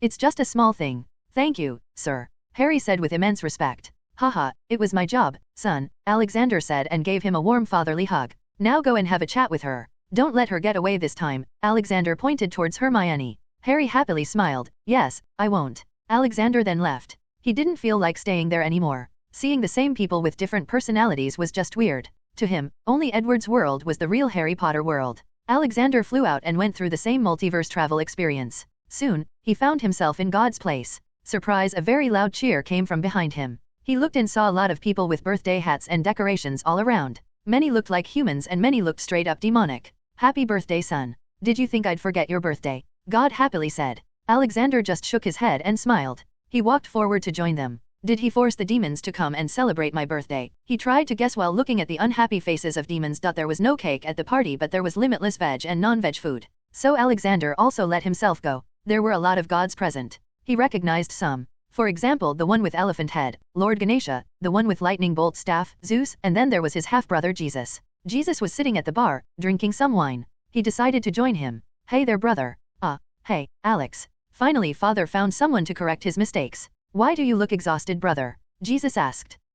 Well, I had to go to the same world twice. He answered and sipped on some wine. Yeah, let me guess, father forgot something. Alexander nodded. Yeah, he does that a lot. One time I was sent to a planet of cockroach civilization. But when I arrived they hadn't even evolved into a Stone Age civilization. Then I had to wait for thousands of years to let them evolve and then become a messiah. Jesus said as he sipped on his wine. Wait, What's your job exactly? Alexander confusedly asked. Oh, I go to different worlds, get born there, become a messiah and then get killed by them. Well, that sounds more like a curse than a job, Alexander added sympathetically. I am used to now, but sometimes, Father makes me regret agreeing to this job, Jesus said tiredly. Then suddenly Lord Ganesha came and sat beside them. Hey guys, well, if we're talking about father problems then let me share mine. When I was small, my mother instructed me to stand guard while she took a bath. Then suddenly my father came, whom I didn't recognize as I had never seen him. Seriously, guys, my mother made me from sandalwood, turmeric, flesh of her own body, and some holy water. I stopped my father from entering into his own home and enraged him. Then he straight up chopped my head off in anger. When my mother found out, she got angry at him. To ease her anger he just put some random elephant's head on my shoulders. I mean, come on, at least make it a lion or a tiger, he said and took a bite of his sweet dumpling, which was his favorite food. Alexander lightly asked Jesus who the guy's father is. Oh, he's the Hindu elder god, Shiva the Destroyer. Alexander warmly patted Ganesha's shoulders. My sympathies. Thanks, man. You are very nice, Ganesha said and got back to his eating spree. Alexander, come here, son. Let me introduce you, God roared. Alexander walked to his father, who was surrounded by various goddesses. My son, meet Gaia, the mother of life and primal Mother Earth goddess, God said. Alexander could clearly see that his father had hots for her. Hello, Mother Gaia. His words made her blush slightly and God looked at him with a thankful gaze. Oh, just call me Gaia. You are one of us now, she warmly said. But I was born from you. From Earth, so no matter what, I'll stay the son of Earth. Alexander buttered her. She felt really happy after hearing that and gave him a motherly hug. After some chatting, Alexander and his father were alone. Hey, old man. You once told me that trillions of people call you God. There must be more than just trillion people in the multiverse, right? He asked. Yes, trillions call me God, others call me other things. There's even a civilization that calls me Cunt. In their language, it means something similar to God. God said and laughed heartily. Alexander also laughed at imagining people praying while chanting Cunt. After the party, it was time to get back to work. My son, it was fun having you here. Be sure to check up on this old man from time to time. There's one more thing, your birthday present. Take this. God gave him a box. Alexander opened it and found a metal rod in it. This is the strongest metal in the multiverse. It can become whatever you want it to be, small or big, God answered. Alexander held it and thought about a sword that he saw in his world once in an adult anime. The rod changed into a 6 feet long sword. It was called the Dragon Slayer, from Berserk. Nice, I'll use this with my armor, he said. Thanks, old man. It's time for me to go. See you later, good luck with Mother Gaia, he teased. Ha ha ha. He heard God laughing before disappearing. A white light came and Alexander found himself standing in a desert. The sky looked orange. Where is this place? Wait, what's this? A glass house. He looked inside the glass house and could only see tall plants. To get a better view he flew to the top of the glass house. At its center, there was an old house and a windmill. A white-haired fat old lady was out to harvest some vegetables with her purple dog. A/N, guess where he is? The dog walked on his 2 feet towards the giant pea plant but the plant tried to eat the dog. What the hell is this place? He asked, dumbfounded. He kept on looking and soon all the plants had started to attack the house. Alexander decided to act and broke down the glass. Then he cast a nice fiend fire and burned all the plants down. The dog was also trying to save his owner by picking her over his head and running around. Alexander slowly landed on the ground. The old lady and the dog looked at him with interest. What is the name of this place, lady? He politely asked. Oh, this is nowhere in Kansas. This is Courage. Why don't you come in and join us for dinner? She asked. What's with the extra friendly nature? Did she just forget that her life was in danger some seconds ago and I don't think there's a place called Nowhere in Kansas. Thanks, I'll take you on that offer, he politely answered. The weird dog looked at him with intelligent eyes. Alexander took out some biscuits and gave them to him. Here boy, these are for you, Alexander offered. The dog walked to him on his 2 legs and took the biscuits with his hands. Thank you. Whoa, it spoke. Alexander followed them into the house, only to find an ugly old man. Where's my dinner, Muriel? I want my food, he demanded. Oh, just a minute, Eustace. Muriel went to the kitchen. Then the old man looked at Alexander. Wonderful, another mouth to feed. You need to pay to eat here. Alexander checked his sins. A useless man, he thought. Eustace Baggy, Category 2. Dog abuse, 456. Domestic abuse, 29. Attempted murder, 2. His own dog. Literally unreasonable, at all time. Dumb, at all time. Sin percentage, 40%. He silently put the old guy through time torture. He faced every bad deed he did on himself but it was amplified by 10 times. Then he also went through a how to be a gentleman class for about 5 years in his mind. Here you go, meat pies. Muriel came with plates. After eating dinner, she further invited him to stay, which he accepted. He looked at the dog and went to talk to him. Hey, Courage. Who's the most intelligent person you know here? He asked. Courage though for a bit and then spoke. Follow me? The dog took Alexander to the first floor. Then he pointed to the computer. Alexander didn't know what to expect and just checked the computer out. What can I do for you, sir? A voice came from the computer. Alexander felt a sudden dark aura from it. Who are you? He asked. I am the help, sir, the computer said, a bit of nervousness in its voice. You're a demon, aren't you? You're the one who's making all the weird stuff happen, he asked. And no, sir. I am just a computer with artificial intelligence. Believe me, the computer stuttered. We'll see about that, Alexander said and quickly put the computer in his space pocket. When he brought out the computer again, there was a red demon beside it. Damn you, you spoiled my fun. This world is mine, go away, the demon yelled. Courage was shivering in fear. You don't know about me? I am God's advocate, here to purify this world. You Mr. are going to die, Alexander said and used his eye power. There was only one punishment for demons like these.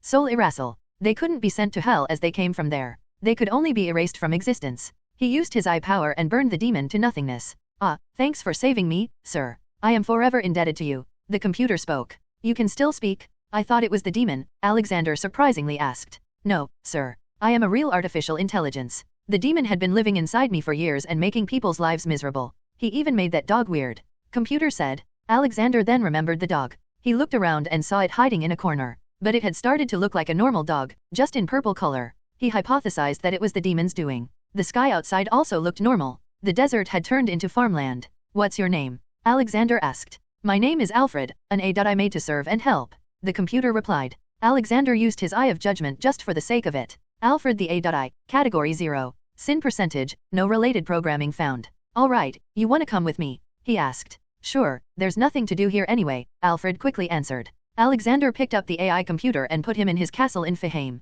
He left a normal PC in its place. Let's go downstairs, Courage, Alexander said to the dog. Downstairs, the old couple looked normal now. Eustace was a perfect gentleman now and was helping his wife. Alexander said his goodbye, gave them some gold coins for the food and left. His task was done. I hope my next world will be a large-scale one. The white light vanished and Alexander found himself standing in the middle of a street and on both sides were houses. He looked around to pinpoint the era he was in.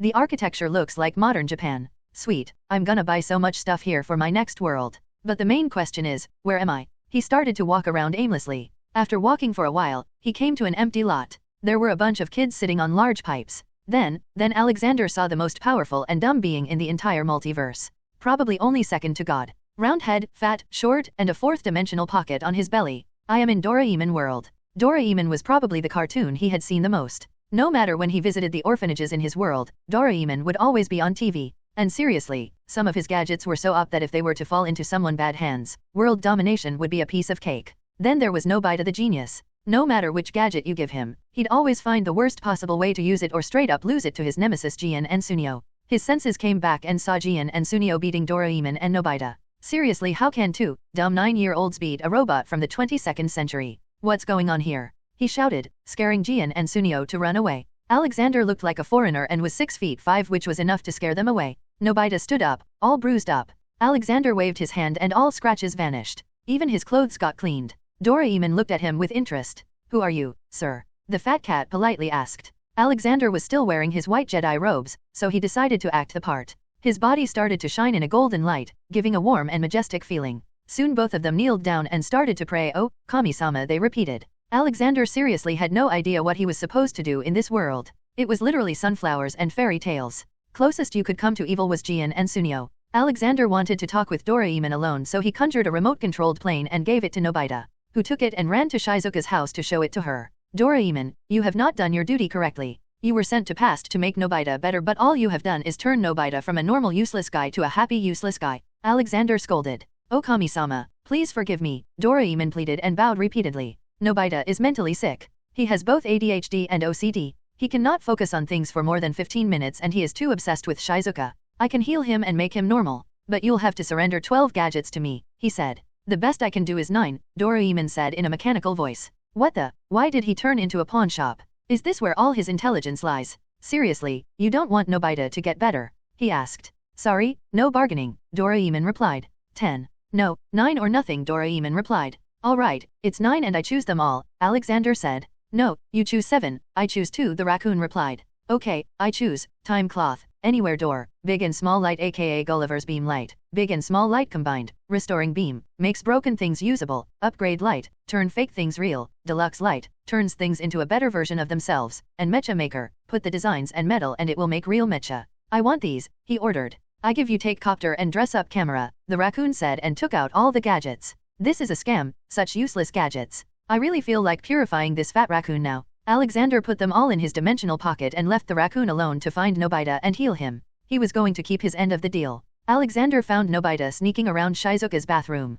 Hey, Nobita. Come here, he called, scaring the boy. Alexander quickly made him drink some potions and left him there. Then he flew to find Jian and Sunio. He checked the world purity level and it was 89.9%. He found the gorilla and the fox bullying some little kid for his lollipop. Yeah, they need some spanking, he thought. He used his eye of judgment and sure enough they had been bullying kids a lot. In a world so pure, even a small kind of evil can have big effects. Jian and Sunio, Category 2. Bullying, 10,687. Sin percentage, 31%. Alexander put them in time torture. In their mind, they did community work for 10 years. Every time they even thought about something bad, random dog would bite them. After 1 hour they would wake up. In the meantime, Alexander went shopping. He bought many electrical things for his castle and also bought a lot of miniature models of various kinds of ships and stuff. After 1 hour he received the message and was on his way to the next world. You can see the images Discord, https://discord.gg/wtvhdba. See them on Instagram https://www.instagram.com/Mr_Immortal_novel.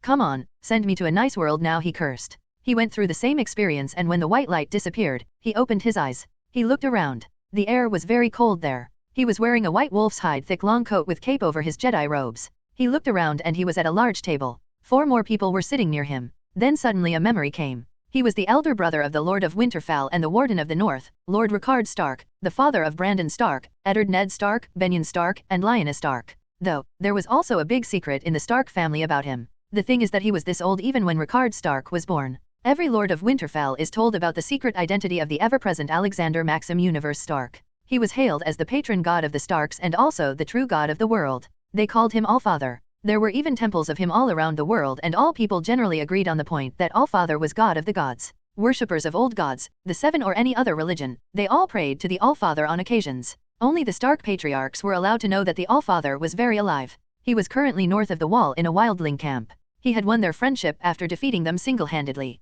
After his memories came he relaxed a bit. A red-headed 13-year-old boy came into the tent with a plate full of cooked meat. What's your name, boy? Alexander asked. Tormund, the boy proudly answered. Join us, son. You look like a guy with nice stories. Come s. Before Alexander could say anything more, Dobby entered the tent. He was wearing heavy fur clothing and a similar cloak as his. Boss, a guy from Winterfell is here. Send him in, he said. A young 17 or so year old boy scaredly entered the tent and kneeled. My lord. Unfortunate news. The Mad King murdered Lord Rickard Stark and Lord Brandon Stark. Lord Eddard has called the banners and has joined with the army of the Vale under Lord Jon Arryn and the Stormlands under Lord Robert Baratheon. The boy said. Alexander slowly stood up, his towering height adding to the tension in the room. Dobby was way taller but he was standing outside doing something only God knows. And how many days did it take you to come here? He asked. 15, my lord, he said. Sigh, well, I guess we'll have to postpone the drinks, Tormund. I've got a king to punish, he loudly said. Yeah, kill the king. The men in the room cheered with whatever was in their hands.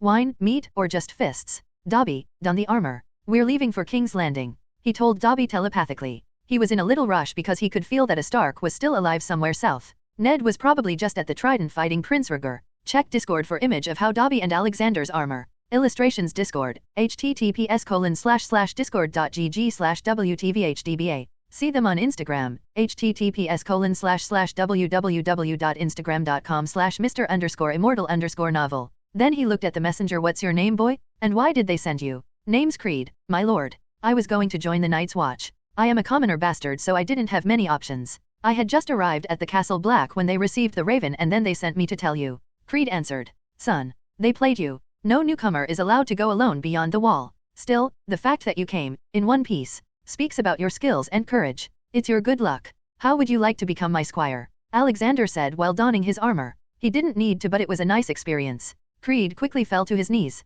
I'll be honored, my lord. Nice, now get up.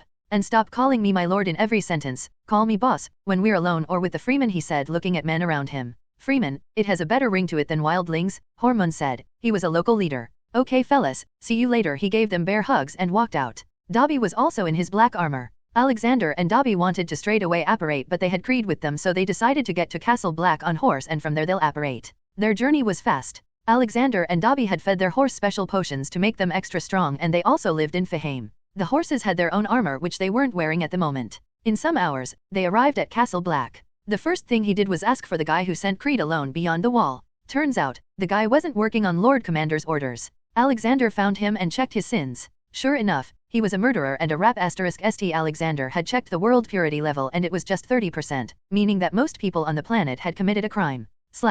Alexander straight away used his 6-feet-long dragon slayer sword and killed him while also using his eye to send the guy's soul to hell for redemption. Many men had gathered around him due to that scene. If any of you have a problem with this, then come and find me at Winterfell, he calmly said and left. Alright Creed, take this letter and give it to my nephew Benyon. I'll start your training when I return to Winterfell, he ordered his new squire. Yes, my lord. I'll fulfill this mission, Creed respectfully bowed. After letting Creed go away, Alexander and Dobby went to a secluded area and put the horses in Faheim. Alright Dobby, we don't know where King's Landing is. If I remember correctly from the show, it's probably about 1,500 miles to the south. We just know the general direction. So we are going to jump 1,200 miles first and then 50 miles till we reach the place. Then we'll find a nice place to get back on our horses. Alexander planned. Alright boss, Dobby said and put his hand on Alexander's shoulder. Alexander apparat to his first stop. After popping out they looked around. Boss, what's that? Dobby asked. They were both 300 meters in the air with invisibility charms cast on themselves.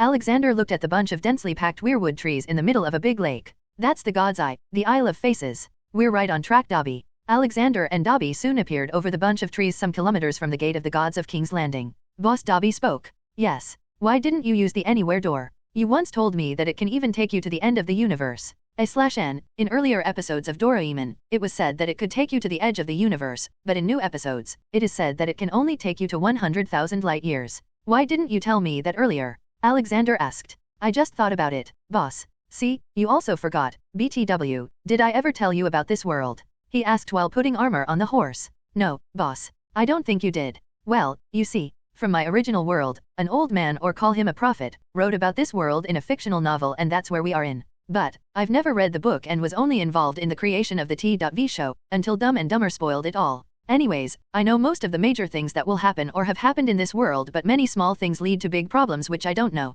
Not that it matters, as everything will change once I start building my kingdom and slowly take over the world. I am also gonna go and try to take over the Faceless Men. They are pretty good at nearly anything. Why do I suddenly feel like I have amnesia? Alexander groaned. Alexander then noticed the shocked face of Dobby as if he knew something. You already own them, boss. You created them. Dobby's subtlety dropped the bomb. What? How and why do you know that? But I don't. God gave me all the knowledge about your past in this world, boss, Dobby replied. Good, then tell me everything. He quickly said. I can't, boss. You have to ask me specific things for me to answer. God made that rule. Okay, how old am I in this world? He asked. 15,000 years, sir. What the? How? And what have I been doing all these years? Tell me more. Alexander nearly shouted. I am not at the liberty to reveal that, boss. Dobby mechanically replied. Why? He questioned. God said that you have to travel the world and visit specific places to trigger a memory. He said it will be fun for you. Damn it, I feel like I forgot something but can't just put my finger on it. I hate this feeling. Who knows what will happen if I visit Valeria? Next thing we know, I caused the doom of Valeria. Alexander pressed his head. Actually, boss. Dobby spoke. *T, don't tell me I did it. Yes, boss. You did. Dobby said. How and why? Alexander asked. I am sorry, boss, but I am not at the liberty to reveal that. Dobby again mechanically replied. Dobby, are you **ing with me? No sir, I don't think so. Dobby sounded confused. What? You got amnesia too? He asked. No boss, it's just that I don't know the meaning of "are you **ing with me" phrase. According to my knowledge, **ing means mating, but I am not mating with you. Yet. Boss. Dobby replied. What do you mean yet? You know what, Dobby, take this. This is my personal favorite stash. Full 1 terabyte of it. Go and research on it. I don't want you turning homo on me. I got nothing against them, but still, if you are, then go find some other man. I am straight. Alexander handed him a hard drive. I don't know what homo means, sir. Dobby again sounded confused. Man on man. Take this pen drive. It has one, not so straight video. Alexander handed another pen drive. Boss, why do you have this if you don't like mating with men? Hey. It was a mistake, okay? The damn thumbnail showed just one cropped Naughty America text. They hid the full text which said, Naughty American Men. I downloaded it by mistake, and I also didn't have much time in Doraemon world either. I downloaded whatever I could, and stop looking at me like that. Even old men like me have special needs, you know. Now let's go. Stop tormenting me, man. Yes, sure boss, Dobby said with a smirk. Was he messing with me? Alexander thought when he noticed the smirk. Alexander and Dobby rode their horses straight towards the city gate. In their way, Alexander had seen an army headed towards the city. It was flying the sigil of a yellow lion on a red background. Well, he only knew that Lannisters attacked the King's Landing and massacred men, children, and ed many women. How they did it, he didn't know. The army was still about 5 hours away and it was enough for him to take over the city. I am sent here to do good and that is exactly what I shall do, Alexander said to himself. The world he was currently in was very corrupted and lawless. The people of the south called themselves civilized but they were the ones who committed the most heinous crimes. The people of the north were by far more honorable. Dumb, but still honorable, except that flaying house. When Alexander and Dobby reached the gate of the gods they were halted by the guards of the city watch. The gate was closed. Both Alexander and Dobby were clad in armor from head to toe, which was pretty scary to watch. On top of that, Dobby was nearly as big as the mountain. Identify yourself, the guard shouted. Alexander looked at Dobby. Break the gate. I am transferring the data of all the criminals and nearly innocent people in the city. Kill if any criminal comes in your way, make others faint if they do the same. I will transport all the innocents of the city to the basement of the Red Keep. It is a big royal shipyard. You can later go there and protect them. If any Lannister soldiers try to enter, kill them. Understood, boss, Dobby said and walked to the big closed gate with his giant sword. Bam. Just one strike from him and half of the gate fell. The members of the city watch kept shooting arrows and crossbows but nothing stopped them. They entered the city on their horses. Whoever came to attack them either died or fainted. Alexander and Dobby were slashing their swords throughout the city. The path leading to the Red Keep got filled with red as if a storm of blades passed by. All right, Dobby, here comes the magic, Alexander said. Many people in the city had their bodies glow in white light.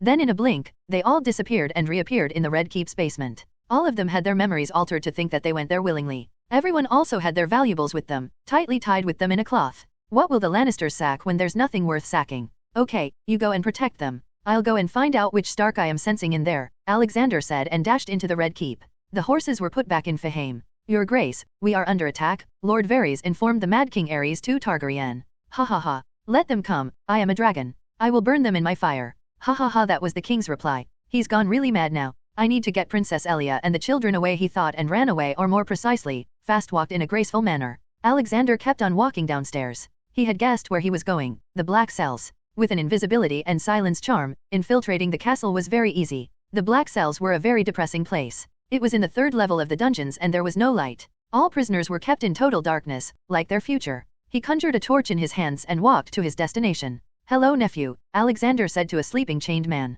Uncle, I mean Allfather. Brandon spoke. So, he told you? Yes, he had sensed his coming death and told me about you. The Mad King burned him in front of me and kept me alive so he could kill Ned in front of me too, he said sorrowfully. Sad that Ricard had to die because of your foolishness. Alexander shook his head. What do you mean? They had kidnapped Lyanna, Brandon roared. And who told you that? Some random guy? Who conveniently found you on your way to River Run. People knew that you act without thinking. They knew that you would go to King's Landing. They knew that Mad King would not take kindly of it. They knew that Ricard would come to save you. There are so many enemies of the current House Targaryen and they used you to start a rebellion. There is no real proof that Lyanna was kidnapped. The only proof is the unknown guy who told you. For all we know, Lyanna might have just gone with Rhaegar willingly, Alexander argued. But why would she do that? Brandon asked. Damn it, Brandon. Did you forget that Rhaegar chose Lyanna as the new Queen of Love and Beauty, placing a crown of blue winter roses in her lap in the tourney of Harrenhal? Alexander answered. Brandon looked a bit conflicted and then angered. Gods, what have I done? He yelled in self-loathing when realization hit.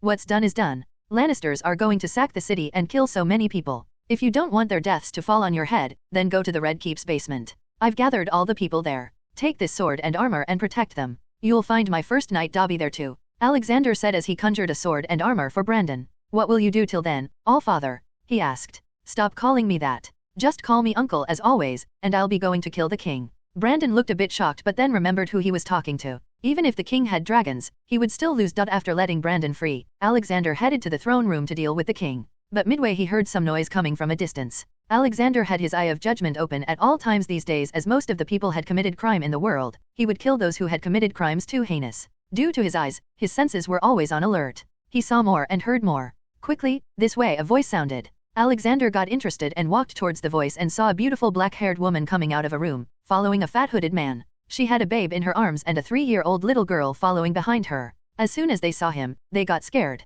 Alexander was wearing his full body armor to look scary to other men, but his looks backfired in this case. The woman scaredly yelled at her daughter to run back into the room and hide. The little girl did as ordered and hid under the bed. The woman also ran back into the room and closed the door. The fat man stood outside, seemingly ready to defend with his small knife. Then the fat man took down his hood and a memory resurfaced in Alexander's brain. Memory. In the streets of Mir, a 13-year-old bald boy sat on the side of the street, begging. His eyes looked lifeless and yet determined to live. Alexander, who was passing by the boy, felt interested and looked into his mind. He was shaken by what he saw. The boy was sold to a sorcerer who only wanted to paralyze his body without dulling his senses and cut his manhood to use it in a blood magic. Then the sorcerer threw him back on the streets. Since then the boy developed a deep hatred for all magic. Alexander walked to the young boy and threw gold coins in his money bowl. There were more than 10 gold dragons. 5 gold dragons were enough for a small folk family to live for a year, so the money was a lot. The bald boy looked up in confusion. He was taken aback by the kindly smiling old man. He felt no ill intentions from him.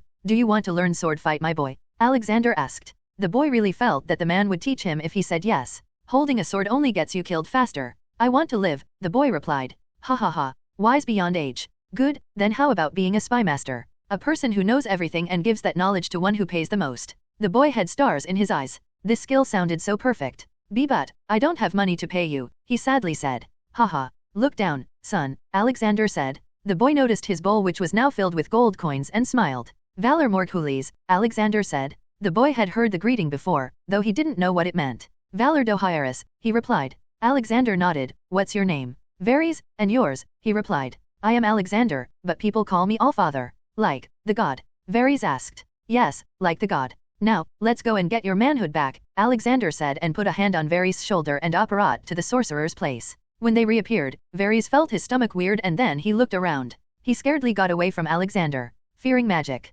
Alexander shook his head. No, my child, do not fear me. Do not fear magic. It's people who define magic and not the other way around. Then Alexander lifted his palm and a beautiful tree grew on it. See, the magic is a gift from the gods. It can be used to help create life and also destroy it. Suddenly the tree burnt down. It's on you, whether you choose to use it for good or bad. As he said his last words he sent out many patroness charms. Many different animals started to circle around Varys. The atmosphere turned happy and warm.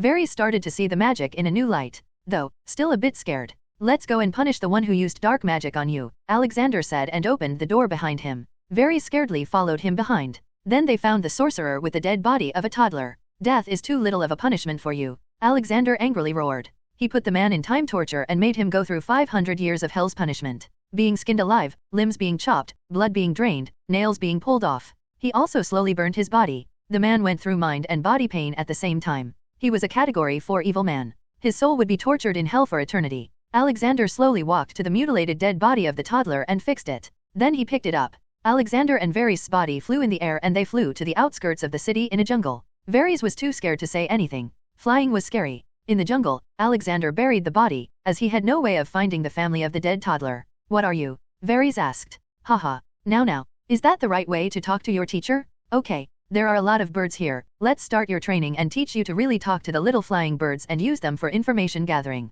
After this training, you will go to Bravus with this coin. The House of Black and White will teach you the art of disguise, Alexander said and threw a coin. Memory ends. Alexander slowly took down his helmet and said in a warm voice, Valor Morkulis, son. Varys recognized the voice. He had been trying to find the old man for so long. Alexander was always under strong notice me not charms, so no one in Westeros even knew what he looked like, except the Starks. As long as he didn't actively allow people to recognize him as Allfather, no one can ever recognize him. The blade slipped off Varys' hand and he fell down on his knees. Allfather, you really were the one true Allfather. Get up, my boy, tell me what's going on, Alexander said while helping him get up. I was trying to save the princess and her kids from the attackers, he said. No need to do that. It was me. I've been living with the Stark for thousands of years. I am their patron god. The Mad King has gone crazy and there's no place for Targaryens on the Iron Throne. I've decided to actively participate in worldly affairs and make the world a better place for all, Alexander briefly said. Then, are you taking the throne? Varys excitedly asked. No, my boy, not yet. Only you know that I am Allfather. Even if I come out now, people won't believe me. I will remain in the north and slowly start taking over all the great houses while bringing economical development. When people start seeing me as their king, I'll officially take the throne. But that's not the problem right now. The Lannister army is headed to the city. They will sack the city. You go take the princess and her children to my ship in the harbor. I'll join you shortly. Please make her understand that there will never be another Targaryen monarch ever. I'll give her a nice place to live and good food to eat in the north. But she must stay hidden until I take the throne. I don't want to cause unnecessary bloodbath. Varys nodded his head multiple times. Yes, a god sitting on the throne as the king of Westeros is the best thing that can happen. Not just Westeros, Varys. The whole world. But you have a part to play. Robert will take over the throne and I don't have much trust in him running the kingdom. You will remain here as the master of whisperers and inform me of all doings here and in the world. Take this mirror. Call my name when you want to talk to me. Only you can see it, so there's no danger of someone finding it. Now, take me to meet them. I need to change their looks so they don't get caught. Varys excitedly took the mirror and put it in his secret pocket like it was the most precious treasure in the world. Since the fateful encounter with Alexander in his young days, he had started to love everything magical. Varys walked back to the door and knocked. My princess, there is no danger. Please open the door. The door slightly opened and Elia peeked out. Seeing that Varys was unharmed and there was no sword on his throat, she opened the door. My princess, let me introduce Alexander Stark. He's the one who saved me many years ago from dying of hunger. He's a very kind man. Varys started to blabber like a fanatic. That's enough, Varys. We have a more pressing situation. It's nice to meet you, princess. You look weak. It must be due to childbirth. Here, drink this. He handed her a rejuvenation potion. She confusedly looked at Varys, who nodded at her. She gulped down the potion. She didn't know why she trusted the old man, but her guts were telling her to trust him. As soon as she drank it, she started to feel like her lost strength was returning. Breathing became easier. Her pale skin once again became a bit tanned like Dornish people. Alexander's eyes then fell on the little head peeking out from under the bed. The dark-haired blue-eyed girl was too cute. Alexander quickly conjured a dragon teddy bear and showed it to her. She slowly crawled out and sheepishly walked to Alexander. When she got close enough, Alexander lowered himself. You can have this if you tell me your name, he warmly said. She looked at his face for a second and then smiled. My name is Rhaenys, Grandpa. Alexander felt a ticklish feeling in his stomach for being called Grandpa by such a cute one. Rhaenys looked like a real-life doll. Ha ha ha. Yes, I will be your grandpa from now on, sweetie. Here, take this and this and this as well. Alexander gave her a plushy dragon doll of half her size and also a chocolate and other candies. Okay, princess. You need to get out of here. You cannot go anywhere in the world without the fear of getting caught or poisoned by assassins, not even Dorne. I'll give you an option. I can change the way you and your children look. I'll take you to Winterfell with me and you will live there as my secretary. I know you are a smart one, so you'll easily be able to do this job. Winterfell is a huge castle, and it'll need someone to manage it, he suggested. But, why are you doing this? Won't we bring danger to your house? She asked. Simple answer, I am too strong. You might not believe it, but if I wanted to, I can take over the whole Westeros easily, but that would not be productive. Alexander bluntly said. Varys continuously nodded his head while Elia weighed her options. Okay, I'll do as you say, she said, hoping that she wouldn't regret this decision. Believe me, by the end of this day, you'd be thanking me, Alexander said and waved his hand. All three, Elia, Rhaenys and 3-month-old Aegon's hair turned brown and their eyes became black. All their skins turned white, matching the northern people. Elia looked at the changes happening to her daughter and son and then herself. She freaked out a little. How? No time to answer, Varys will tell you on your way, Alexander said and looked at Varys. Please follow me, my princess. Varys led them out. After they left, Alexander created fake dummy bodies of them and left them in the room, with a strong illusion charm. Anyone who would see them would think that they were the real deal. Alexander once again became invisible and headed to the throne room. In the middle of his way, he saw Grand Maester Pycelle. Alexander saw his sins and read his mind. Sure enough, he was a Lannister spy and a pedophile too. Grand Maester Pycelle, Category 3. Murder, 17.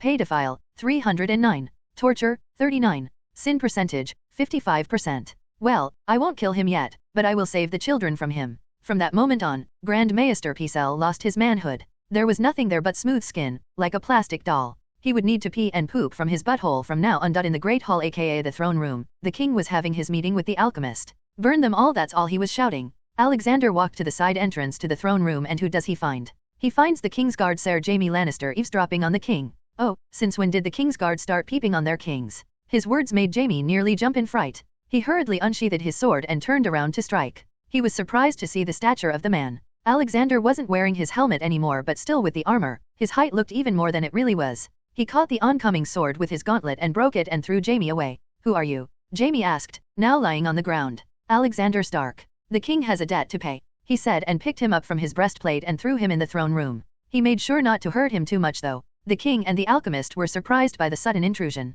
Sensing the danger, the alchemist made a run for his life, but Alexander threw Jaime's half-broken sword to his throat, killing the mad scientist immediately. Who are you? How much did they pay you? I'll give you 10 times and also grant you lordship. The Mad King started talking non-stop. Alexander kept on walking. You are really a different kind of a fool. You killed my little brother and expect me to sell out. Did you forget the saying, the North remembers? He prepared his sword to behead him. The guy was a madman. He enjoyed burning people and *ng and torturing his sister wife. Ares 2 Targaryen, Category 3. Murders, 38. Indirect murders, 373.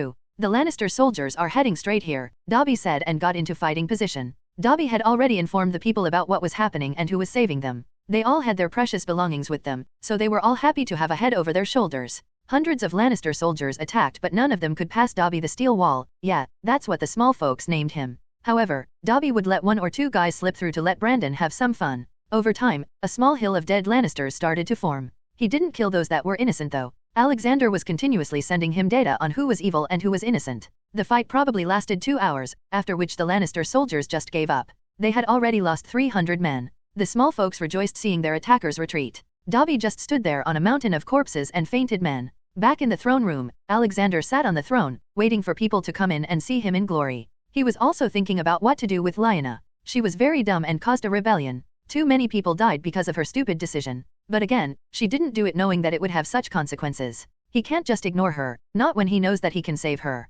His thoughts were interrupted when he heard footsteps coming. It was surprisingly Eddard Ned Stark. He came in running but stopped in his path, seeing the scene. Ned looked at his uncle sitting on the Iron Throne in his majestic armor, the king's head erected on top of a spear beside him. His giant sword was fixed into the ground. "Uncle, how?" he confusedly asked. "Come, my nephew. You will be happy to hear that Brandon is still alive. He's helping Dobby protect the small folks in the basement." "Where are the others?" he asked. Elated with his brother's news, he replied, "They were just behind me. Should be coming any time." Sure enough, a small crowd of men entered the hall. Jon Arryn, Tywin Lannisters, Robert Baratheon, Lord Howland Reed and a small group of guards with them. They were also surprised to see the scenes. "So it was Lord Alexander who entered the city before us. I was surprised to find a broken city gate and dead bodies of city guards on the way towards the Red Keep. But where are your men?" Tywin Lannister spoke. He, like others, was surprised, as most of the Westeros believed that Alexander had grown too old. But here he was. "I didn't bring any, it's just me and Ser Dobby." "So, how was it sacking an empty city, Lord Tywin?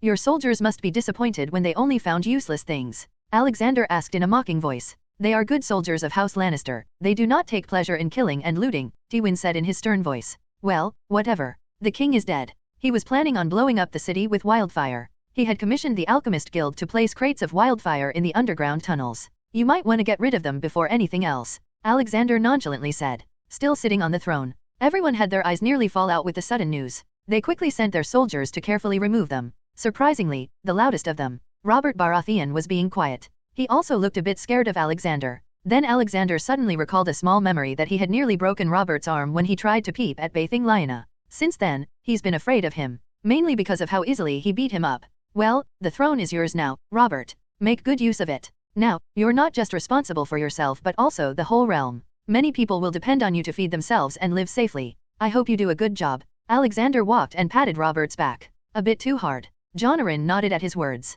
Then suddenly some guards came with blood-stained Lannister capes. They put it right beside the people. "By the gods! Who did this unholy deed? Killing little babies?" Ned roared in anger. In front of them were 3 butchered bodies of Elia, Rhaenys, and Aegon. Little Rennie's body had more than 50 sword-piercing wounds. 3 months old Aegon's head was totally squashed. Brain matter was flowing out of it, and Elia's body was also bloodied and beaten. Her head was squashed and there were wounds near her vagina as well, meaning that she was brutally r***ped before being murdered. Alexander already knew this would happen and also that they were dummies, but it still made his heart shiver, knowing that this would have happened to them if he hadn't intervened. He was really angry. The whole world was so messed up, so brutal. "Lord Tywin, you must bring the men who did this to justice. Killing babies is a crime as bad as kinslaying," Ned said in anger. "I am sorry, but no such thing will happen. This was a war and many uncontrollable things happen," Tywin replied. "Weren't you just saying that your men don't do things like this? But it seems like they are even worse than I expected." They seem to take pleasure in raping and baby killing. Alexander said in disgust. Are you berating my house?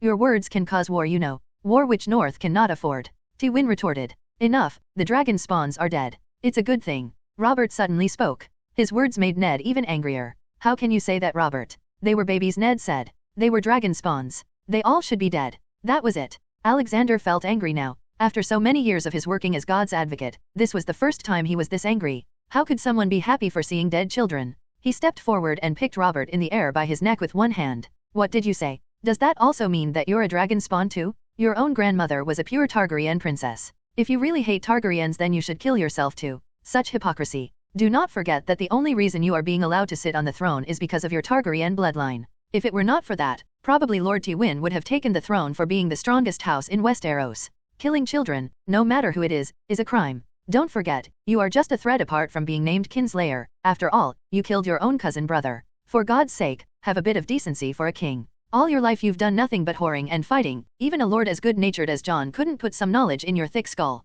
I give you only one chance now. Prove yourself a good king and you will have the support of the whole North. Otherwise you'll have me coming after you. Do you understand, Robert Baratheon? Alexander loudly said. His voice made everyone in the room shiver. Robert scaredly nodded. Alexander threw him towards the Iron Throne and he landed perfectly on it. Then he looked at Jonaran. I am disappointed in you if this is what you call fostering. I hope Ned turned out well. Then he looked at Ned. Go to the Tower of Joy in Dorne and get Lyanna safely back to the north. Take Brandon and Ser Dobby with you. By the way, take this bottle with you and give it to Ser Dobby, he ordered, not letting Robert send Ned to lift the siege of Storm's End. Ned immediately followed his command and took Howland Reed with him. Alexander also headed out but stopped midway and turned around. He looked straight into the eyes of the scared Robert Baratheon. One chance. Alexander roared and left. He told Dobby the details through telepathy and told him to go with Brandon and Ned. This world is too messed up. Why was I ever trying the political approach? These people have zero sense of morality. I've decided now. Damn the nobles. I'll focus on the small folks.